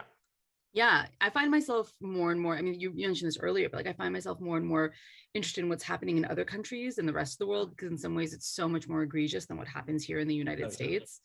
And in some ways you also feel like you can affect more change in other countries. You can expose local leaders, groups that are manipulating social media for their advantage. I find myself right now really, really interested in anti-vaccine narratives and how they're spreading abroad in countries with really low vaccination rates, and how this is unfortunately something the US seems to be exporting to other countries, this anti-vax mentality. Like, I don't want to say like I've given up on America. I haven't. I love writing about the United States and covering the United States. But in some ways, I feel this responsibility to write a lot more about the rest of the world now, which unfortunately we seem to, I felt like I kind of ignored during much of the Trump presidency, because what was happening here felt so insane and on the precipice of new insanity every day. Yeah. Oh, yeah. I mean, I did too. I'm really grateful, by the way, that we have a new publication called Rest of World that covers these issues. I think they're doing really brilliant work. I would imagine that people who are watching this are already following them, but they're easily my favorite new publication of the past year or so. For me, the story I can't get enough of is India. The Modi government, I just feel like offers us such a good preview of like what it would look like if we had an authoritarian conservative president in the United States. Like, what sort of moves would they be making with the platforms? And I think it would be all the same things. It would be like threatening to put platform executives in jail. It would be raiding their offices. And so, I think sometimes in the United States as reporters, like, we feel like, well, if we write about another country, people will just ignore it. I think that, maybe my columns I've written about India haven't gotten the same reach as some of the other ones have, but at least for my audience, I think that there is an awareness that all of this stuff ties together, that arguments that are going to be used in one country will ultimately be used somewhere else. Maybe that's part of what we do during our time in this eye of the storm, is we just highlight what is going on elsewhere. And one of the ways that we sell it is by saying, like, it is actually going to happen here too. And like, this is the preview. And if you knew this was going to happen, what would you do in advance? Because it's actually going to happen. 100%. Yeah, I love your work on India. And I'm doing a story, probably shouldn't talk about it because it's not out yet, but whatever. I mean, it's hopefully being edited today. Tease it, just give it a tease. It's looking at Iran and how Iran has focused on Israel as a target of disinformation. And there's been so much written. Even yesterday, there was a DOJ announcement about the US shutting down a number of Iranian news sites, which were used to spread disinformation. But what my story looks at is how in Israel, which is obviously a much, much smaller, more focused target for Iran cyber actors, they've been able to do some really amazing, sophisticated things through Telegram, through WhatsApp, through direct messaging of people, both to persuade them of their disinformation narratives and to gather intelligence. And I mean, it's such a, at first my editors were like, I don't know, how many people did this affect? Like 1 million people? And I'm like, yes, but the point is they're doing it there now because it's great practice for doing it here in the United States. 100%. And whatever happens in a small, you almost think of it as like a perfect laboratory for a new type of attack, a new type of disinformation strategy. that they can then scale out and do in America or do anywhere else. Completely. And I mean, if you think about these as like cat and mouse games where, you know, people are always changing their tactics, like the relevance is so clear. I also feel like one of the mega narratives of the past year has just been like cybersecurity disasters, right? Ransomware, hacking, all of this type of stuff. And like, to me, it's the same thing where it's like, these are, technologies, if we want to call them that like get invented or perfected in places like China or North Korea or Russia. And then they come over here and then we have a huge problem. Like, I would be thinking about disinformation tactics in the same way. They're going to get, maybe they'll be perfected here first, but like there's a, greater chance they'll be perfected elsewhere. And then they will come home to roost. Yeah, it's funny. One of the first stories I wrote for the New York, because I was actually hired to be a cybersecurity reporter. This is everything that's happened since then has been a happy accident. But one of the first stories I wrote for the New York Times right before I went on maternity leave was about how cybersecurity professionals were seeing all this new software, all these new tactics being tested in countries. And that if they wanted to figure out what hackers were planning next, they wouldn't watch America or Europe. They would watch countries in Southeast Asia. They would watch countries in Latin America and Africa and see what was being tested out there. And then they could learn and say, oh, okay, well, that's the new strategy. That's the new approach. And I still remember the quote. One of them was like, if you were a thief and you had a new way of stealing BMWs, would you go to Beverly Hills and try it out with the best police force, where there's like a police car in every corner? No, you're going to go to some other neighborhood where there's probably less of a police presence and try and steal one BMW here, one BMW there, see if it worked, and then roll it out in your really big market. Right. That's so interesting. Yeah. Casey, are we supposed to take questions now? Are there questions? Are there questions? You must have questions for us. Please send us questions. Oh, we're waiting on audience questions. Audience, please send questions. All right. Well, until the audience questions come, I guess we can chat a little bit more. I feel like you mentioned rest of the world, and I thought that one of the things they did that was really smart was in the title. I was going to say the title, the name that they gave themselves. This idea of the rest of the world was so perfect to me, because it is often how newsrooms treat everything that isn't the United States. Yeah, and it is very tongue in cheek, because this is also how tech companies refer to non-American markets, right? It's in, you'll note it's not rest of the world, it's rest of world, right? I mean, there's like something sort of really brutal about it. And if I have a fear for them, it's that the branding like undersells what they're delivering. You know what I mean? It's like, oh, it's just like a heap of issues over there. When, as I think we're talking about, like the rest of the world is where you need to look if you want to understand like what is the next set of like information threats over here. This story, I don't know how to feel about it, but so this week, in terms of, stories that were interesting, the United States they seized a bunch of domains from Iran, right? And saying like, these are disinformation. And I have no real doubt that they were. It was, basically like state-run media, but like, and we've already seen other countries, seize domains essentially on this pretext, right? Like Hong Kong got I think it was like a Canadian website shut down because it was, hosting some dissent. But you can just see like how many other countries are going to say, well, the United States is seizing domains because it's disinformation. Like you can call anything disinformation. There's no standard of proof. And if you're an authoritarian, it just feels like, so like, what a wonderful club you now have to like go and beat your dissenters with. I know, and we've seen that here on the right? We've seen people on the right say calling things disinformation that one would argue with the opposite. We have our first question, which is actually really on topic. You mentioned the rest of the world in terms of resources towards disinformation. Could you discuss how these companies allocate labor internationally, expanding beyond digital, the physical labor of keeping the platforms going? I think that's a super important question, because a lot of the problems that we've just talked about in terms of India, Philippines, are twofold, right? One is that the platforms expanded incredibly quickly into these countries. It was a rush to get in. Facebook was well aware that if they didn't get into, I'm using Myanmar as an example again, but it was a race, right, between an American company, Facebook, and a Chinese equivalent. And whoever got on the ground first was going to capture that audience. But they didn't scale up internally. They didn't understand the policy issues. I would argue, now they've hired some great people on the ground, but it took them far too long to understand it. And if you're going into a country like Myanmar, over 100 languages are spoken in Myanmar.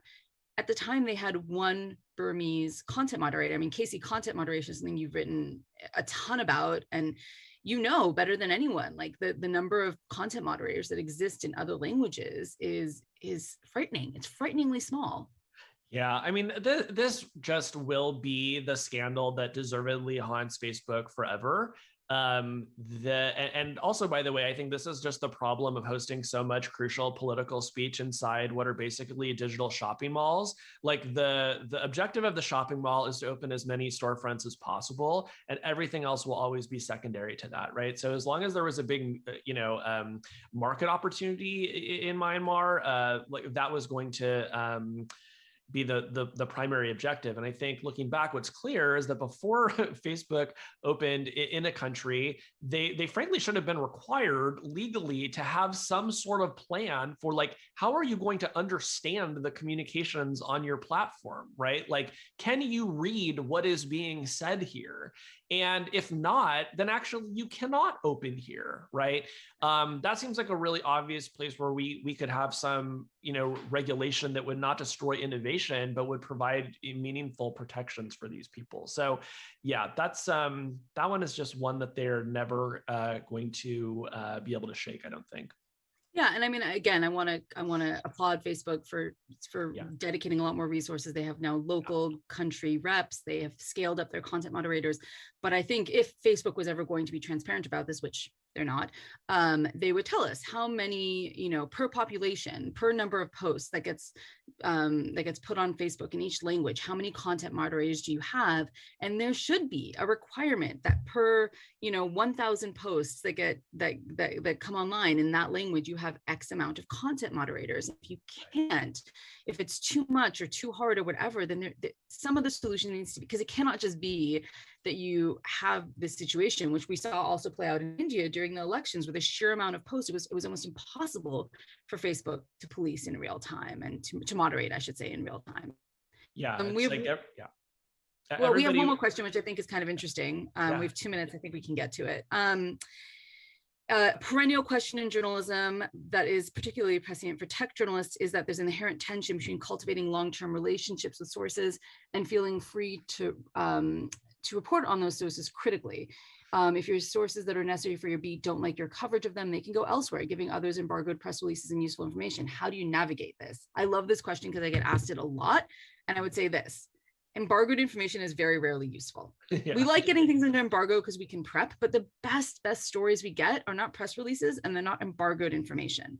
And the best sources are the ones that understand that I'm not black or white on Facebook. I'm a nuanced individual with nuanced thinking, and that they tell me something and it's not like I'm just going to accept their version of it. Often sources come to me with something and then I'll investigate it and find out they were wrong or they didn't have the full story. And I'll go back to them and I'll say, look, you thought this thing happened that was unfair, but actually you didn't have the full story. And I'm not going to report it because what you told me isn't the full picture of what happened. Yeah, I think all of that is really well said. I think about this a lot too. It's like I think about it in terms of like, we all like to think of ourselves as like, nobody has captured us, but like if you were captured, who would it be by? To me, it's like, I just think it's important to write for at least two big audiences at once. And like one that is like for people who work at these platforms and are like working on stuff. But then two, it's like for everybody who's affected by them. And like both of those sides are going to hold you accountable. And, so the hope is that they don't sort of like make you like so like neutral that you're boring. But at the same time, I think that if you know that both of those like sort of interest groups are going to be pressuring on you, hopefully they can actually get you to a better place, right? Maybe like, the industry will pull you back from your wildest criticisms, but your sort of like broader audience is going to say like, hey, why are you carrying so much water for these platforms? And so I just try to make sure I always have like all of those voices in my head at the same time, and it just becomes like a filter that I use for evaluating information. Yeah, I mean, I think when I look for good sources, like people ask me, like, what makes a good source? And I'm like, a moral compass, somebody with a moral compass. And I think moral compasses always point north, and they'll come to me with good stories because they'll see something that's wrong and they'll want to call that out. And that's our jobs, is to call it out. Our job is to hold the powerful to account. Totally. And on that, on that note, Casey, thank you so much. It's always really fun to talk to you. Oh man, this is a blast. Thank you, Shara. Yeah. And I think we are now passing it back to Rose. Thank you, Shira and Casey, for that fascinating conversation. Of course, if you want to follow more of their really insightful reporting, you can check out Casey's daily newsletter and platformer, and Shira's coverage with the New York Times, as well as her upcoming book called An Ugly Truth: Inside Facebook's Battle for Domination. Next up, we're going to hear from a pair of lightning talks on tech platforms or industries that will have an increasingly significant impact on all of the issues we're discussing here at 360 OS, but aren't often covering. Understanding and setting standards now is essential to shaping our not so distant future world to be a rights-respecting one. We're lucky to have up first Sabine Malik, a non-resident fellow with us here at the DFRLab and head of government affairs at Thumbtack, to discuss the geopolitical impact and significance of the gaming industry. After Sabine, Britton Heller, counsel for global business and human rights at Foley Hoag, will talk about the human rights considerations of artificial and virtual reality technologies that are already in circulation today. I'm going to turn it over first to Sabine. Good afternoon, everybody. I'd like to be part of a conversation today talking about an industry that doesn't get a lot of the usual suspects around the table when we think about digital tech. But we're going to talk about digital gaming today. It truly is a juggernaut industry quietly being shaped by geopolitical forces. Next slide, please. Today, I'm going to go through with you some of the elements of what we need to learn about this particular industry and how geopolitical forces are shaping it. We'll go through the gaming industry landscape, the future of gaming technology, global industrial strategies for gaming and content producers, and finally, some risks for the global industry. The thing I want to stress very much, next slide, please. The thing I want to stress in this particular talk is that I believe that part of what we have found with a lot of folks that talk about the gaming industry is that they don't recognize its size and its scale. And what I wanted to convey to you today is that basically this is $1 million industry that is playing an increasingly important role in shaping the worldview of its participants and the politics of their societies. It is time to really understand that this industry and the players are in a growing contested space to shape perceptions and worldviews about the world. Next slide, please. The gaming business model basically has 3 segments in the global gaming industry. Real money games, examples such as online gambling, casual games such as Candy Crush, and esports such as Battle Royale games. Now, in this particular talk, I'm going to focus on casual games and esports in particular. Next slide, please. The thing I want to hone in on this particular slide is that by looking at the numbers, there is a significant growth pattern that has occurred in the last few years for gaming. But even more significant in the last year, the biggest driver has been the heightened interest due to the COVID-19 lockdown measures, in which folks were looking for a lot of content to do and a lot of content to engage with while being at home. In general, just to give you a size and scale and scope for this industry, the market size is larger than movies and music. And so as a total for this year, we're looking at a direct revenue and indirect revenue model of over $300 billion. Next slide, please. Another thing that we're sort of looking at when we think about the numbers is actually where are we seeing a lot of this growth? Where are the global games market? And truly Asia is in the lead. After Asia, we see North America, and then the biggest market after that is Europe, then Latin America and the Middle East. And what's interesting is the type of games that people are playing in these regions. In China, it's Honor of Kings. In India, it's PUBG Mobile. In the UK, it's a soccer game, FIFA 21. And in Brazil, it's Free Fire. Again, looking at another slice of the data, we can see that the global player market in terms of the size is 2.7 billion people. 400 million new gamers are expected by the end of 2023. The profiles of these new joiners are also changing. 60% are women, 30% are under 25, and 1/3 identify as non-white. And men and women are equally playing mobile games. Next slide, please.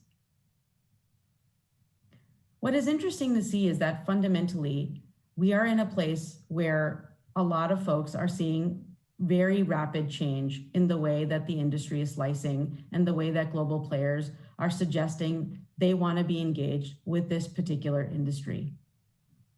Next slide, please. So the gaming population further broken down. If you look at hours spent, you can see that 16 hours a week are spent in playing, 8 hours a week watching, 6 hours a week interacting in game forums and with different communities, which is a big change overall ever since COVID, that this number has increased and more you're seeing folks engage with their communities through gaming. Women on average, 36 years old who play video games, 50 people who are older and the age range of 50 plus are also increasingly a big chunk of folks that are engaging in this particular industry. Also, we are seeing that more than 3 to 4 Gen Z males claim to regularly watch video games as esports, and that's a 25% increase over millennials. Next slide, please. So the future of gaming, where do we see the trends? We see that game streaming will increase. We will see mixed reality games becoming more and more of the segment of the population that plays games with mixed reality. Content platforms in terms of gaming becoming more and more of a destination where people want to share content, and global esports. Next slide, please. The thing that I want to really hone in on for this section of the conversation is that truly there has been some industrial policy for gaming. And I think a lot of folks look at it as this is just a China issue, but really, truly, that's not the case. And in fact, you could see that Korea and Japan were leaders in trying to create what they saw was soft power and diplomacy by creating content. China has since 2001 actually embedded gaming in its 5-year plan, and again in September 2020 in its guiding opinions on expanding investment in strategic emerging industries. Also, the UAE has now, this year, made gaming one of its main hubs as a support system for game developers, players, consumers, and businesses in Abu Dhabi in terms of the free zones that they have. And this initiative will be bringing more of a regional focus to make sure that gaming becomes a regional industry and has a regional focus, especially on esports. So as you can see, this is a growing area of interest by a lot of countries to look at what they will do in this industry. Next slide, please.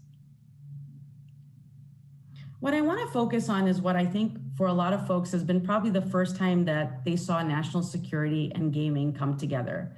And that is the case study of Tencent, China investment, and the CFIUS committee in the United States. The CFIUS process back in 2018 increased the jurisdiction of the committee to review transactions by foreign companies retroactively for non-controlling investments if the companies involved maintain or collect sensitive personal data of US citizens. What that meant is that basically as political interest started to become more of a center of gravity for the conversation around investments in the United States, particularly under the last administration, the CFIUS committee then began to look into whether or not Epic Games and Riot Games were handling the personal data of their user constituents and whether it was a national security risk because of their Chinese ownership. Again, just to put this in context, Epic Games is owned 40% by Tencent, whereas Riot has a 20% stake, Tencent has a 20% stake. And in sort of looking at this conversation, what has brought some complexity further to the whole situation is that there is a process, but since 2020, Tencent has been negotiating risk mitigation measures with CFIUS to see if it can keep its investments. And so for other investment opportunities and looking at this environment, there is developing complexity in terms of not only foreign direct investment, but also with regards to China and the United States relationship when it comes to this industry in particular. Next slide, please. As you can see, Epic took a different stance with regard to some of its conversations that were perceived to be mostly driven by thinking about China's stances on free speech. Whereas Blizzard, it was dealing with a different situation when it dealt with a Hong Kong player and its winnings. But the bottom line is that it was very interesting to see how both companies were treated differently, even though the stakes were different for each company. Next slide, please. To close out, basically, the bottom line is that we need a path forward. Gaming is not just a small niche industry that is basically play games by young individuals around the world. More and more populations are playing. 2.7 billion people around the world are engaged and playing in the industry or have actual sizable amounts of investment in the industry. So we need to think about a path forward, and we need a strategic plan. We need global content protections. We need global recognition that content industries are now at the forefront of national discussions about science and innovation. We need global trade rules enforced, and we need data norms and standards for mixed reality tech. Thank you very much for letting me present to you basically a small industry that truly is a niche industry for some, but when you look at the numbers, it is truly a juggernaut. Thank you very much.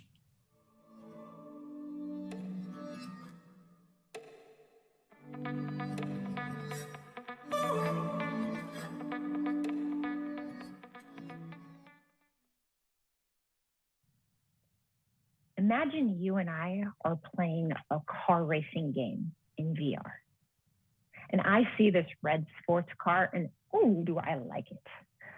My heart rate accelerates a little bit. My skin gets a little more moist and my pupils dilate.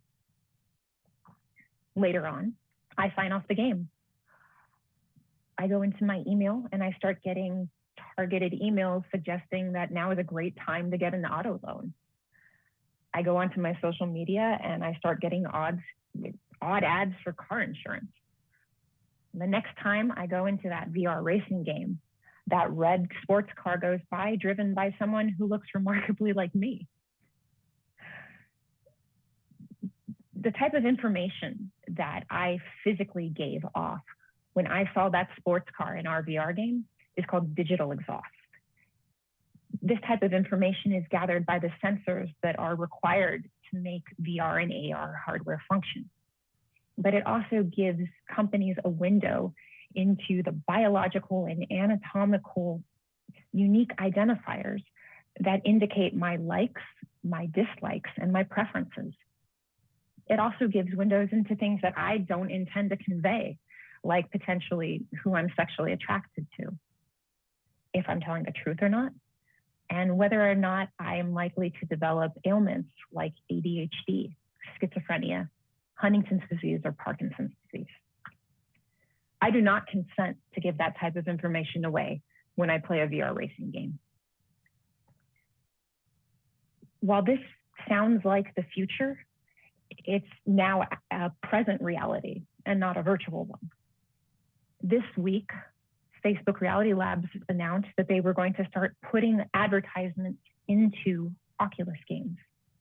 The pilot has 3 games and they were releasing in May 2021.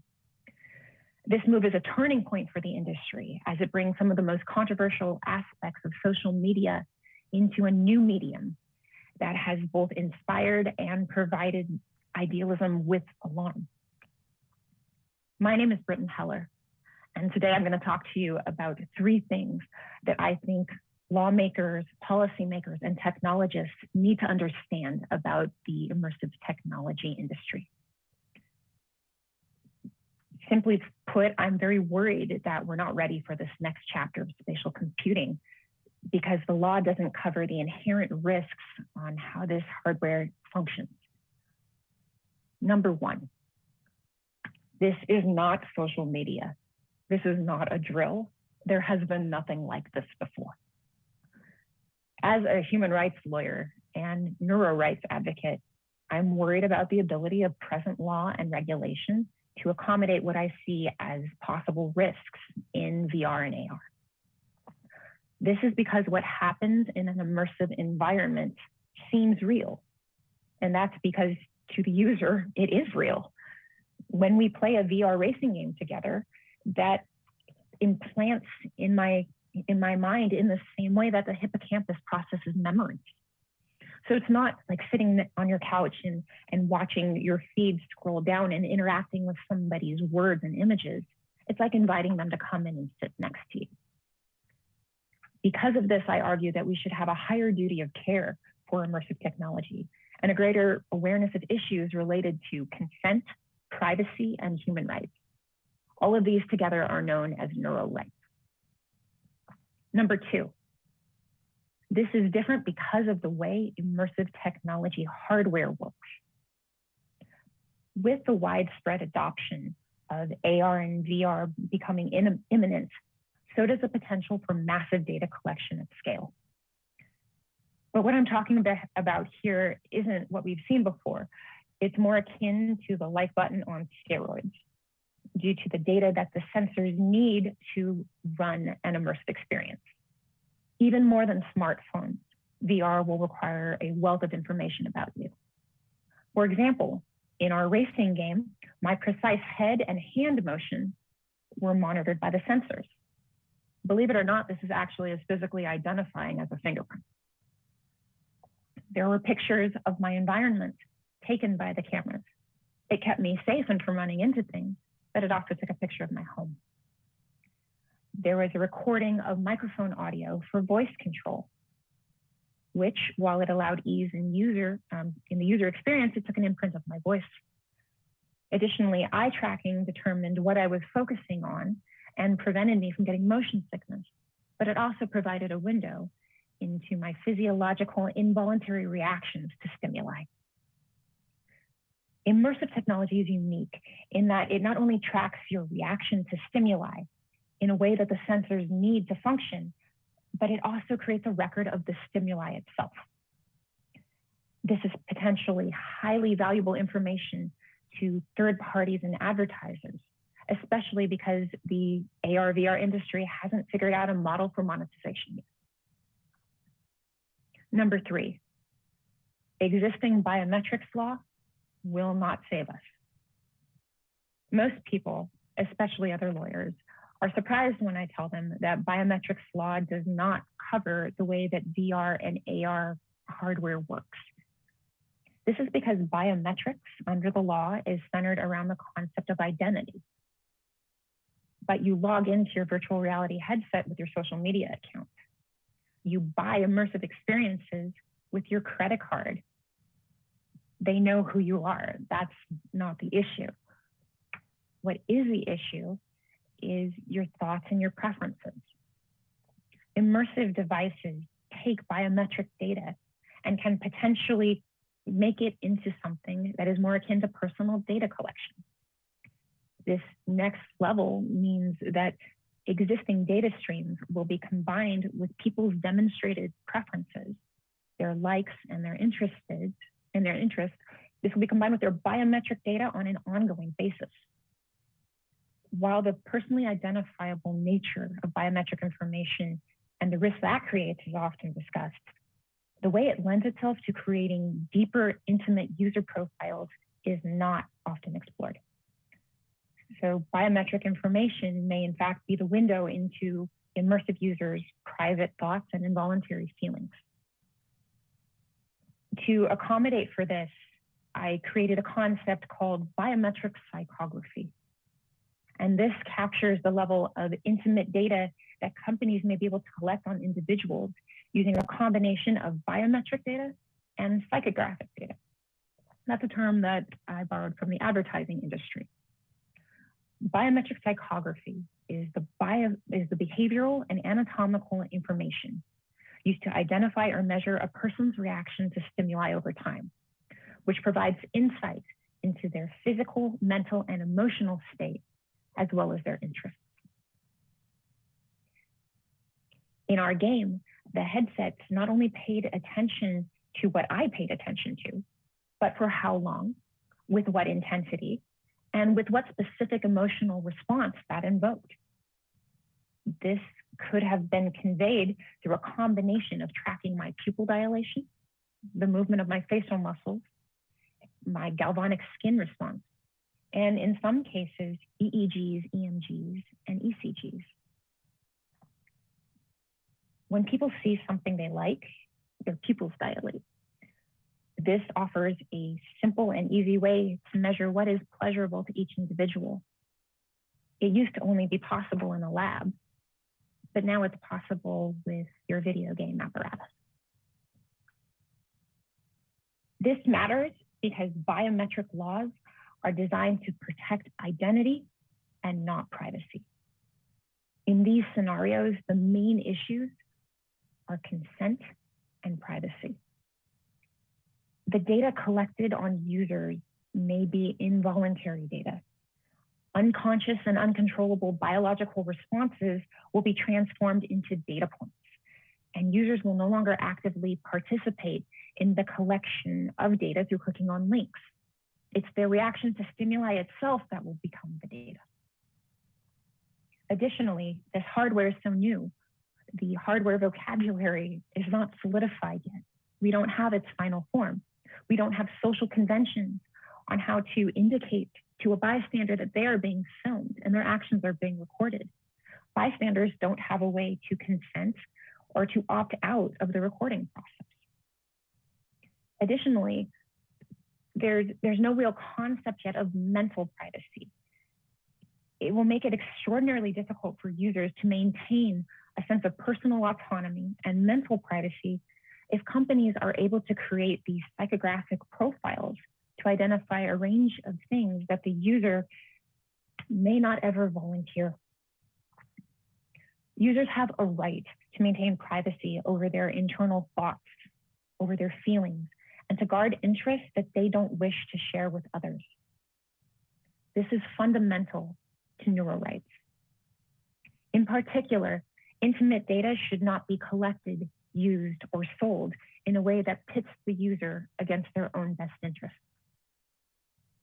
So in conclusion, while immersive AR and VR devices have the opportunity to become the new norms of mobile technology and serve users in novel ways, we need to ensure that data collection serves people and not the other way around. Lawmakers should understand that this is not social media, it's a new paradigm. We should preemptively examine existing laws and enact new laws that make immersive technology safe for users before the technology becomes the new norm and before there is a violation of privacy on a massive scale. We need to stop the red sports car before it takes off. Thank you for having me here today.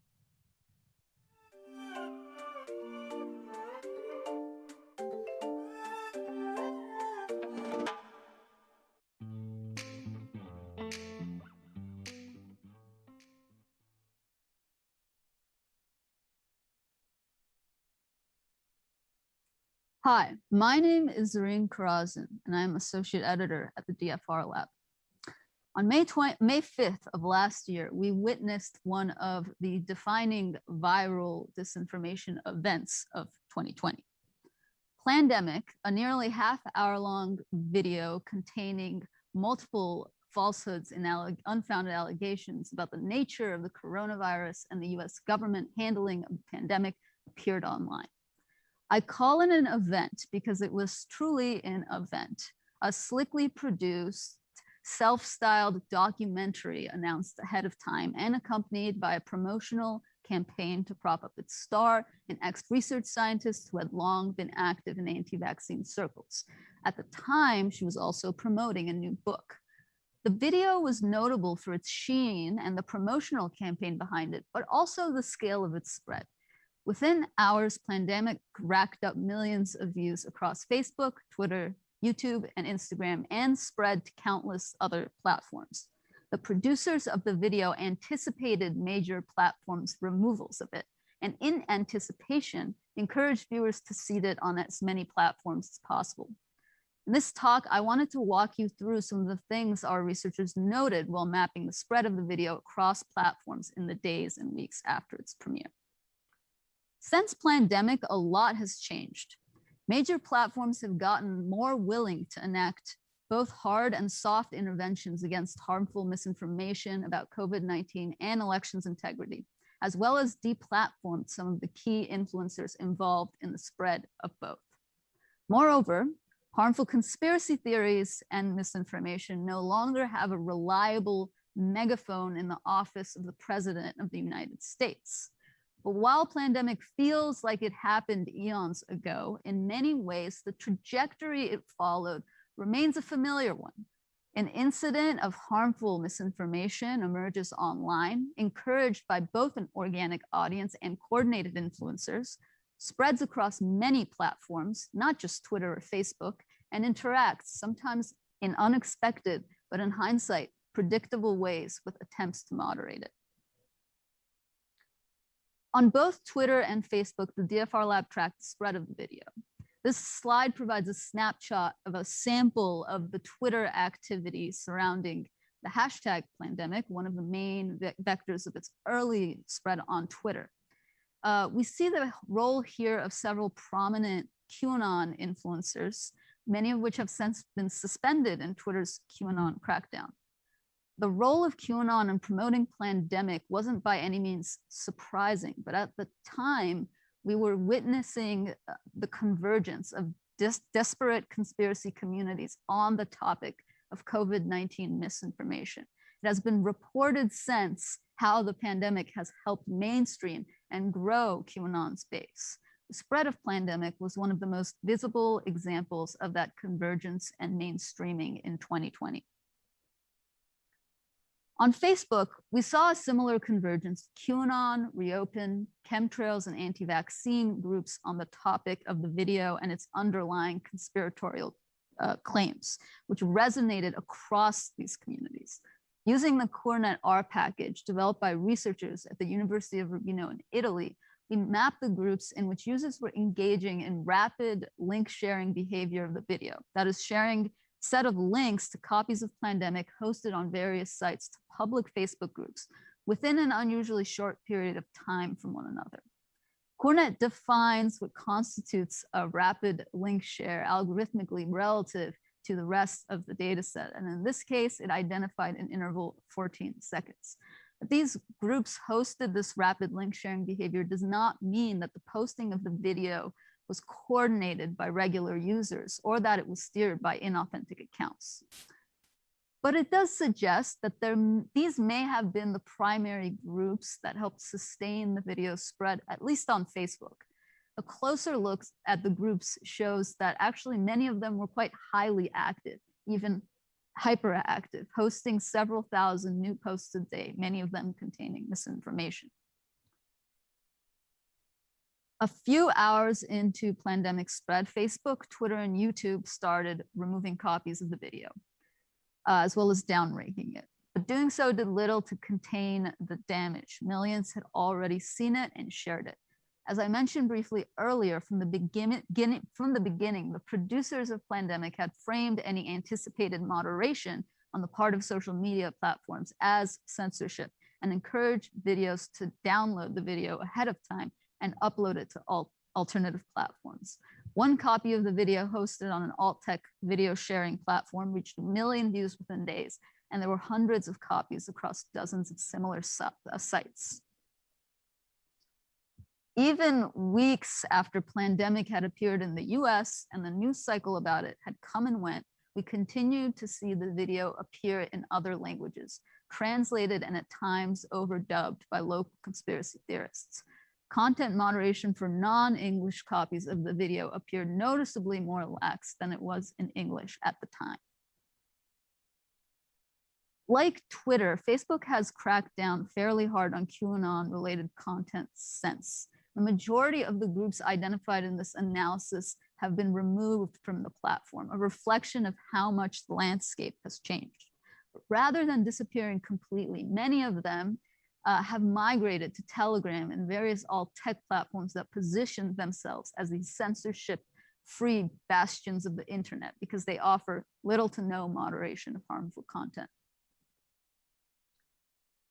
About 6 weeks after all of this, a sequel to Plandemic debuted, peddling many of the same debunked claims and conspiracies as its predecessor.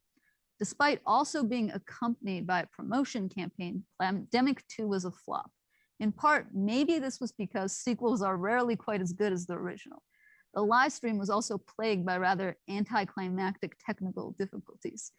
But fact checkers also knew what to expect this time, armed with pre-bunks of Plandemic's most harmful claims and tropes. Platforms, in turn, limited the ability of the producers to promote the live stream via social media ahead of the premiere. All in all, those of us interested in building resistance to strategic misinformation can take away 3 things from looking back over a year later on pandemic. The first is the importance of timing in launching interventions in response to viral misinformation. The second is the utility of a proactive versus reactive approach to combating misinformation and misinformation-infused digital marketing campaigns. And the third, and perhaps most important, is that there are limits to focusing on moderating a specific piece of harmful content while ignoring the underlying infrastructure and the entrenched communities across platforms that sustain its spread. These lessons will be critical to keep in mind as we prepare for future mega viral disinformation events, whose trajectories may differ from pandemic in important ways, but that may also recycle some of its tropes and tactics. I would like to now pass it to Renee DiResta, who will moderate a panel on what comes after an infodemic.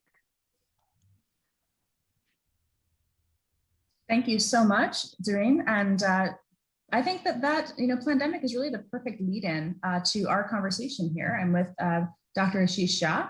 And I think what I'm going to do is I would love to hear, Dr. Shah has done some really great groundbreaking research around Ebola. He's been on the front lines of the COVID-19 response, leading national and international analysis, advising around key issues, as well as advising policymakers at both the state and federal level. And I'd love to just start with a little bit of kind of foundational knowledge on what's been different this time. How has the work that you did on Ebola, I recall personally seeing many misinformation narratives around Ebola when there was a couple patients in the US. This was a major topic of international attention compared to what we've seen now with COVID and the information dynamics there. Yeah, so Renee, thank you for that question, and all of you, thanks for having us here. I'm somebody who spent my life studying public health, and I had a mental model of how public health knowledge communication happens, how information flows, that I would say started getting tested a little bit during the Ebola outbreak, where I first saw sort of misinformation starting to play a sizable role. It has played a role in other pandemics as well. But what has happened in the COVID-19 pandemic, I think, has taken all of us in the public health community completely by surprise.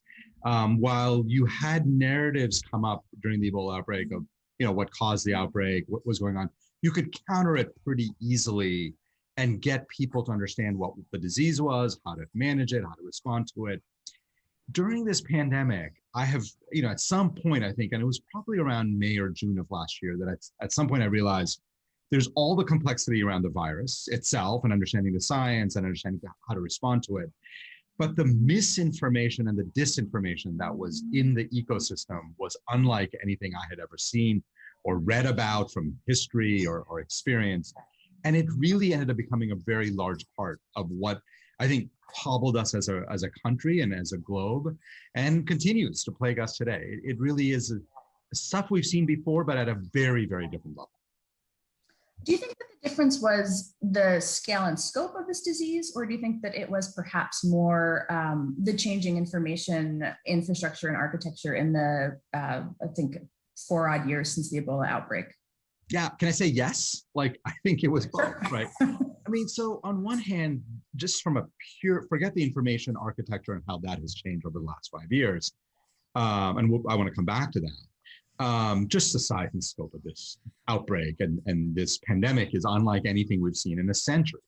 And so that unto itself is going to, under any circumstance, create a lot more anxiety, a lot more uncertainty. It's going to create what I think is kind of the perfect medium for misinformation. And so even if this pandemic had happened 20 years ago, I think we would have seen a lot more than we did, for instance, under Ebola. But of course, the information architecture for our kind of world has changed in this very, very dramatic way.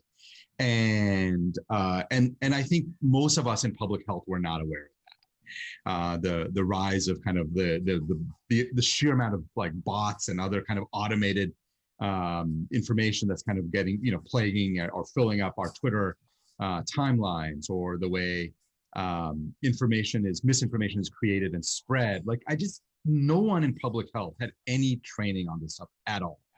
And I think we were floored by it. And I think that's different because of the information architecture we have now. I remember in 2015 or 2016, I think it was, speaking to some folks at the Berkeley School of Public Health. And what we were talking about was the measles outbreak, actually, and the subsequent fight in California to eliminate vaccine opt-outs. And the thing that was so interesting about that was, I remember a student in the audience, public health student, asking, do you think that we need to be spending more time on Twitter? Because my presentation was about how public health was largely absent that conversation, how really the anti-vaxxers were kind of running the game on Twitter at the time. And I remember receiving the question and feeling like it would be so outrageous to tell doctors and public health workers that they needed to be on Twitter more. You know, surely they had better things to do. I'm curious how you think about that today. Do you feel that communication role, that participation in the information ecosystem is something that is now kind of, that communication function has really become an integral part of public health? Or do you think that those two things should remain separate in some way? Yeah, I think it has become integral. Like, I think there is no way to be a public health person because look, public health is about health. It's also about the public, right? You got to engage the public. You got to engage the conversation that is happening nationally. You got to shape that conversation. The idea that you can do that completely staying off of social media, I think is a fantasy. And I have come to realize that, in fact, social media is a great platform for spreading information, for spreading good information. Good information can go viral quite effectively as well. So I have come to believe that the next generation of public health leaders all absolutely have to be trained in these things, have to engage in these things. Otherwise, we leave this new medium completely wide open to one group of people who are very, very good at exploiting it and using it for nefarious purposes. You just can't walk out of the battlefield. This is the battlefield of information now. And, you know, hearts and minds of the public are won by it. And the reason it's so important is because in an outbreak like this, you need collective action, right? You need people to wear masks. Well, you gotta have everybody wearing, or most people wearing a mask. You gotta have most people getting vaccinated. And that means that you've got to engage the public in a very, very deep and personal way. I don't know how you do that today without being on social media. Do you think one of the challenges that that struck me in the early days of the pandemic was really that the influencer dynamics were really quite tilted towards whoever had influence already, right? So if you had large followings, then people were going to pay attention to what you said, and that was just a structure of your megaphone. And it didn't matter whether you had expertise or not. And so this led me to think a little bit about, Twitter began to verify doctors. It tried to elevate authoritative voices in particular, so that just influential loud voices that were not necessarily experts in any way or in fact sometimes spreading completely wrong information would not be the only thing that the public saw. I'm curious how you think about that sustained engagement. You know, where do you want to see public health officials and government moving forward as we enter into what is hopefully the tail end of the pandemic? Do you think it's the tail end of the pandemic? It is certainly the better end of the pandemic in the United States, but just earlier today, about an hour ago, I got off a Zoom call with a group of leaders across the African continent. It is not anywhere near the tail end for Africa, for much of Asia. So the pandemic is going to be with us, and it's going to continue to challenge us probably for another 12 to 18 months. But I think in the US, we're certainly on the much, much better side of things. Two thoughts, Renee, as you sort of were talking about this. I mean, one is, and I'll just, on a personal level, like I got verified during the pandemic. I don't even remember when. I want to say like June or July, but at some point over the summer. And it was interesting to see Twitter make a decision to start verifying people as a way to try to bring more credibility or credible voices to the conversation. And I thought that was great, by the way. There are plenty of people who spread massive amounts of misinformation who are verified as well. So it's not like verification is any kind of a tool for credibility. But I shouldn't say it's not any kind. It does add a little, but there's plenty of examples of people who actively spread misinformation. And I'm thinking specifically, for instance, of a guy named Alex Berenson, who is a former New York Times reporter who's probably spread more misinformation in this pandemic than anyone else I can think of, and has pretty consistently been wrong on everything. He's verified and he's been out there for a very long time. So it is interesting to ask the question, what is Twitter's responsibility? And is verification seen as some sort of an endorsement?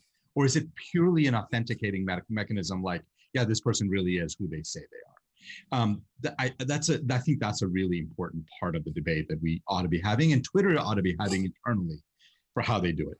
You know, in terms of as this pandemic ends, I mean, whether it's now or 6 months or 18 months from now, the pandemic will end because every pandemic ends. There's a very important question of how do public health people stay engaged? I mean, first of all, I hope that the world thinks less on a daily basis about pandemics because, my God, it has dominated all of our lives and we all need to get back to thinking about other stuff. But there are a lot of public health challenges, including preventing the next pandemic. That's going to be really important. And I hope that the public health community is able to really stay engaged in those issues to continue to drive improvements in people's health, because that's going to be a really necessary part of recovering from the pandemic. I'm really curious about, so one of the reasons that some of the folks that you've mentioned, the influencers, whether particularly the ones that don't have, that aren't spreading credible information or spreading misinformation, is that they enjoy the trust of their audience. And thinking about that trust relationship, which is a far bigger problem than social media, but just thinking about how can public health officials be using these tools to sustain or grow the trust of the public in these intervening times? That's a really good question. So I'll tell you some of the things that I have personally tried to do, that I've seen colleagues do, that I think is good practice. So, right, we're in a pandemic with a novel virus. What does that mean? It means none of us are going to get everything right. There have been plenty of things that I thought were going to happen in a certain way that turned out not to happen that way. And I learned something. So one part of building trust is acknowledging error. When Texas in March said they were lifting all their mask mandates, I thought it was a problem. I thought it was going to lead to a spike in cases in Texas. Guess what? It didn't. I was wrong about that. So acknowledging that when you get it wrong and saying, yep, I got that part wrong, and trying to explain to people why and what you've learned out of that, I think is really important. There are times when I tweak things that I realize land completely in a different way than I intended. I meant to say A, I was trying to be a little bit, pithy or cute, and people understand it as B. And then it's a challenge. What do you do, especially if it's gotten retweeted a lot? And, so I've been trying and encouraging people to do some basic stuff like delete it, take a picture of it, explain why you're deleting it, being able to acknowledge errors. I think that kind of stuff is very, very important for the public, because then they have a sense that when you get something wrong, you're going to hold yourself accountable, and you're going to try to hold each other accountable. And that allows them, I think, to feel more confident in what you do say and what ends up staying up. But I'm, by the way, game for ideas about other things as well that we could be doing. Like, I don't know how to do this. No, I think this is really, for those of us who study the dynamics of these systems, I think it's imperative for us to also understand impact, right? And to understand also what are the policy, education, and design levers that we have at our disposal to mitigate some of the harms as we've seen them play out over the last year and a half.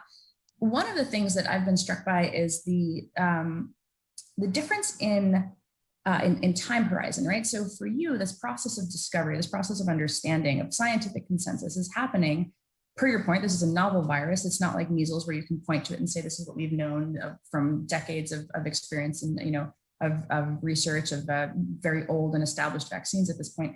So you have this challenge of coming to consensus in full public view, and an age in which the slower pace of that discovery conflicts with the speed of information that people expect on the internet. I expect when I open my Twitter feed that something new is going to be at the top of it. And particularly in the early days of the pandemic, everyone was refreshing, constantly trying to find out what was happening. What did we know now? Did hydroxychloroquine work? What were the latest findings?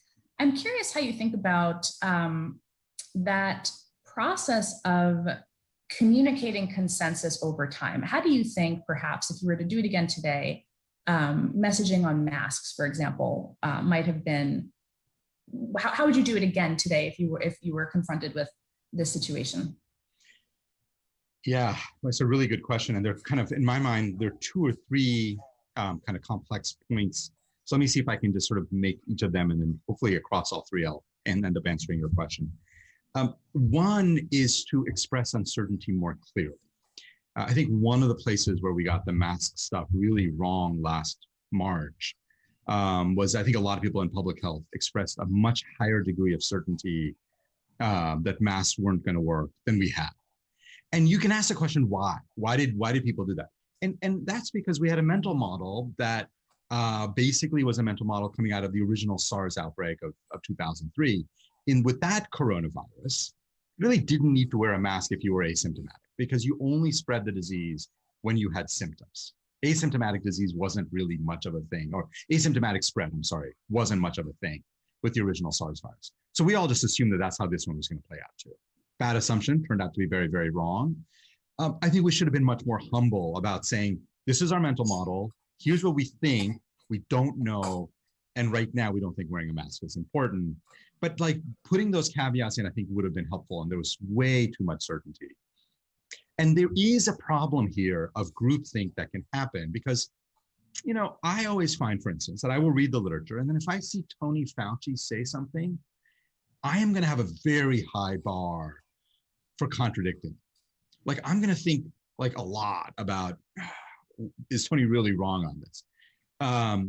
And I feel like we all do that, but that's good because then you don't get this massive divergence. But on the other hand, it's bad because if one person, I'm not saying Tony, but like anybody who's got a loud voice makes a mistake, a lot of us end up following that. So I think we have to figure out how to be more careful about that. I do think, by the way, on the issue of consensus forming, it's really interesting that, you know, the information and knowledge is moving so incredibly quickly. And there are areas where we've developed consensus very quickly. So for instance, let's talk about the Delta variant, which many of you probably have heard about. It's spreading in America. It's bad. It is actually kind of bad. We do have pretty good consensus that if you're fully vaccinated, you're pretty protected. But everybody's been asking me about the Johnson & Johnson vaccine and will it hold up? And, you know, it's been like a week and we don't know. And people are like, it's been a week. How do we not know? And I'm like, people, this would have taken 5 years to study. I'm actually confident we'll know in the next 5 weeks. But we've got to help people understand that science on this stuff, as insane fast as we're moving, you know, just can't go that much faster without getting a lot more stuff wrong. But it is interesting because I'm constantly bombarded with, it's been days since you updated us on this one important scientific fact. And I'm like, it's true. So the expectations of how quickly science will evolve, I think also need a little resetting. Yeah, I think that's kind of common actually to most crises scenarios on the internet as we see them also. Any high profile crime also kind of suffers from this proliferation of rumors and misinformation as we try to make sense of what's happened and figure it out. Where do you see the impact of misinformation to COVID? One of the things that has been challenging for us, I think, as misinformation researchers is we can process engagements, right? We can tell you, as with something like pandemic, how viral it went, what communities it wound up in. We can't really make that final connection to how impactful it was, because oftentimes one of the best measures of that is what people say in the case of health misinformation, what people actually ask their doctor. You know, did they internalize this thing that they saw on the internet, or did it just go by? And I'm curious, in your opinion, how you've seen impact from the narratives on social media in the real world, in medical practices and public health responses and elsewhere. Yeah, I think this pandemic has taught us that the impact is pretty sizable and it's, I think, quantifiable. So for instance, you know, we've had vaccines available for every American, everybody over 18 certainly, for a couple of months now. And we still have about a third of adults who have chosen not to be vaccinated. My sense is a large chunk of that is because of misinformation about the vaccines, how safe they are, how big a deal is it that the FDA has not given full approval. There's a whole bunch of narratives out there about how these vaccines are experimental and that people propagate. And the effect is that you have a lot of people who are not vaccinated, and the effect is therefore that we're still having people get infected, 10 to 15,000 a day, still having a couple hundred people die every day. That to me is all preventable, and it's almost all driven by misinformation, right? So that's pretty quantifiable. Certainly the fact that Americans ended up having 600,000 deaths, some of that was clearly just poor response in the early days. But a lot of it going into the fall and winter was the misinformation that has caused a real splitting in parts of America about how big a deal this virus is. You know, it's not like people wake up one morning and come to a different conclusion based on the same scientific facts and data. It's because there's been this bombardment of misinformation that has gone on in many communities and in many kind of information ecosystems that has led to not enough mask wearing, not enough vaccines, like all that stuff.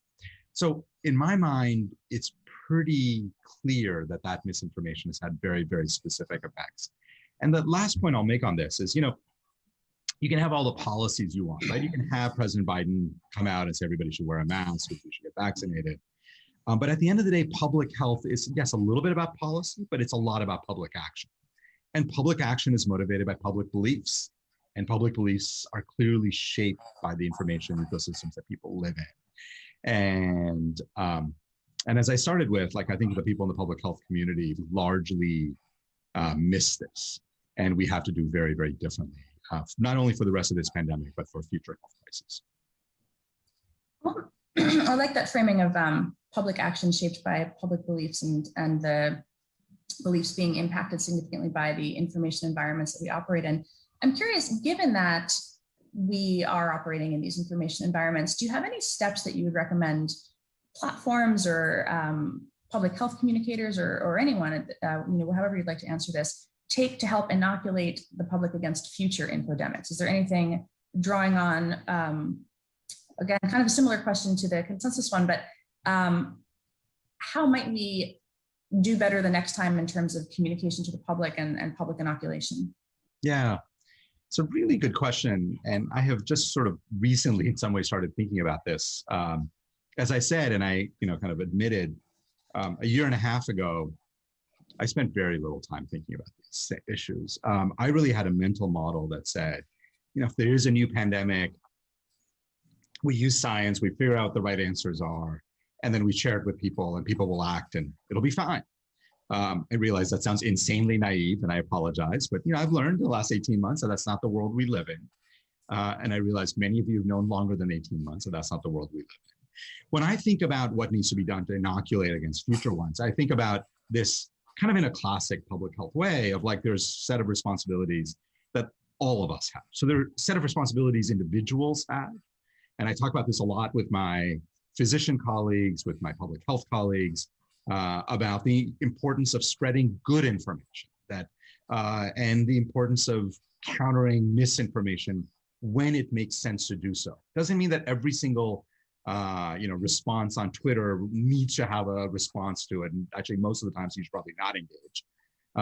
But that when people inadvertently spread misinformation, I sort of, at least in my mental model, I think of it as like, you're walking through the woods. If you see trash, you want to pick it up, and you want to plant more seeds so that in the future there will be more trees. And so one is definitely a set of individual responsibilities. And the only other thing I'll say on the individual side is because people live in such different information ecosystems. One of the things I've been sort of talking to my colleagues about is trying to get out of our own bubbles and trying to spend more time talking to people and engaging with people who are not part of our ecosystem. So for instance, on a personal level, I do a reasonable amount of television media. One of the things I said to my team about like who to say yes to and no to is I always say yes to Newsmax and always say yes to Fox News, because in general, the people I communicate with tend to not watch those channels when I'm communicating on Twitter or other means. Right? So it's getting out of your bubble and trying to talk to people who, these are good people. They just live in a different information ecosystem. So breaking out of your own, I think, is really important. Two more quick things on this. One is I think there's a set of things that academics need to do. academia needs to do. I think academia needs to treat this like any other complex problem. We need to do the work of really studying what's going on, what are the drivers of misinformation, a lot of work that's already happening and stuff that's happening at Stanford, happening elsewhere. And then obviously there's a set of responsibilities that platforms have and policymakers have. And what's been interesting in this pandemic is, again, by May, June, when I think I was starting to come to realize what was going on, and I started talking publicly about it and the role of Twitter and Facebook and Google. What was interesting to me was some of these platforms, and a couple of public places I kind of called out these guys for not doing enough. And I found some of the platforms very responsive. Their leadership actually reached out and said, we want to do more and we want to do better. How do we do that? And others who basically were like, yeah, no, this is not our responsibility. We're just a platform. Like we're not responsible for web content. And I thought that splitting between the different platforms was really, really interesting. Last point, everybody sort of talks about what is the role of regulation.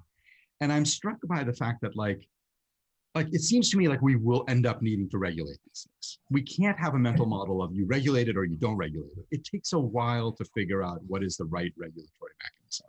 How do we do this in a way that doesn't stifle free speech, that doesn't give government too much power? But what are the guardrails that we as a society are willing to live with? I'm worried that the conversation has become too black or white about yes, regulate, no regulate.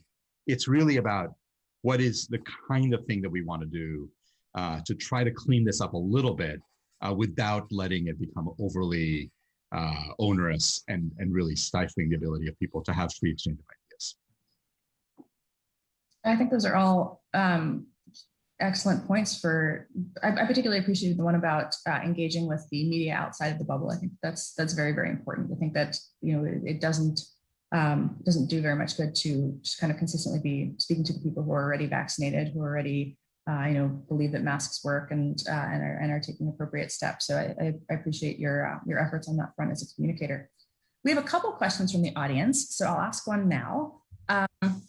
Question is, how can public health officials strike the balance between certainty and uncertainty without losing credibility, particularly when going against disinformants that often offer narratives that may feel more certain because they're simplistic and offer quick, easy, or entertaining answers? Yeah, it's a really good question. I think my personal approach, and I think what the people that I admire, what they do, is to be honest about the level of uncertainty you have. But here's the kind of key part, right? Where academics fall into a trap is they feel like unless they're 100% sure, they can't say anything. And that's just wrong. And in a pandemic, you're not going to be 100% sure about very many things for a very long time. And you leave too big a vacuum. So for instance, I think back to when the vaccines started first coming out and the data on vaccines started coming out. And the question that kept coming up is, okay, so these vaccines seem to protect people, but do they reduce transmission? If you're vaccinated, are you less likely to spread it? The short answer was we weren't sure. But the slightly longer answer was they probably did. It just would make sense if you understood how vaccines work and how these vaccines work. And you had a whole lot of public health people coming out and saying, we have no idea. And that got translated into, no, the vaccines don't stop transmission. And that, I think, ended up causing a lot of harm. Because then, of course, misinformationists then use that and say, well, these vaccines don't even stop transmission. Why would you get vaccinated if you're low risk? And I think it's part of the reason why many young people continue to not be vaccinated. One of the things that I think several of us try to do was say, we don't know for sure, but this is where we think the data is almost surely going to end up. And my assumption is this, right? Give people a sense of where it's heading, even if you aren't certain. I think people are not looking for certainty. They're looking for judgment and weight and your best assessment of the situation. It's how you practice medicine, right? When I see a patient with a disease, I often don't know for sure what they have, but I have a pretty good guess. I have an assessment. I tell them how I'm going to figure it out. And people are willing to cut you slack. And I think, so that's about communicating uncertainty, but not to the point where it seems like you have no idea what's going on at all.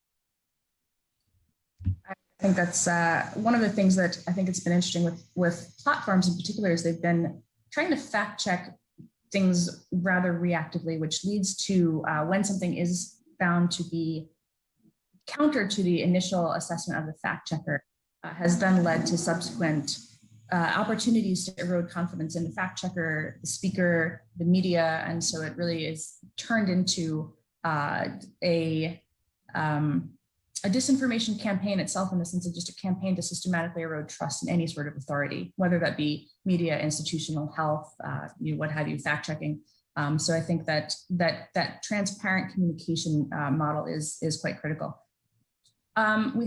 Here's a fantastic question. Are we better or worse off than we were after 1918? Oh, I think way better off, way better off. So let me make the case. I mean, obviously, in some ways, like there's things that are much worse, right? And the way misinformation and disinformation has spread.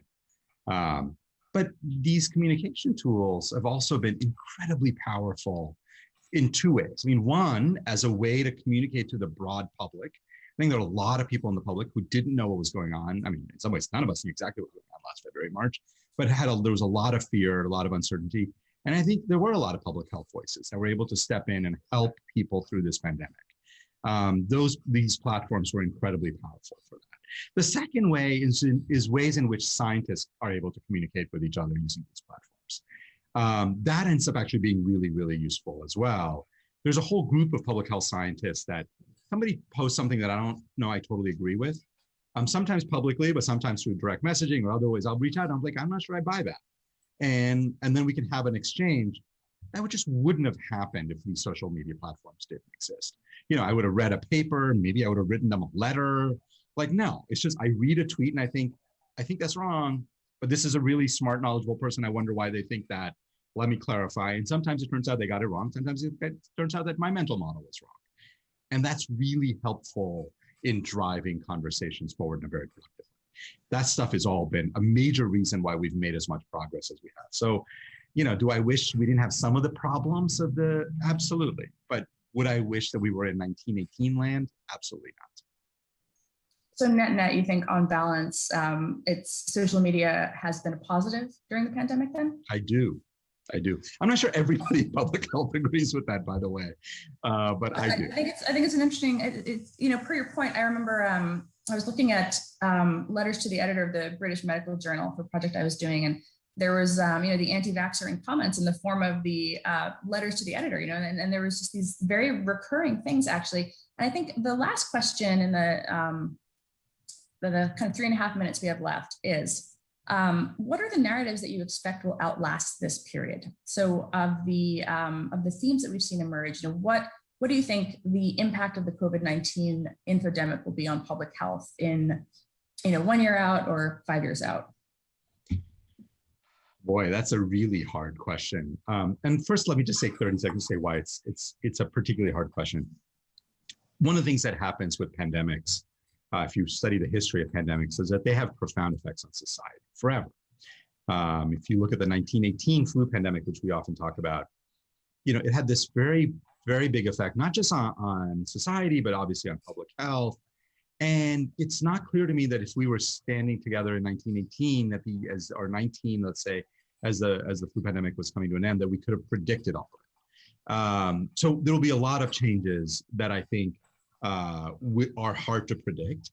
I do think the deeply globalized nature of pandemics is something that is really seeping into people's minds, and the idea that somehow you can protect yourself or your country or your neighborhood while ignoring everybody else. I think that really gets blown up. And I think understanding that we need much more global coordination and global action is a narrative that I think will come out and already I think has.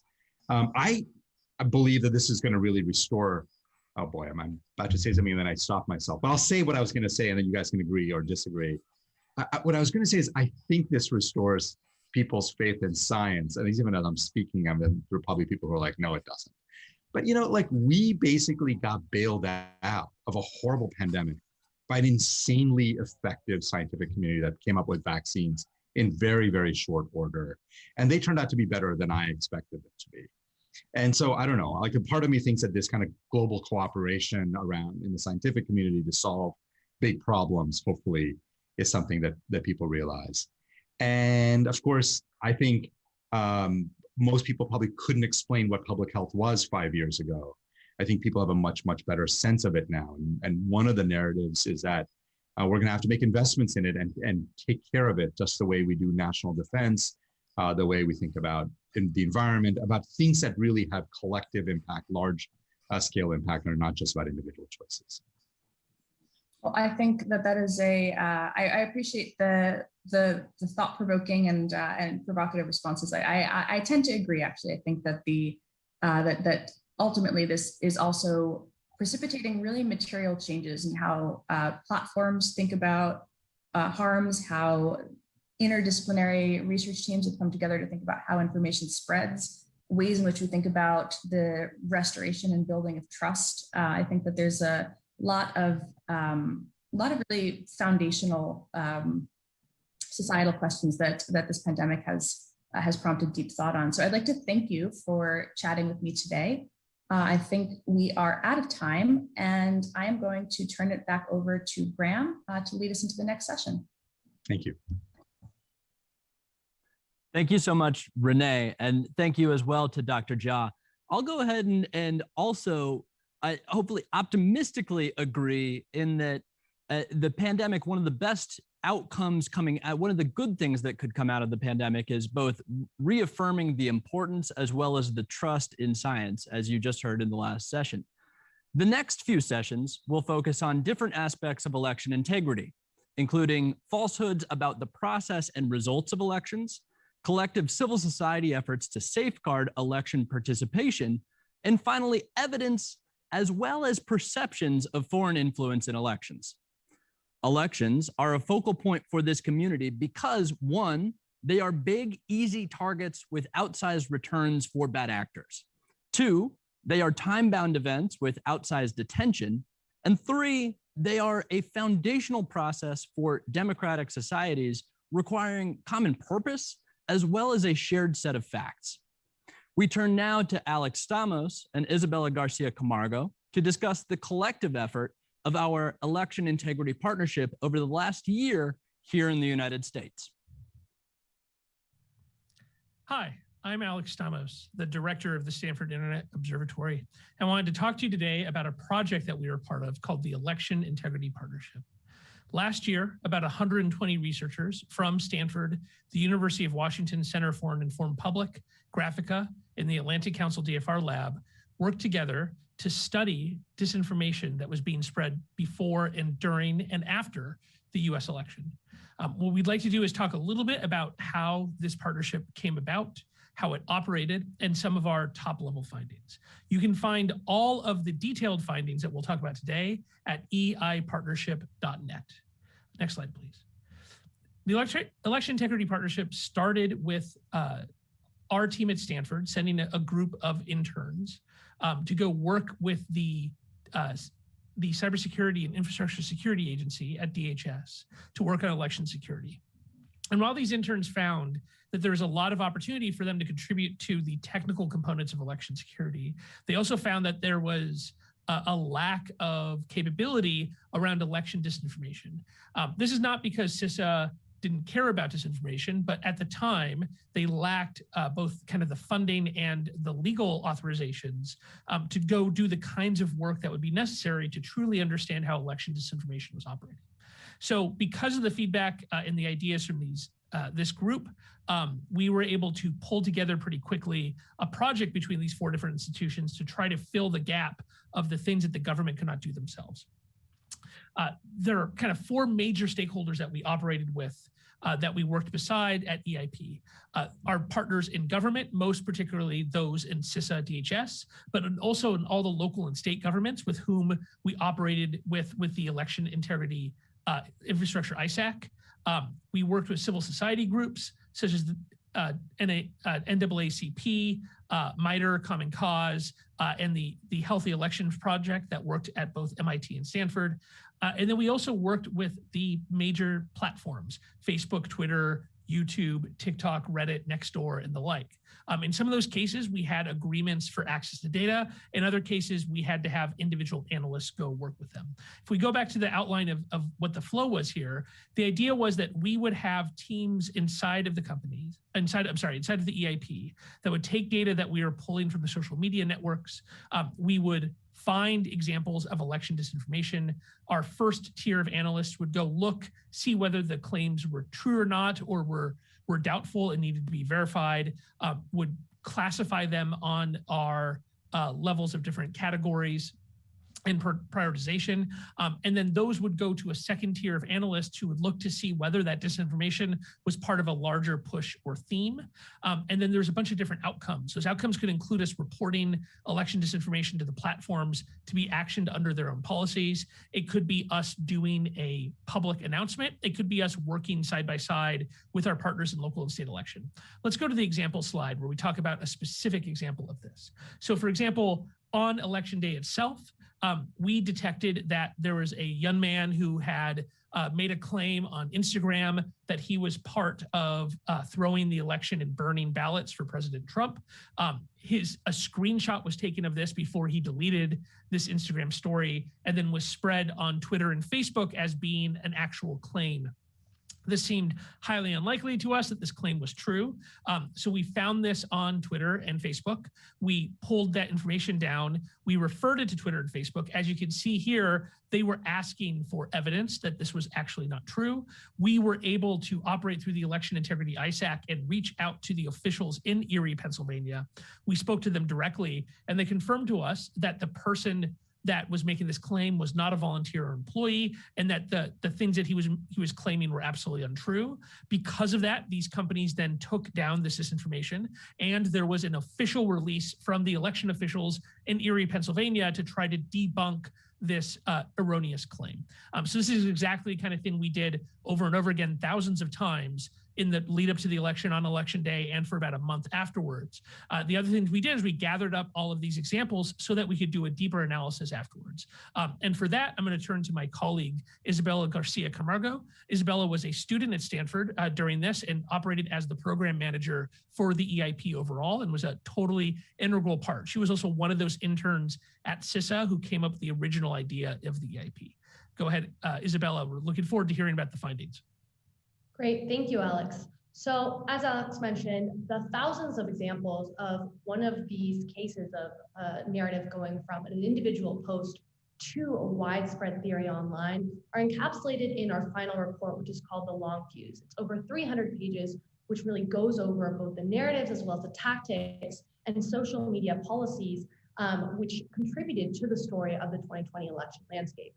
I'm going to be giving a sampling of one of our findings to encourage really audience members to check out this full work of over 100 researchers. So one of the most important dynamics that we observed in the 2020 elections was the participatory nature of these narratives. Content was going both top down, so from large political influencers and media lights, as well as bottom up, from a politically charged crowd that was influenced starting in the summer of 2020 to look for evidence of electioneering and cheating and gather that evidence in online spaces in order to come to this collective sense-making process towards what eventually became the Stop the Steal movement and this widespread theory that the election was stolen. So one of the clearest examples of this was in the case of Sharpiegate. This was a prominent narrative, which was part of the Stop the Steal movement, in which there was a theory that specifically Trump voters had been disenfranchised by being forced to use Sharpies at the polling stations. This theory was quickly debunked by the election departments, which were in question. In most cases, ballots were designed to be used with Sharpie pens. However, that didn't stop the narrative from spreading widely on and after election day. And what's really interesting is to dive into the actual data, which our researchers were finding in real time on election day. So initially there were concerns not only in Arizona where Sharpiegate really kind of came to a helm, but also in states where the ballot stations closed even earlier. So we saw examples of this in Connecticut as well as in Minnesota. But eventually when this moved into Arizona, we saw the most clear evidence of concern moving towards suspicion. So individuals who were questioning why they were given Sharpies themselves personally, and then seeing other users online and growing that questioning into a larger suspicion. This suspicion moved into accusation of real fraud and electioneering happening, especially in Maricopa County, Arizona. And then eventually all of this accumulated into offline action with real protests that night at the Maricopa County Elections Department where voters were demanding to go see evidence of cheating or no cheating in the ballot counting, and had signs which used the hashtag Sharpiegate that was seeded just that morning. And these graphs are credit to the University of Washington team, which was crucial in finding these dynamics online, but we really saw this in the data. On the left, you can see the small dots representing individual users with initial reports of Sharpie issues. And then on the right, you see the larger influencers with larger audiences who picked up these initial reports and then amplified them to larger audiences. So really an example of this bottom-up participatory dynamic which led to the spread of this narrative. Thanks, Isabella. So I wanted to highlight a couple of things. So first off, we saw a big difference in the discussion of 2016 versus 2020, in that a lot of the concerns around disinformation in 2016 were focused on foreign interference, specifically interference from Russia. One of the things that we document in our report is that there's very few examples of foreign influence in 2020. One of the best examples was an attempt by groups aligned with the Iranian government to try to convince American voters that large amount of voter information was stolen and that was being used by the Proud Boys to create fake ballots to vote on behalf of President Trump. Their efforts to make that a major story failed, partially because the video they released was debunked very, very quickly by a coalition of private and public entities, most famously with the director of the FBI, Chris Krebs, the director of CISA, and other executives standing on the podium of the White House saying this was not actually happening. So that was a very effective use of the public-private partnership to debunk and stop foreign interference. And when we look at these other themes, like Sharpiegate and such, we find very little evidence that there's any foreign involvement at all. In fact, the vast majority of election disinformation in 2020 came from Americans who had verified accounts and very large follower counts. So that's one of the big changes that we point out in our report, is that disinformation is much less about massive amplification. It's honestly less about things like algorithms and algorithmic amplification. It's what a much more important factor now is that there are large follower count political partisans who are spreading misinformation intentionally, doing so in a multimedia context. So they're doing so online on social media, but they're also doing so on cable news, doing so on the radio, through a variety of different outlets, and are able to amplify their message and to motivate their followers to go try to find evidence of the incorrect claims that they're making.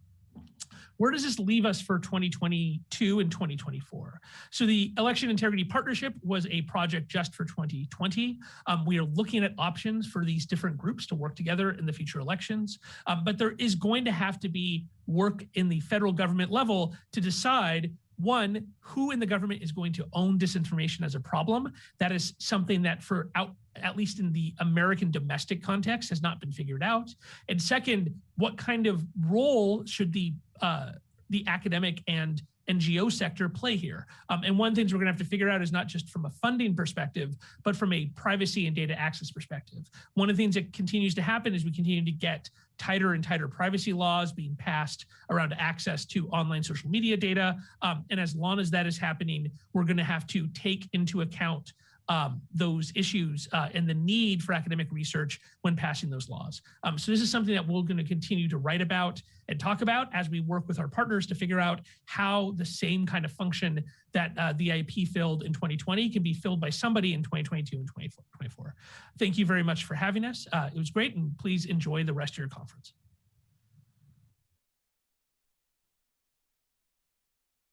As Alex and Bella mentioned, the year 2020 was an enormous focus for this community because of US elections. But so much of the work that went into protecting those elections, especially by civil society and private industry, was built on the lessons and efforts for international elections in 2017, 18, and 19, including in the European Union, India, Brazil, Kenya, Mexico, Colombia, South Africa, Tunisia, and so many other places. But if you thought 2020 was intense, 2024 makes the last US election look easy. Imagine if all of the elections that occurred in the years I just mentioned happened in just 1 year. And that's what we're in store for in 2024. making it a defining year for democracy around the world. I turn now to DFRLab non-resident fellow, Katie Harbath, joined by global election experts to discuss. Thank you, Graham. And thank you, everybody, for joining us for this important discussion. As Graham mentioned, 2024, we're going to see an electoral tsunami of major elections, not only with the US presidential election, but those in India, Indonesia, Taiwan, the Ukraine, Ghana, Mexico, the United Kingdom, European Parliament, and many others. It's a geopolitical moment that is going to be defining for the future of democracy and the internet. And that's not even to mention the other elections that we will see coming up in the next 2 years. I've got a wonderful panel here to join me in on this discussion. We have Dhruva, who is the director of the US Initiative of the Observer Research Foundation. We also am joined by Julia Brothers, who is the senior advisor on elections at the National Democratic Institute. And hopefully, time and internet providing, we will also have Dr. Lorenza Cordova, who is the counselor president of the National Electoral Institute in Mexico. And then hopefully Adayat Hassan, the director of the Center for Democracy and Development. If they're both able to join us, we will slot them into the conversation as we are moving on. But I want to start, we have a lot to get going on. And also, if you have questions for us, please go to the Socio platform and be submitting those. We're going to leave 15 minutes at the end to take audience questions. Dhruva, I'd like to start with you and looking ahead to the national elections that will be happening in India, also the state elections that will be happening before those in 2024. What are the trends that you're keeping an eye on, and what threats do you anticipate the integrity of elections will face? Well, first of all, thank you for having me. This is a great panel and a really important topic. I should say at the outset that I'm not an expert on elections per se. I run a think tank now, ORF America, based in Washington, DC, affiliated with ORF, which is an Indian institute. But a lot of the work we do is on the intersection of geopolitics and technology, and obviously the issue of elections and the role of emerging technologies, both for good and not so good purposes, is obviously a very important topic. In India, it has particular salience. Every Indian general election is the largest organized political activity in history, just because the population keeps growing. So it's an enormous, gargantuan exercise every time. The next election, 2024, it will have about 1 billion eligible voters. The last election had about 915 eligible voters. And they will be, based on, again, recent trends, we have about 2/3 turnout, so about 67% turnout in the last election. So we're looking at something like 650 to 700 million votes that will be cast in 2024. There's some things, I was based in India during the last election in 2019, and I think there's some things that are quite positive in the sense of how India's approach to elections, some of the practices, and I'll get into that. There are obviously some major downsides and some risks, and I think it's good to keep those in mind as well. On the plus side, there's a great deal of enthusiasm and faith in the electoral process. High voter turnout, high enthusiasm. Polls suggest that particularly younger voters actually are very keen on voting, which stands in contrast to much of the developed world, where those numbers are flagging, and again, polls indicate a certain wariness or about faith in democracy. So that's, I'd say, one of the good news. There's also an idea that vote is, that people have the right to vote. So the idea of election suppression, that has plagued a few other countries, isn't as much of an issue in India. I'd say the other big positive, the second big positive, has been the innovation by the Election Commission of India, which is an autonomous body, in terms of constantly improving the mechanics of elections. And so they were, the Election Commission of India was sort of a pioneer in the use of indelible ink, for example, in terms of getting voter rolls in the 1950s, and at a time when India was much poorer, much more poorly resourced. But more recently, in terms of electronic voting machines, the ECI has really been a pioneer in that respect. One of the things they've done is, because there were questions about the integrity of electronic voting machines, was to actually develop something called a voter verified paper audit trail, VVPAT. And this is a way, I mean, just to briefly explain how that works, it's when you go in to vote, you press a button to indicate your selection. You get a paper printout that you can see in a sealed box that drops into a ballot. And so you can see that your vote is actually going to the party that, or the candidate that you want to vote for. So in the event that the results are challenged in any way, there is a way of accounting for it, and there is a paper trail that is created. So that was done, that was tested at the state level during some state elections, and it was actually implemented at the last general election, and that helped to reinforce faith in the process of voting during with electronic voting. I'll briefly just describe the two downsides. I think, you know, there's a lot that, again, that India is doing right. You know, one of the things they've done also mentioned is set up a training institute called IIIDEM, the India International Institute for Democracy and Election Management, which has trained over 1,000 election officials from over 30 countries over the last decade. So there is a sense of at least demonstrating to the rest of the world capabilities. The two downsides, I would say, are the two risks. One is in terms of election financing, which is something that has been opaque for some time.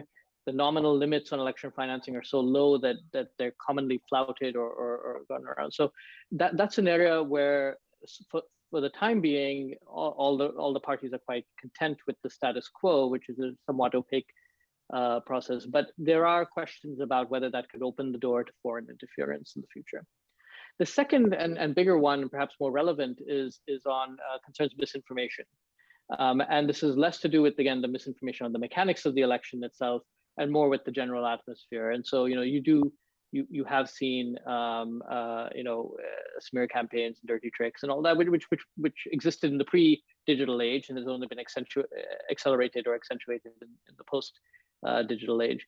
But there are, you know, concerns about how that could play out, and this is leading to two kind of slightly different problems. One is the concern about foreign interference in that process that would tip the scales in favor of a particular candidate or party. But the other concern is really about the legitimacy of the platforms themselves, and questions about whether a Facebook or a Twitter or YouTube, which are platforms used for election campaigning, should be somehow under Indian law or subject to Indian law, and, you know, the relationship there. And that is a particularly touchy issue that is being argued, including in the courts right now. So I'll leave it at that. I think, you know, those are some of the, I would say, the two areas that are of particular concern: misinformation and election financing. Although there's a lot of other elements that are grounds for great optimism. Thank you for that. I want to welcome Dr. Cordova to the conversation. As I mentioned, he is the counselor president of the National Electoral Institute in Mexico. Thank you for joining us, Dr. Cordova. Thank you so much. It's a huge pleasure to be here with you. Thank you for the invitation to the Atlantic Council. If I may, I'd love to turn to you. And we were just talking about how many elections are happening in 2024 around the world. And Mexico will obviously have their presidential elections that year, but there's also many state and local elections that are happening between now and then as well. And we're wondering if you can share with us a little bit about some of the threats that you're paying attention to and the things that you may be worried about as we go into the next few years. Well, yes, I would like to refer not only about the threats we are facing as the Mexican democracy, but I think right now, the times in which we were thinking about the threats of the new democracies, which were different from the ones of the consolidated democracies, are gone. Right now, we are facing as a democracy all around the world, mainly the same threats, the same challenges. So I would like to refer 6 of them, just very specifically, that I think are, you know, the threats that all democracies and electoral systems are facing all around the world. The first one is the one who has to be with the larger political polarization. which is right now, not only in the region, in Latin America and in American region, but it's all around the world, right now is aggravated with an unprecedented doses of intolerance discourses. I mean, it's not the same. It's natural that the electoral contest will be polarized. I mean, the elections are for that. Campaigns are just to improve contrast besides the people, the citizens. But right now we're facing. I mean, and that's I think the main issue we have to take care of. You know, the polarization discourse increased with this intolerance discourse. When you see the one in front of you, not just as a contender, but as an enemy, we have problems.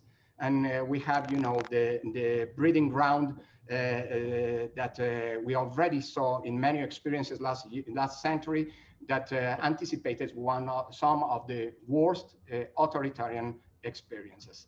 The second threat is the one who has to see with the fact that the political party system is having huge difficulties to challenging the claims, the social claims that many sectors disappointed with the results of the democratic elected government programs are producing. So, I mean, I would like to remember that democracy needs political parties.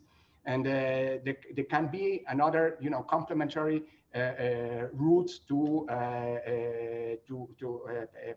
allow political participation, but they still remain as the main institution in a democratic contest. So if you don't have political parties, to say it in short, you have no democracy. The third threat, a lot of issues that such as poverty, inequality, corruption, impunity, or in some cases insecurity, that are provoking increasing the dissatisfaction with democracy and also with elections. In Mexico, we have to run elections in a context not just a pandemic, but also a violence and insecurity, which is one of the main threats we're facing on, and we will face in the future, because I mean, that's a structural problem. Those are structural problems that you cannot solve from one day to another. The fourth threat, the decline of citizens' trust on their political institution, including electoral institutions. So we have to overgo this undermining, you know, of the trust in the political institutions, and especially electoral institutions. Elections lives of certainty and credibility. So we have to go on and maximize, you know, the credibility of institutions. Fortunately, in Mexico, INE right now, before elections, was the civil institution with a larger credibility among citizens. Unfortunately, after election, we increased it in approximately 10 points that trustability, raising an inedited 71% of trust. That's one issue we have to point on. Fifth, disinformation and misinformation. I have no many things to say. I just heard what Dura just says us. I mean, that's the point of this meeting. We have, I mean, I think we have to follow there is a huge discussion in this issue around the world. I think there is a convenient, some kind of regulation, but we must understand that misinformation should be fighted with information, not with prohibition and I mean some other routes that could eventually put us in the condition to, you know, to limit freedom of speech and free expression. Finally, political financiation. I don't say so much about that. This is an issue that has been discussing in the last 10 years at least. That suppose obviously to increase the capabilities of the state and the electoral institutions of oversight and accountability of all incomes and outcomes in all around the world. And even if it's not a threat itself, I cannot miss to mention, you know, that pandemic of COVID-19 will still be with us for a large time. and therefore we will run elections certainly in 2024, still with sanitary measures and preventions that and good practices that we have been achieving in the last year at least. No? Thank you so much. Julia, I'd love to turn to you now. You work across many different countries through your work at the National Democratic Institute. And so I'd love to just hear some of your thoughts on that question. Sure, yeah. I mean, a lot of what I was going to say has already been touched on by our other colleagues here. But I mean, I think one of the big trends that I would say is positive in a way is that stakeholders in electoral processes are starting to view disinformation as an electoral integrity issue. And, you know, election management bodies are looking at it that way and are preparing a lot more now than they were 5 or 10 years ago. The platforms are viewing it in that way, but we know that this goes beyond, you know, a civic issue, and this is an electoral integrity issue. You know, voters are being intentionally confused. You know, disinformation is designed in some cases to suppress turnout and suppress participation. It can exacerbate social cleavages that can result in election violence. It can skew the playing field itself by, you know, creating unfair advantages or disadvantages for certain candidates. And like Dr. Cordova mentioned specifically, this intention to discredit the electoral process and to erode confidence in electoral institutions is a real threat. And so, you know, viewing this as an electoral integrity issue, I think, is helpful when we're thinking about reforms and interventions. You know, and certainly from an election monitoring standpoint, you know, we always say that elections are more than election day, and you need to look at, you know, the voter registration process and how campaigns are going. And now, you know, everybody sort of realizes that you cannot talk about the credibility of an electoral process without really understanding what the online political discourse looks like and what the broader information environment looks like. In terms of more sort of specific trends that I think, you know, generally we all want to look out for is, you know, it used to be, especially kind of after the 2016 elections in the US, the big focus was on foreign interference, on inauthentic coordinated behavior. And obviously there still should be a focus on that. That is still an issue. But certainly sort of domestic and homegrown disinformation is becoming more and more of an issue, even if it's something that maybe started at some point in a foreign interference campaign. It's, you know, you have to deal with it in your own domestic ecosystem. And so I think having some more strategies around that and expecting that to only increase. You know, and along with that, I think we also used to sort of see a lot of these disinformation campaigns kind of coming from very sort of unofficial sort of accounts or bodies. You know, political campaigns would not directly want to be associated, right, with this kind of shady behavior. So it was always, you know, just when you're doing social media monitoring, it's always like these supporter pages and you know, kind of closed groups that are, you know, not necessarily officially affiliated with political campaigns. And we're starting to see that change a little bit. I think that, you know, politicians are becoming more emboldened. They're seeing that you can generate or amplify disinformation with very little consequence. And so, you know, I think that's something that we might see a little bit more of.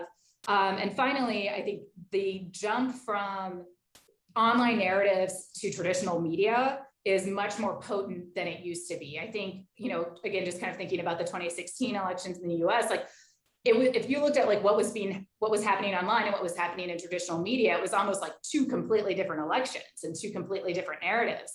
And that's certainly not the case anymore, not in the US and not in a lot of other places. So I think we also have to really be taking traditional media very seriously. And that really ends up being quite the amplifier, even of narratives that may start online, to really reach people that can impact the quality of the electoral process. So kind of going back in reverse order, Julia, I'm going to stick with you. You mentioned that elections are not just election day.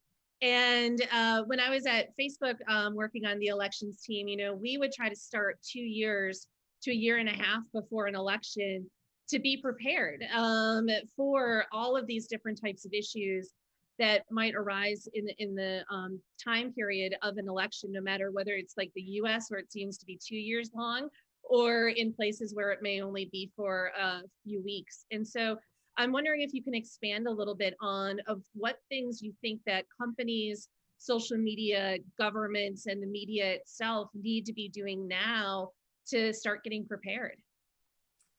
Yeah, that's a good question. Broadly, again, I think one of the big issues here is that there are very little disincentives for political actors to, not engage in disinformation. And I think we do really need to kind of change the incentive structure where we can ahead of elections. I do think that the platforms being a bit more aggressive in deplatforming and removing kind of dangerous election misinformation content is effective. I think that if that sort of increases, then that can be a good disincentive to not engage in this kind of activity. But I think it really does need to go beyond that a little bit. I think we need to be thinking about what are campaign regulation structures that create disincentives for engaging in disinformation. In a lot of places around the world, there are campaign codes of conduct. There are agreements that political contestants enter into in order to compete in elections. And that's a little bit different than doing broad regulation that's like restricting certain content and freedom of expression. That's not what we're talking about. But there are these sort of rules of the game that political contestants agree to in order to compete. They agree to certain campaign finance regulations. They agree to things that might only sort of be active during a political campaign. And I think thinking about how we can sort of incorporate these like disincentives into that. And also on the platform side in particular, I think they have these, I know Facebook and Twitter now and a few others have these kind of electoral integrity standards about content around elections that I think are great. That's about you can't give the wrong election day, right? You can't give people bad information about how to vote. You can't put out bogus information about results. Like that's all great. I think those are things that I know it's really hard to implement. I think they were effective in reducing some of the dangerous content that was happening in the US, but I think we really see a lot of kind of inconsistent implementation of that around the world. I think kind of promoting those a little bit more, making sure every country, where people are using Facebook and Twitter are aware of these standards and policies. And also being really consistent and sort of transparent with policies around elections. I think one of the problems that kind of some of the social media platforms stumble with is they're kind of constantly changing policies to meet the new challenge and the new threat. And so that can be really difficult for watchdogs and political actors, in their home countries that are, trying to monitor the situation and trying to hold institutes and actors accountable. So also sort of some, kind of a little bit of like really thinking through policies and then putting them in place and then having that be global and not just in one place. And, that would be some of my recommendations. Thank you. Dr. Cordova, I know Ine, I remember in the 2018 election when I was at Facebook, we signed a memo of understanding with you all, which was one of the first that we had done with another country thinking about mis and disinformation and many other issues. And Ine has been also very much at the forefront of thinking about what the role that Electoral Commission should be playing in this space. And so I'm wondering if you're willing to share some of the things that you all are working on and things you'd like to see other entities such as the platforms or civil society do in preparation for your elections? Yeah, well, actually, we faced in 2018 election for the first time, the largest election at that time in the middle of a global discussion about how to face and deal with the misinformation and fake news. A couple of months before, the French ones introduces a very strict and regulatory and which pointed to criminalize fake news and misinformation and so on during elections. In Mexico, we choose a different way. We bet to fight misinformation, disinformation with information. So that supposes at least 4 main axes of actuation from the EMB, from the Electoral Authority. The first one is to understand that despite the quality of the technical capabilities, the precision and the organization of an electoral process, we should be able to become actually a very strong information institution. I mean, that's part of our role in the modern times. The best way to face, fake news and misinformation is to provide to the public precise, clear, and with opportunity information in a very plain way, to allow the people who stands on to misinformation, such as there will be a fraud, or the date of the elections will be changed. I mean, you have to improve a public discourse, and that's supposed to assume yourself as an EMB in a role of a very important information agency. I mean, that's part of the roles the EMBs right now we have to play. The second act is, as you said, Kathy, to improve a strategic alliance with the social media platforms. I mean, there are companies.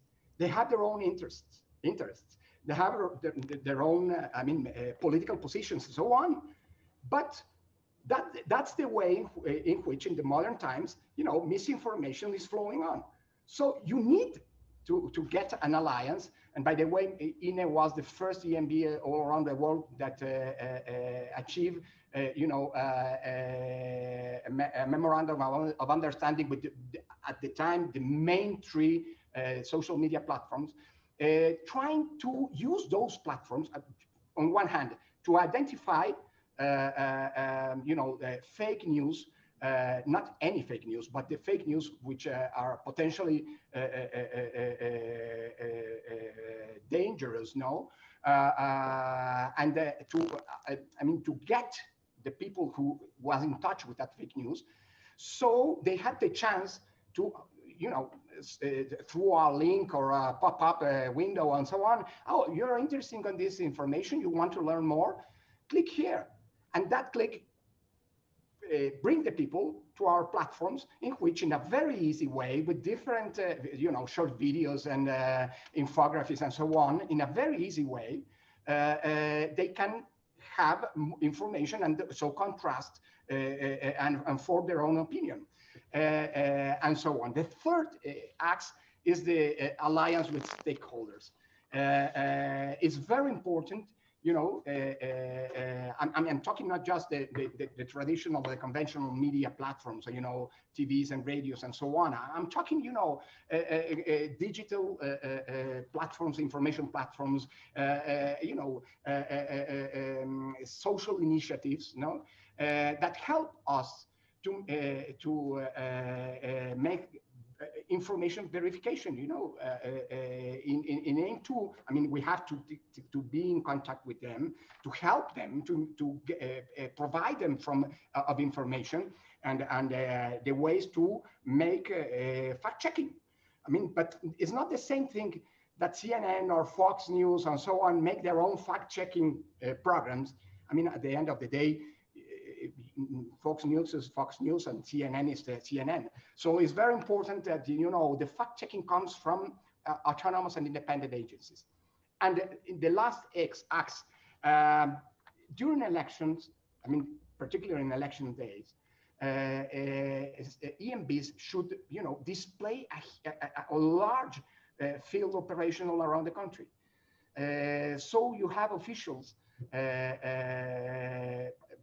electoral officials all around the country. In Mexico, we provide them with a mobile phone, and that suppose that they not just have, you know, a way, an informatic way to provide information to feed, you know, the electoral authorities, you know, systems, but also you have a camera, and any one of those officials, you know, is a sort kind of reporter. So you can, as no one, no other media company, you have the capability to provide information on real time. And it's not easy. You cannot distract, you know, from the official, from the electoral issues, you know, those people, but you can use them, you know, to provide information, certain and opportune information. So those are the main access, but you know, I mean, in 2018, we have some programs. Right now we have new platforms. We have to, you know, to improve our relationship right now with TikTok, for instance, and so on. I mean, this is moving every day. And also you must be to also improve new ways to face the problem, which is a problem of our times. Thank you. Really quickly before I go to Dhruva, just a reminder that if you have questions for our panel, please go to the Socio app and go ahead and submit those there. Dhruva, going back to India, India has been more and more being also talked about on the international stage, as well as there in the country, particularly around the new social media law that was recently enacted by the Modi government, and questions around what that could potentially mean for how information, and particularly opposition voices, are potentially suppressed during not only, you know, normal times, but also in times of election. But just wondering what you are thinking of as well, of things that not only organizations within India, but perhaps the international community need to be thinking about and preparing for as we look towards what happens in India over the next few years. Yeah, I'm actually not the best person to be talking about, I mean, the social media laws. I think a lot of, it's not just legislation and rulings and regulations, but a lot of things are actually right in the midst of being discussed and deliberated now, and it's unclear how a lot of it will shape up, certainly in time for the 2024 elections. But I think there are two kind of, you know, I think the broader problem with misinformation, and one sort of a running theme here, is how do you deal with an information environment in which bad behavior actually has a higher payoff, that the payoff for bad behavior is actually higher than the disincentives, and that I think is the sort of fundamental problem, if you will, and it's not an easy one to tackle. So two potential ways of dealing with it, perhaps these need to be pursued simultaneously in addition to other measures. One, it would be sort of top down, which is the social media companies taking more of a role, you know, instead of deplatforming, which is a very harsh measure, in terms of labeling content. And, you know, Twitter and Facebook have taken steps in that direction, which is candidates' accounts are now labeled, so people know that this is a political, you know, a political candidate. Government officials are labeled. But it may make sense to actually offer a labeled, and working with local election authorities to remove that label in the event of violations, or particularly repeated violations of community guidelines and so forth. So, you know, that would require, again, a level of coordination with individual countries, electoral authorities, but you know, I think something like that would be perhaps, and by the way, also having that reflected in algorithms as well. So I think that's kind of, it would be key to the solution. But something like that would provide, again, perhaps an imperfect solution, but something in between complete deplatforming and complete non-regulation of content, so something in between. At the same time, I think we can't escape the idea that digital literacy at the citizen citizen level is necessary, and that the earlier we start on that, the better. So even at the school level, getting students to understand how to consume information online. That it's not, I found that on the internet, but what is the source for that? What is are the competing sources of information? Certain countries are already experimenting with that in school curricula, but I think ultimately you can't escape a certain element of citizen responsibility in terms of consuming information, and I think the issue of digital literacy is going to be a challenge. One of the big challenges, by the way, everywhere is that the people who are most susceptible to this are actually older voters, who are sort of late adopters of technology, and for whom Google is the source rather than what it is they're searching for on Google. So again, I think a combination of top-down and bottom-up approaches will have to be experimented with over the coming years to find a better solution to some of these consistent challenges across countries. Great, thank you. So we actually have some audience questions. Excuse me. First, how can civil society deal with concerted efforts to undermine elections using disinformation coming from within the government and from elected officials? Notably, we saw this in the US, but there are parallels from all over the world. And this kind of goes into also a question I was going to have for the panelists myself around, it does seem like there's new social norms that are being debated about what world leaders and others should be able to say online and what the consequences of that should be. And so how do you all think that should, this is a big question, the $1 million question right now, but where do you see that going over the next few years? And do you think that there will be new rules or guardrails that are put on candidates and elected officials of what they can say online? I'll kind of toss this open to anybody on the panel who might want to tackle that.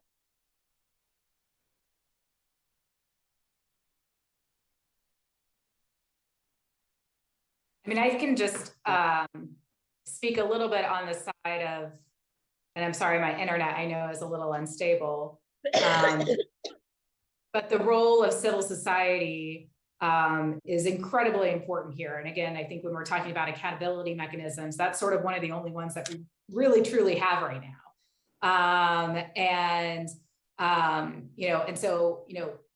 But in order for civil society's role in here to apply pressure on elected officials to behave ethically, in some way, how do we make disinformation uncool, right? And I think that that's something that really civil society and sort of citizens are going to have to do.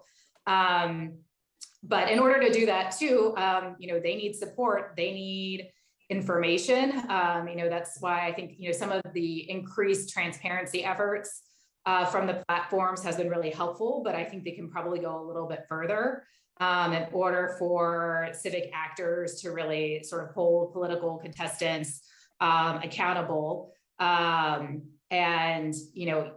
Even when it comes to things like, who are your communications consultants? I think that that's something that we're still seeing a lot is, the use of Western-based or international consultants on these kinds of communication campaigns that can be pretty dodgy. And that's something that not only citizens of that country might want to know, but it's also something that citizens of the home country might also want to know as well. So we can hold some of these businesses accountable. So I think kind of enhancing transparency generally for information that then watchdogs and civic activists can use would be really helpful in this instance. Dr. Cordova, I'd be curious to know how INE or what you're seeing this in Mexico. Well, I would like to say I essentially agree with what just Julia said. I mean, I think the problem is just a false debate if we need regulation or not. I think obviously, I think it's necessary some kind of regulation, regarding the social interaction in the digital landscape. But I mean, that's clear from my point of view. The real problem is which kind of regulation, how far we should go regulation of the the freedom of speech in the digital landscape. I mean, and we must be very careful because if we exceed in the regulation, if we try to regulate something which is unregulable, I mean, we can provoke even private censorship, which is, I mean, probably the main problem. I mean, it's to affect the heart of a democratic deliberation. So the point is, some kind of regulation should be established, but that should become from a huge global and inclusive discussion. I mean, you cannot leave it in the hands, of the social platforms just, but you cannot leave it, to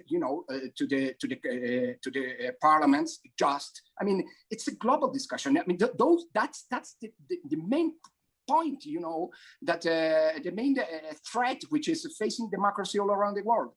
And we are talking about, the main liberty, the main value of a democracy, which is the freedom of speech. That's the point from one side. But I insist in something. I mean, we cannot just stand on regulation and believe that regulation will solve this problem. I mean, we have to develop, a digital, let me say, like that, like these democratic skills. I mean, we have to build a so kind of better environment for public conversation on social media. It's fundamental to promote civic digital initiatives, to build, as Julia said in its first intervention, a digital civic culture. And obviously, I mean, there is a responsibility for EMBs, which is, to improve all the capabilities to following the money and capabilities of accountability. I mean, the amount of money that is going on through social media or the propaganda in social media is huge, and every day it is increasing.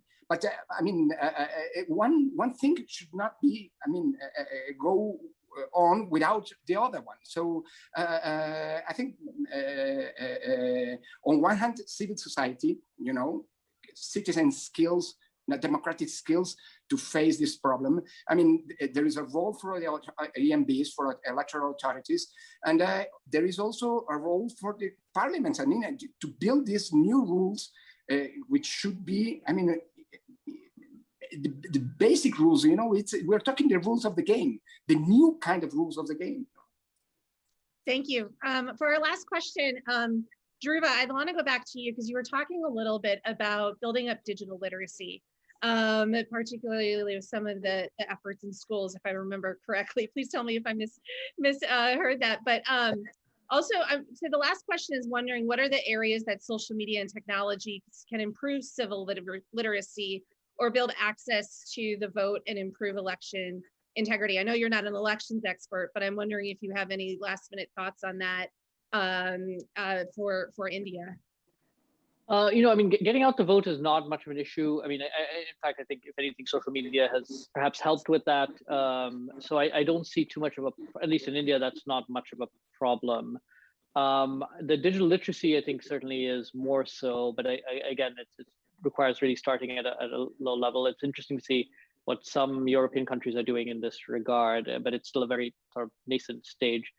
I think the previous question actually really got at a really important point, right? Which is if elected official X says the Earth is flat, is it up to the media to report that, plain, or is it up to them to check, to correct it, to check it, to provide a counter view? Is a counter view that the Earth is round is that actually fair and balanced, or if one is clearly incorrect, is it up to a third party to govern that? And again, that gets into a very tricky question of who guards the guards. And obviously, the solution lies somewhere, a combination of independent judiciaries, regulators, parliament, civil society, media. But again, you end up for every issue, it ends up being very difficult as to who holds responsibility for holding a particular individual to account at a particular time. So all of this, a long way of saying there isn't I think part of the reason we're debating this is there isn't a single point solution for any of this, but it will require quite a concerted effort involving these multiple actors, including in cooperation with social media companies and platforms, to get to the heart of the problem. Thank you so much. Well, we are coming up on the end of our discussion. There's a lot more that I think that we could have dove into here and thinking about the next 3.5 years. And this is just part of this start as part of the Atlantic Council's new Democracy and Technology Initiative. I want to thank all of our panelists for joining us today. Unfortunately, Adayat Hassan was not able to get an internet connection back up and running. So that's why she was unable to join us, but hopefully we'll be able to have her as part of future discussions. But otherwise, I want to thank Dr. Cordova, Dhruva, and Julia for joining us all today. And I will throw it back to Graham in the studio. Thank you, Katie. And to all of the panelists who joined us from around the world, either this afternoon or this evening. We clearly have our work cut out for us ahead of 2024. Since 2016, however, foreign influence and foreign interference have become a kitchen table or mainstream issue.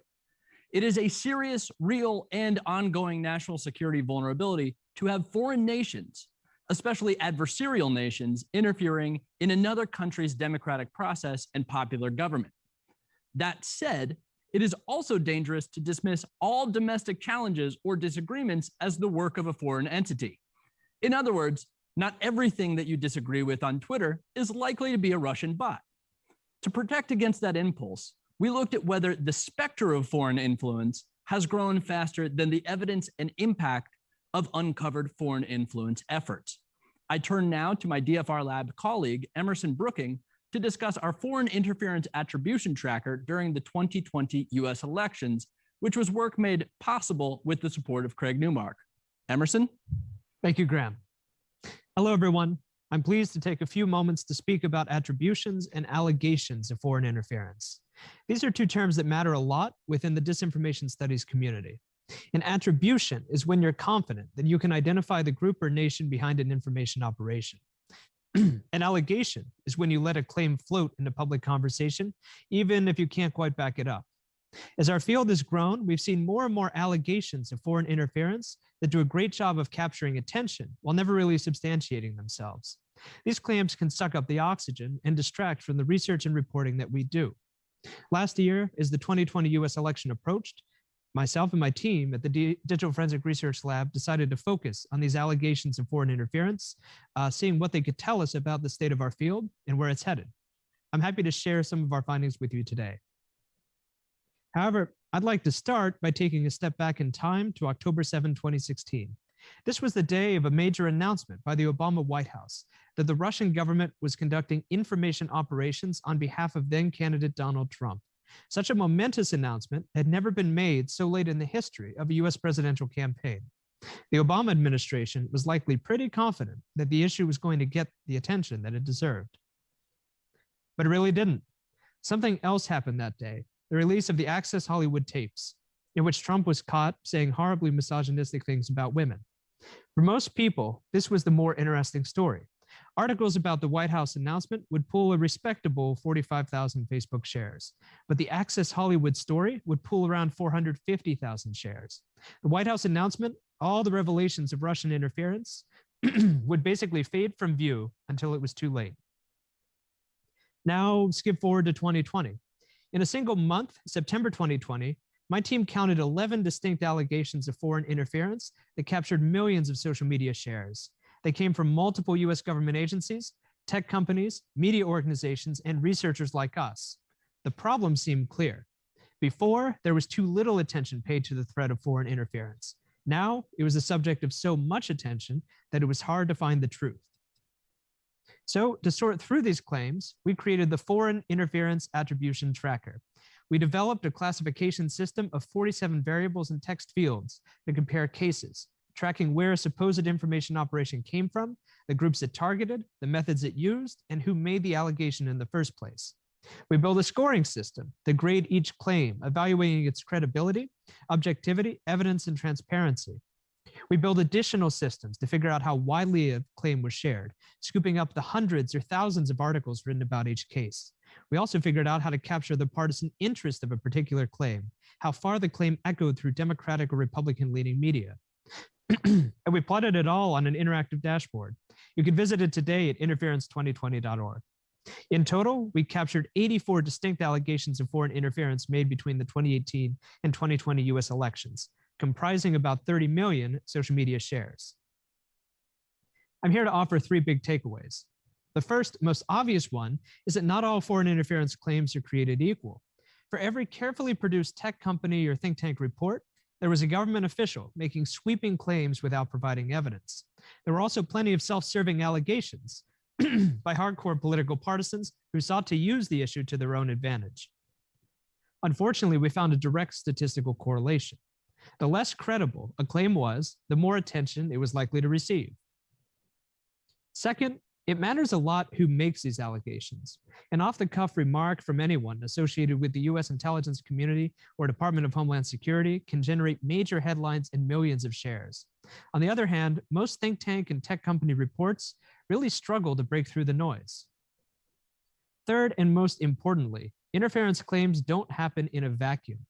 People are more likely to read about and share allegations that support their pre-existing political beliefs.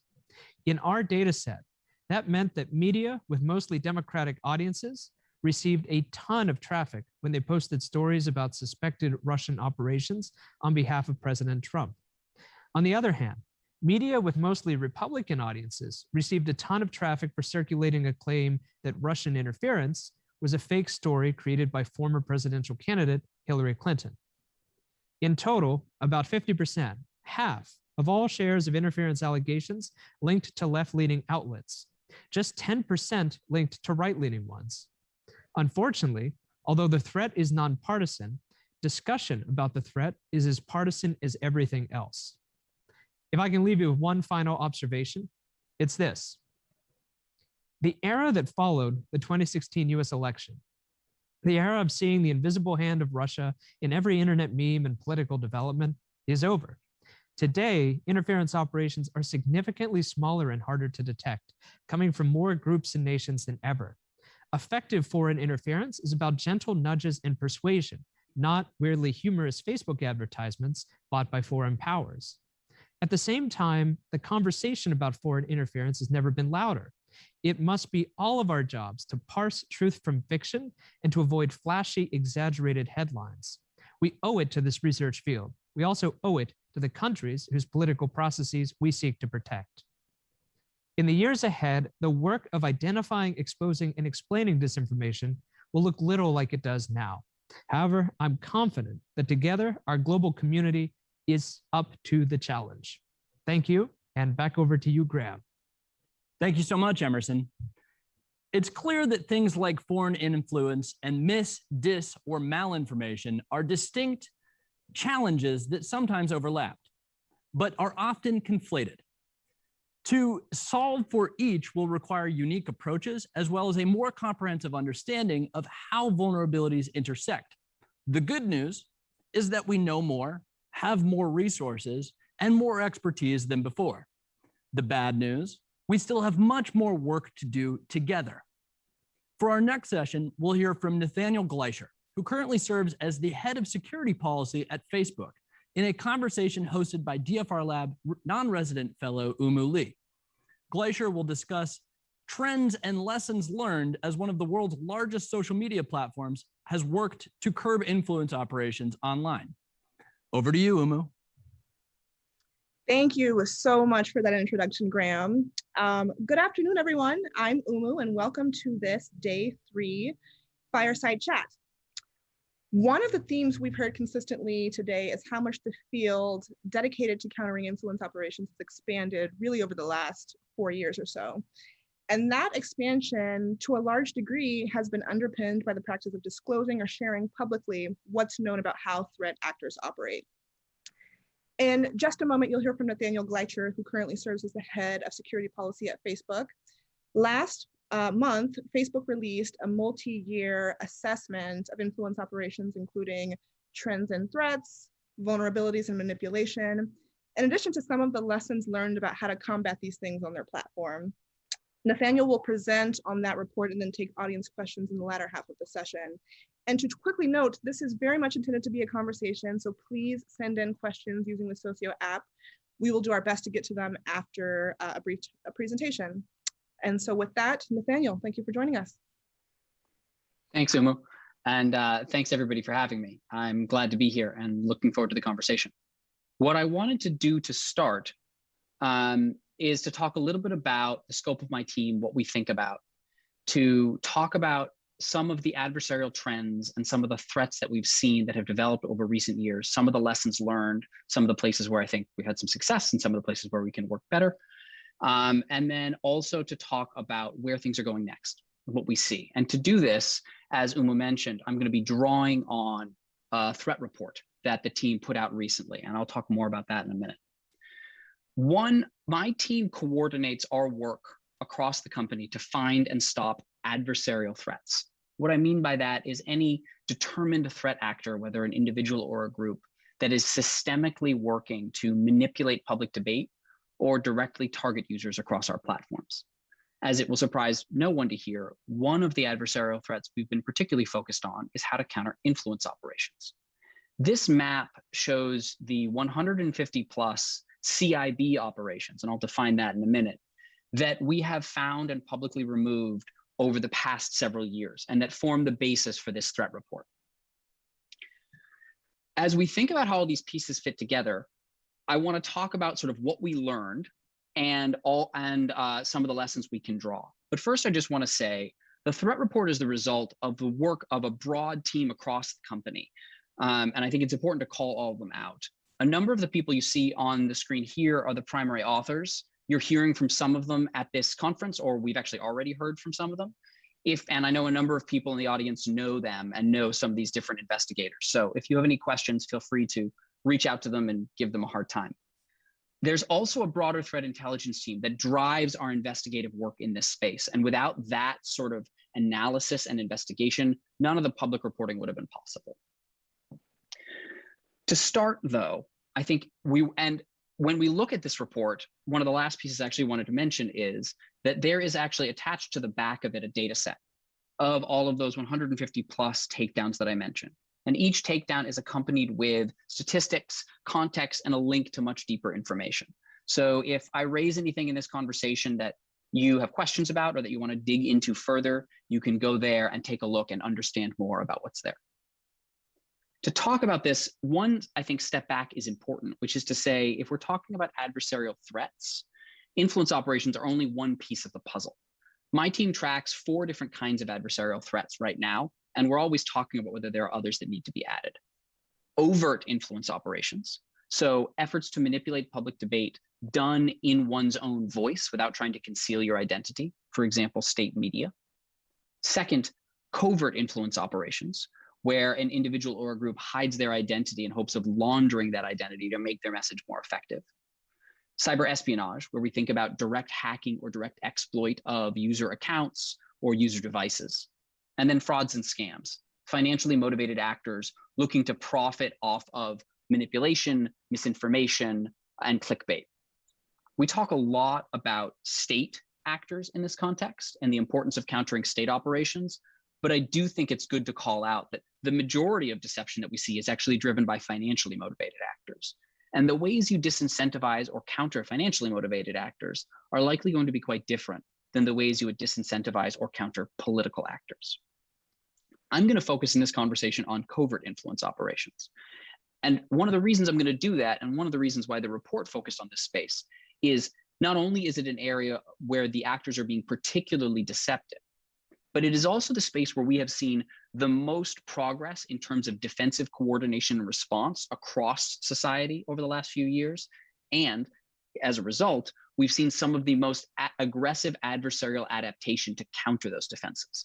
And so at this moment, as we sort of look backwards and look forward and think about what's coming next, this is a really useful space to focus. If we're going to talk about influence operations, I want to start with a definition. And I'm going to focus you on this definition on the right side of the screen there, coordinated inauthentic behavior. This is a term that we've used since late 2017 and early 2018. and is now widely used across the community and across public debate to talk about influence operations. But the truth is it's used in a lot of different ways. So when I'm talking about it and when my team is thinking about it, we are thinking about it in an intentionally narrow and specific context. CIB is designed to capture some of the most egregious, persistent, and deceptive operations we see across the platform. Not all of them. It's actually intended to be a fairly small slice. And what we're looking for is operations that rely on coordinated groups of pages and accounts and other Facebook assets that are misleading people about who's behind the operation and that are centrally relying on fake accounts to do so. And I'll just call that out because all of the analysis here is built on our disruptions of these operations. And so this is where we are looking, and this is where the root of this analysis is. We obviously have teams and investigative capacity to tackle other types of threats. But one of the things we've learned is that many of the most sophisticated actors are the most creative in the context of CIB. And tactics and techniques they use trickle from CIB down to other types of threats that we see on the platform. And so focusing here helps us stay ahead of some of this adversarial innovation. I'm sure many of you have seen Camille Francois's actor behavior content framework, where she breaks up threats on social media platforms and in public debate more broadly into the actor who's behind it, the behavior they engage in, and the content they share. The only point that I will make here is that when we are conducting CIB investigations and enforcements, we're focused primarily on the behavior that's being displayed and to some degree on the actor. For example, if there is a repeat disinformer, there's a repeat influence operator, we might be looking at the actor who's behind it, but we're not actually analyzing the content to conduct the enforcement. We do share information about the content that's part of the operation. And the reason we do that is there is so much interest in what these operations are saying that I think it's important to disclose that. But in terms of enforcement, we focus on behavior and then we focus on actor. My last caveat here, this is a data set that we're drawing on. And I think it's important to always acknowledge that no data set is perfect. There are limitations to it. And so I wanted to call out a couple of them and talk about why I think this is a useful data set to be focused on. First, this data set is platform and violation specific. These are obviously operations that touch Facebook or Facebook platforms, and they are violations for CIB, not for everything. That narrows the scope of the data set. Second, our investigations prioritize critical events and important civic moments around the world. So we might focus more investigative resources ahead of a major election or ahead of a coup or another critical civic moment. That's obviously going to skew the data set a little bit, but it also means we're more likely to catch threat actors at the moment where they could cause some of the most harm. And finally, we're continually expanding our teams that tackle these threats and improving our detection frameworks. So as you look at the data set, you'll see that particularly as you get to more recent times, we are catching more operations and we're catching them earlier and we're catching smaller operations. That obviously impacts the data set as well, but it's a sign of progress and it's a sign that we're catching more of these. Despite those limitations, I actually think this is an incredibly valuable data set. And it's valuable because we really do see global scope here. This data set touches more than 50 countries, operations in more than 30 languages on every continent but Antarctica. And despite the fact that public debate around IO often focuses on the United States and Europe, one of the things that you'll see here is a very heavy representation of influence operations targeting or originating in countries beyond there, in the global south and elsewhere in the world. And I think that that's a really critical piece of tackling IO, is looking beyond just the US and the European context, to the places where we're seeing renewed technique and ongoing innovation from these threat actors. When we look at this data set, you'll see that there are government and non-government operations, there are foreign operations and domestic operations. It reinforces the fact that influence operations really isn't one problem. There are many different types of threat actors, and the techniques we use to tackle them and the challenges they raise are distinct. And so I think it's really important as we think about tackling this space that we're precise about which piece of the puzzle we want to tackle. And this raises a statistical point I want to draw from the report that I think is really interesting. It's a trend, or perhaps a lack thereof, to be honest. This shows the distribution between foreign and domestic originated operations that we have enforced against since 2017.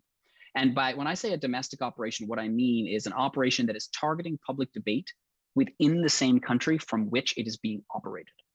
And what's interesting about this is that in 2018 and 2019, I think much of the public discussion about influence operations focused on foreign interference, and in particular, state-backed foreign interference. In 2020 and now in 2021, I think a lot of that conversation has shifted to focus on domestic manipulation. But the truth is, if you look at the data here, you will see that the amount of foreign and domestic operations that we've seen around the world have been approximately consistent, going as far back as 2018. And we see that pattern continued, which just reinforces the fact that it's not that influence operations are a foreign interference problem or a domestic manipulation problem, or that one is shifting into the other, but rather there are two distinct capacities here, and we need as a community to figure out how to tackle both of them at the same time. So let me talk a little bit about a couple of the adversarial trends that we call out in the report and that we've seen in recent years. The first is the rise of influence operations for hire companies. Now, there was actually a panel discussing this just yesterday, and someone from the team, David Agranovich, was part of that along with a number of other experts. So I won't belabor this point too much, but I do want to call out what I think are the two biggest challenges that happen as a result of this trend of PR firms or marketing firms running influence operations for hire. The first is, if you are a sophisticated threat actor, you can use this to further launder your identity. If you hire a PR firm to run a campaign for you, and you don't conduct that exchange over social media, and you conceal that reasonably well, our teams that work very hard to attribute these operations when we can do it may be able to find the PR firm, but they're unlikely to be able to get back to whoever hired them. You're going to need law enforcement capacity or government investigations or some other tool to make that second leap. And so IO for hire firms are making it easier for people to hide who they are when they run these campaigns. And then second, they're democratizing access to these techniques. You no longer need to train a team in how to run an influence operation. You just need to hire someone. And that has a trickle-down effect across the sort of sphere of threat actors in the threat landscape. There are more and more less sophisticated actors getting into the game because they can make a hire like this. And I think that raises additional challenges. There are things that can be done to deter this community. But as was talked about yesterday on the panel, I think what's most important is we have to make this business unappealing and unprofitable. The second trend that I want to mention is platform diversification. It is more true than ever today that influence operations don't just target one social media platform. They target multiple platforms. They increasingly leverage websites on the open internet. They directly target traditional media, and they often or sometimes include off-platform physical world components. All these pieces together create an interesting challenge for investigators because you need to be able to piece together what's happening across different platforms to understand the scope of an operation. This is one of the reasons why the work of the digital Sherlocks and the community here is so important. We need to have that cross-platform analysis and analytics to understand the scope of the challenges we face. In some ways, this is a good sign because platform diversification is being driven in part by increased enforcement at the major social media platforms. The more sophisticated threat actors, whether we're talking about Russian-linked actors or Iranian-linked actors, their operations are getting caught earlier, they're getting caught sooner. And so they're moving off of the major platforms to look for other places where they can persist longer. And so it's good to see that, but it does mean they are looking for other ways to run these operations. They are targeting newer social media platforms that either haven't invested yet in these security systems or are building themselves as a more open platform that isn't going to take that kind of action. And I think that is a challenge that's going to come back for us again and again in the months and the years ahead. And then the third trend that I would mention is perception hacking. And what I mean by that is as influence operations are getting caught sooner and sooner, we're seeing threat actors shift. Rather than running an influence operation, they are simply preying on the fact that the public believes these influence operations are out there and are all around.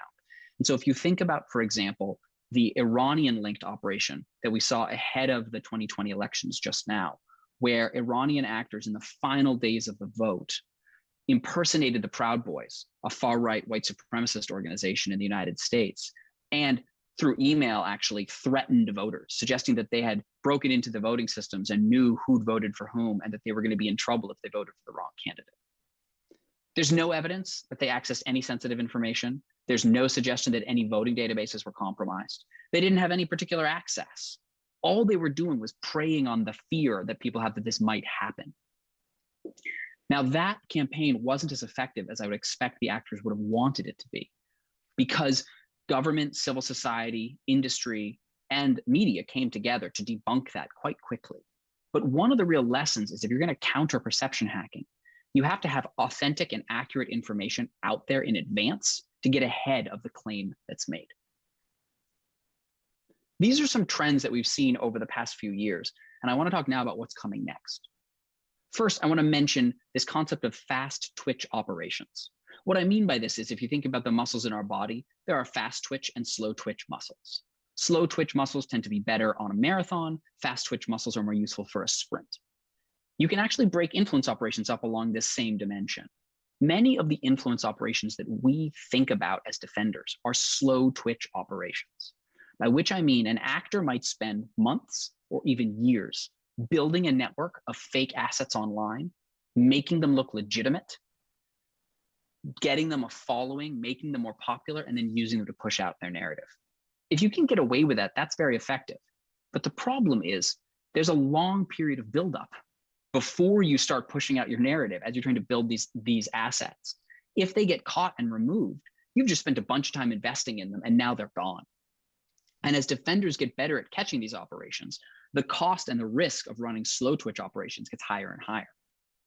Fast twitch operations are very different. Instead of building up this audience, instead what you try to do is you try to inject into public debate right in the last few days or hours before a critical moment, a salacious, a false, and exciting piece of information that's going to change the conversation. That Iranian operation I mentioned is a good example of this. And we've seen hack and leak operations that are other attempts to do this. These fast twitch operations are particularly interesting and challenging for defenders because we don't have as much time in advance to find and stop the campaign. And it's where careful, accurate information is really important to slow down the response to the false claims so that all the defenders can have time to tackle whatever threat emerges. Second, there are many new types of actors and threats involved in influence operations today. The last presentation ended by noting that the threat landscape doesn't look anything today like it did in 2017 or 2018. And that's absolutely true. I think we often think about a IRA 2016 style influence operation when we talk about this. But the truth is today, the world is much more complex. One very simple example, which connects a few of the threat trends we've been talking about. In the Mexican elections that happened just recently, we found a pretty high number of CIB campaigns, mostly linked to local or regional political actors, fairly small, fairly focused, that were all kind of getting in on the game because they were able to hire PR firms. These are a very different type of actor. They're making a different type of risk calculus, and the way you deter them is going to be different. And we have to be thinking as a community, not just how do we tackle the old type of threat, but how do we tackle these new threats that are emerging so consistently. And then the final sort of looking forward point that I want to make, one of the clearest lessons of the last few years has been that to tackle influence operations, you need a whole of society response. You need civil society, industry, the media, and government all to be conscious of this threat and to be tackling it. But one of the challenges that's emerging is if those are the four legs of the defensive stool, and when we put them together, it can actually be very effective, and we've seen that. What do you do when one of those legs isn't a defender? When one of those legs is actually perpetrating the influence operation, or is at least looking the other way? And we've seen this around the world as we see digital autocracy rise and we see governments try to use both their official and their unofficial capacity to either push these campaigns or make it hard for defenders to counter them. And I think one of the key challenges we all need to think about is in that world, when you don't have all four of those legs of the stool, how do you still counter these operations? Now, that's a scary note to end on. So I just want to say, actually, if you look at this data set overall, the overall message is actually that we're making significant progress. We've moved from a world where you really don't see many defender teams on the field to having dedicated teams across society countering those threats. And I think there's incredible, and by and large, it looks like these operations are getting caught sooner and they're reaching fewer people before they're getting taken down. Those are good signs. And it's reassuring that I think we can make progress when we're working on this together. I'll close just by saying I mentioned this data set that backs up the report. One of the things we're thinking about now is what can we do to make this data set more useful? What are additional types of taxonomy we could offer, the types of actors who might be linked to different campaigns, et cetera. If anyone in the audience has thoughts on this, please feel free to reach out to any of the authors. That's something I would love to hear as we continue to improve the report. And with that, I will pause and be happy to take questions.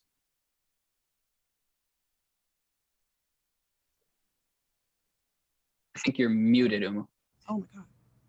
There you go. Thank you so much to the hosts. I want to first say thank you for your presentation, and also just sort of add, I want to start off our question and answer period with a question of my own as the audience questions continue to roll in.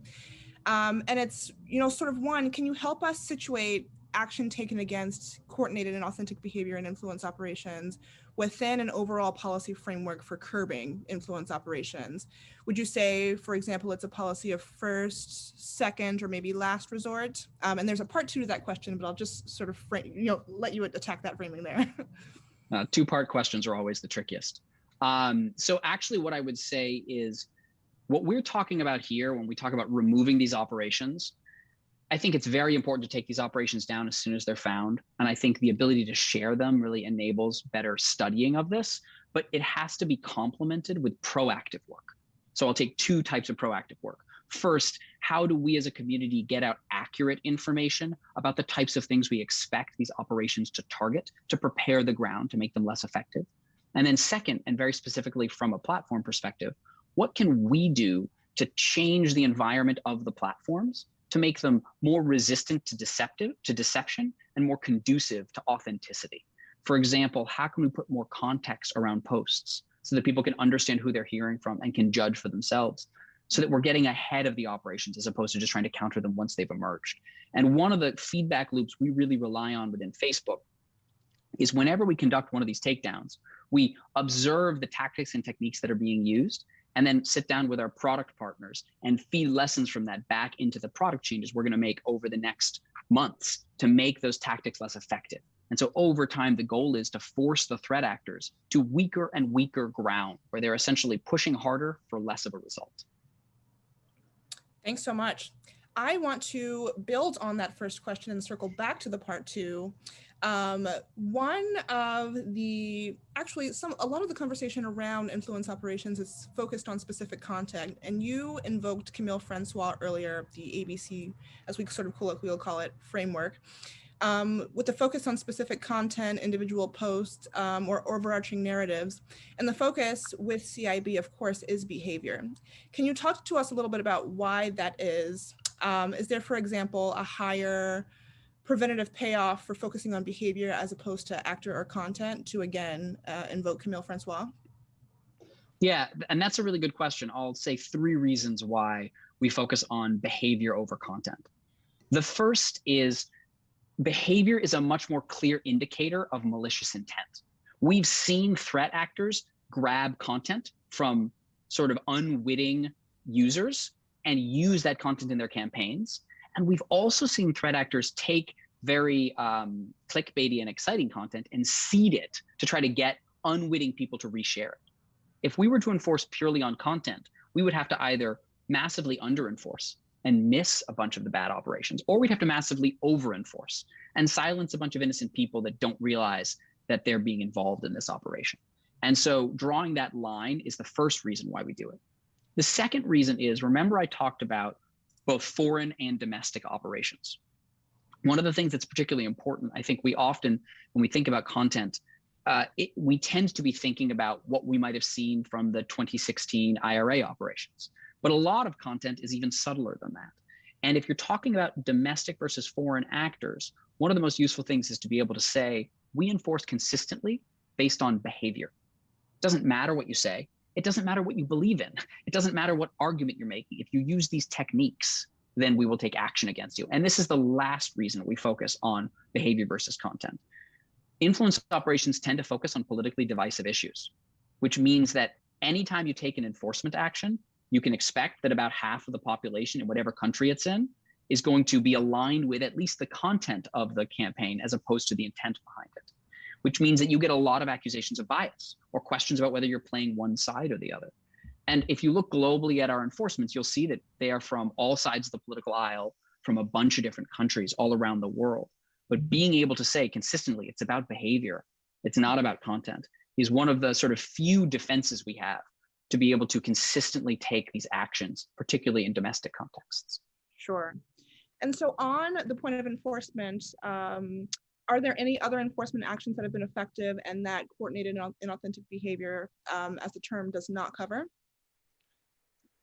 Other types of enforcement actions that have been effective. So I think it really depends on the type of the threat, right? Coordinated inauthentic behavior is very low volume, high consequence, driven by experts.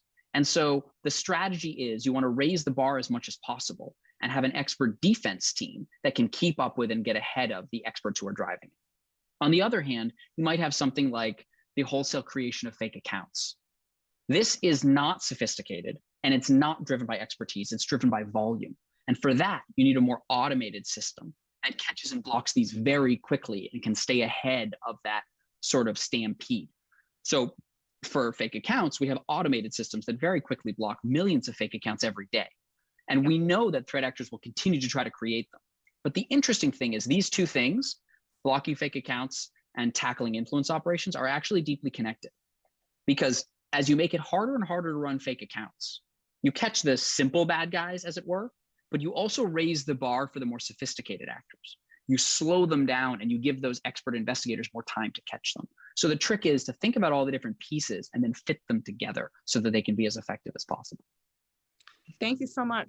We just had an audience question come in, and I will read it to you. You mentioned, Nathaniel, that one of Facebook's new priorities is stopping influence operations for financial reasons. Could you speak in more detail on this? Why, in your opinion, has there been an observed uptick? Do you think it has to do with misaligned incentives in the markets that Facebook has created, both via monetization and revenue opportunities offered to users or in the marketplace? So that's a great question. I would say it's not that this is a new priority for Facebook. We've been finding and taking down these IO for hire companies for some time. If you look back at some of the earlier takedowns of Archimedes Group, Pragmatico, and some of the others, I think what's happened is influence operations, which are multi-platform, and we see them exploit a whole bunch of different platforms, have become much more publicly understood. They have become much more, quite frankly, approachable after the 2016 elections. I think one of the most challenging consequences of the influence operations around the 2016 elections is they made a whole lot of other people feel like they could use tactics like that. It's interesting because if you look at the characteristics of influence operations today by the most sophisticated actors, they actually look more and more like what influence operations looked back in the 80s and the 90s in the last century. They are much more carefully hidden. They rely very heavily on real world legitimization techniques, and they often are pretty high risk. Like the hit rate on them is not as high. And so a good example of this is an operation run by Russian actors where they created a fake NGO that was based in Ghana, in Accra. They hired real people, unwitting people, to work for that NGO and to make it look legitimate. And the goal of that operation was, as far as we can tell, to legitimize this NGO so they could then use it to push divisive, racially charged narratives into the United States and elsewhere in the lead up to the 2020 elections.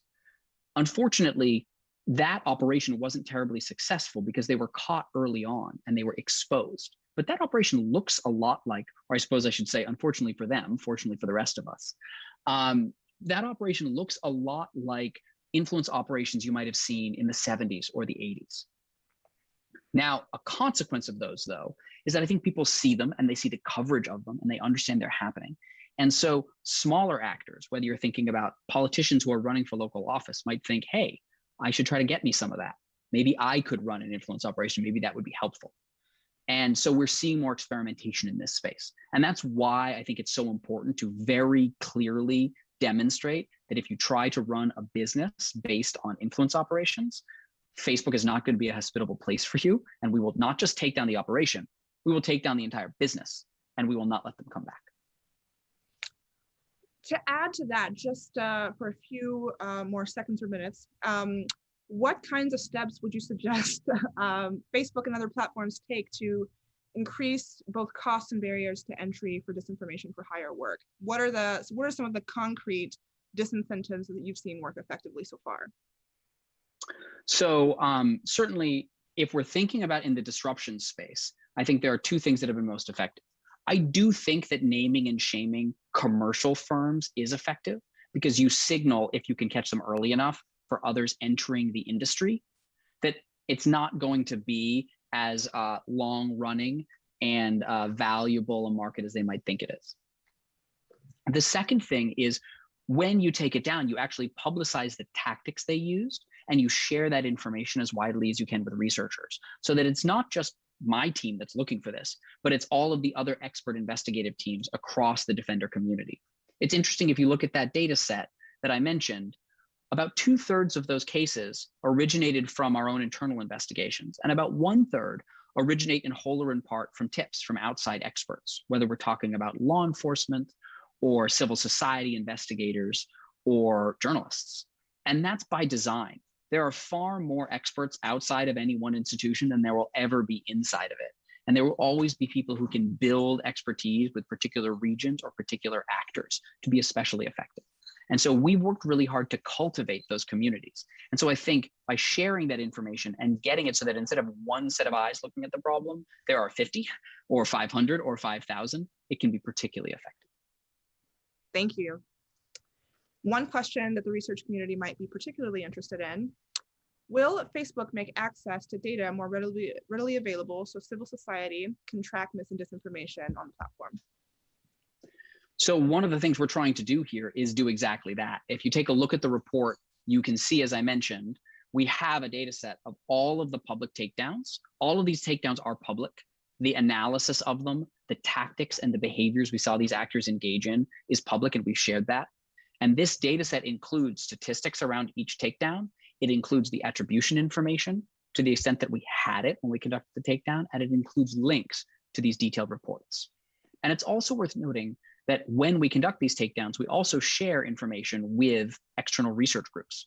And for many of these takedowns, there are also in-depth analyses, some of these running to the 60, 70, 80 page mark, detailing the operation, detailing the tactics, and detailing some of the lessons learned. So in my experience, transparency about these things is extremely important. And the more that we can do, the more valuable it is. I do think one question we're grappling with is the world of influence operations looks very differently today than it did in 2018. And if you think again back to this example I mentioned of the Mexican elections, and all of these fairly small influence operations didn't reach many people, it's not clear how effective they were. Should we be putting the same weight behind being transparent about those as we are about, for example, a new significant operation that uses new tactics we haven't seen before? Where I would like to see us get is a space where we can do more detailed deep dive investigations and expose information on the most sophisticated or the most innovative threats we see, and move some of the resources to focus where I think it'll be most valuable. And you've seen us start to experiment with that in some of our recent reports, and you'll see more of that going forward. I want to pick up on that point just for a second to trace the arc of how the landscape has changed just in the last couple of years. Starting in about 2015 or 2016, there was your IRA, manipulation of accounts, a little bit of identity laundering. And then around sort of 2018 and 2019, there was a shift where we saw an uptick in all sorts of different actors, including both foreign and domestic, collaborating and working together. What are your some of reflections about how that sort of shift happened, and how do you see that informing future countering influence operation work? So if you're thinking particularly about the sort of blurring of the line between foreign and domestic actors, I think that certainly is a trend that's worth paying attention to. And there are two ways we see it happening. Well, maybe three. One is we see foreign actors hiring locals to work for them. This is something we've seen in a number of operations targeting public debate in Africa and some others in other parts of the world.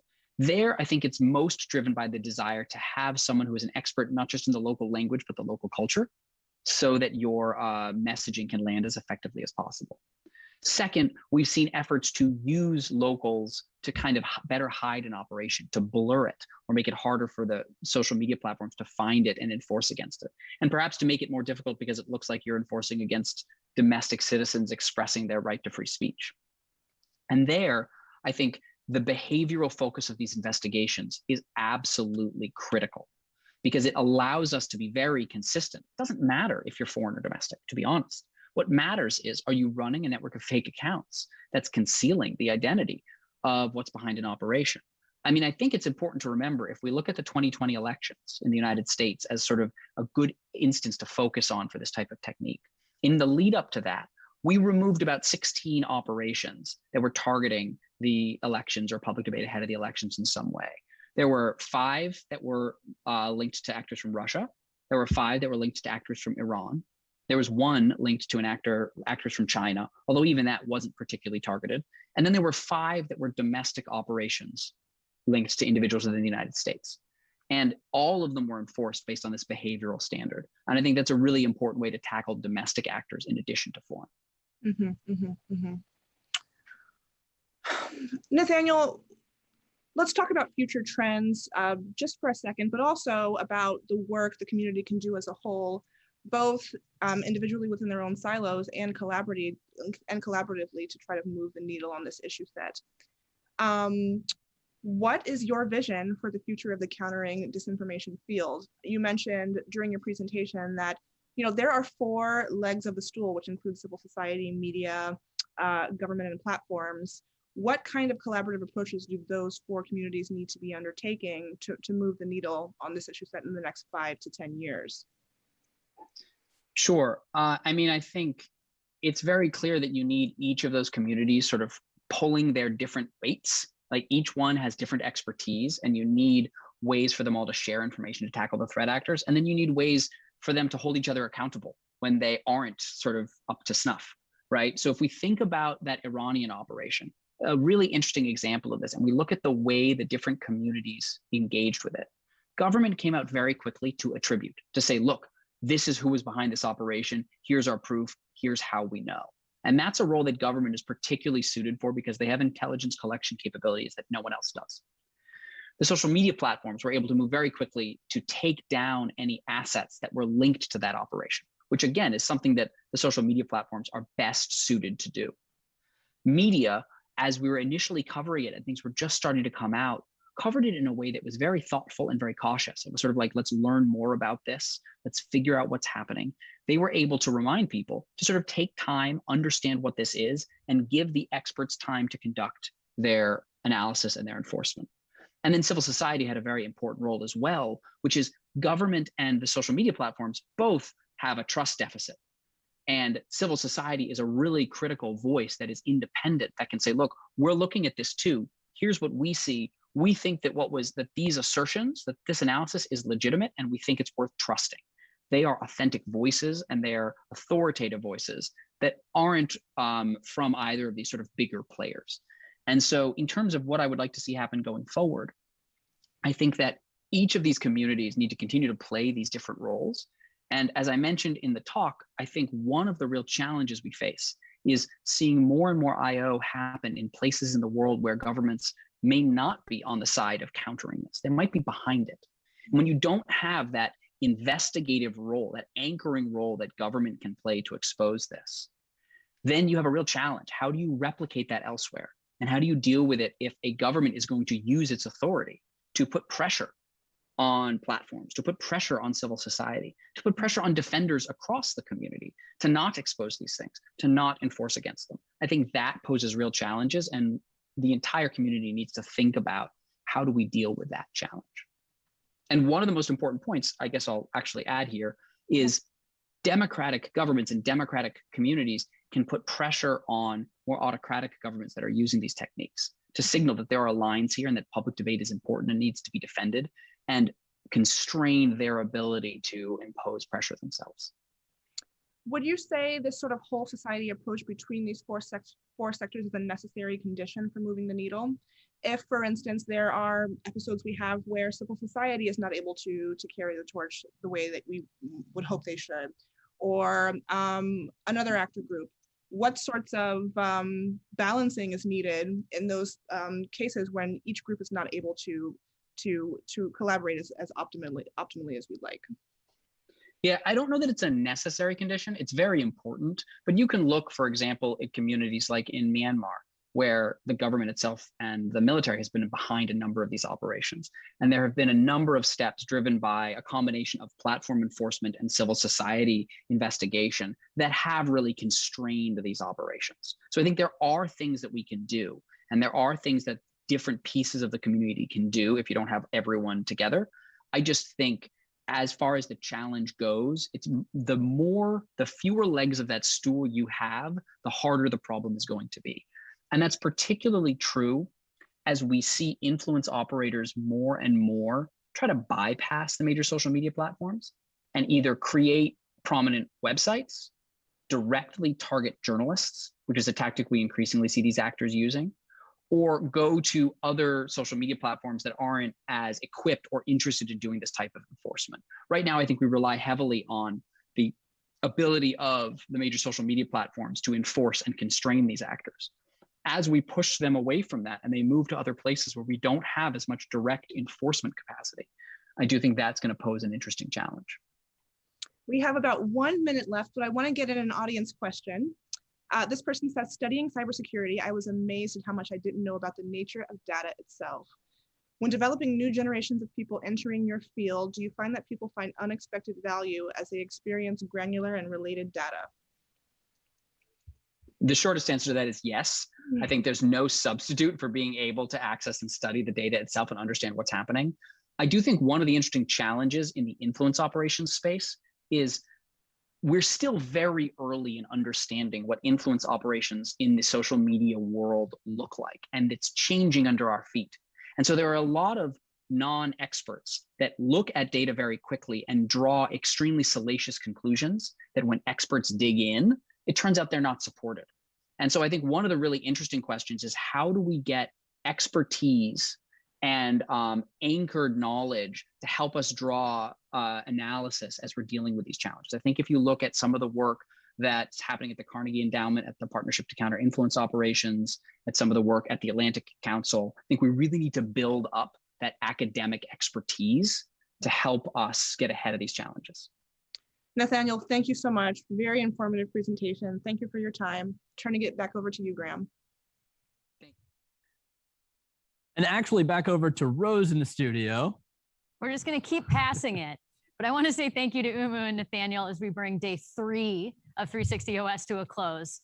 Let us also say thank you to all of our excellent panelists and speakers for joining us, and to all of you watching for making this possible. We started today with a poignant address from Hong Kong activist in exile, Nathan Law. And we heard from a panel of activists and journalists about the evolution of the digitally enabled movements in the region. And it served as a stark reminder of the human stakes in this conversation. We also heard today from international elections experts about disinformation and coming elections, as well as a fascinating chat between leading public health expert Dr. Ashish Jha and disinformation scholar Renee DiResta about COVID-19 misinformation and the infodemic. If you missed any of them, make sure to check out all of the series of excellent lightning talks from this afternoon, covering everything from the gaming industry to human rights and AR and VR in tech, China's suppression of public information, as well as a human rights approach to child protection online. And we've got just one more day left, and it's shaping up to be a great one. So please do join us tomorrow to see renowned journalist Maria Ressa, Kenyan scholar Nanjala Nyabola, and former Wikimedia CEO Catherine Marr in conversation with Erica Kochi about the global digital square. And we've got more lightning talks from leading scholars on the evolution of propaganda and disinformation, an address from the Danish tech ambassador, and a fireside chat with Congressman Tom Malinowski to close it all out. The conversation, as always, will continue for us on Instagram, Twitter, Facebook, as well as everywhere where you're engaged with this conference. So please, engaging there, tagging our @DFRLab and @Atlantic Council handles, and using hashtag 360OS. We look forward to seeing you all tomorrow. Thank you.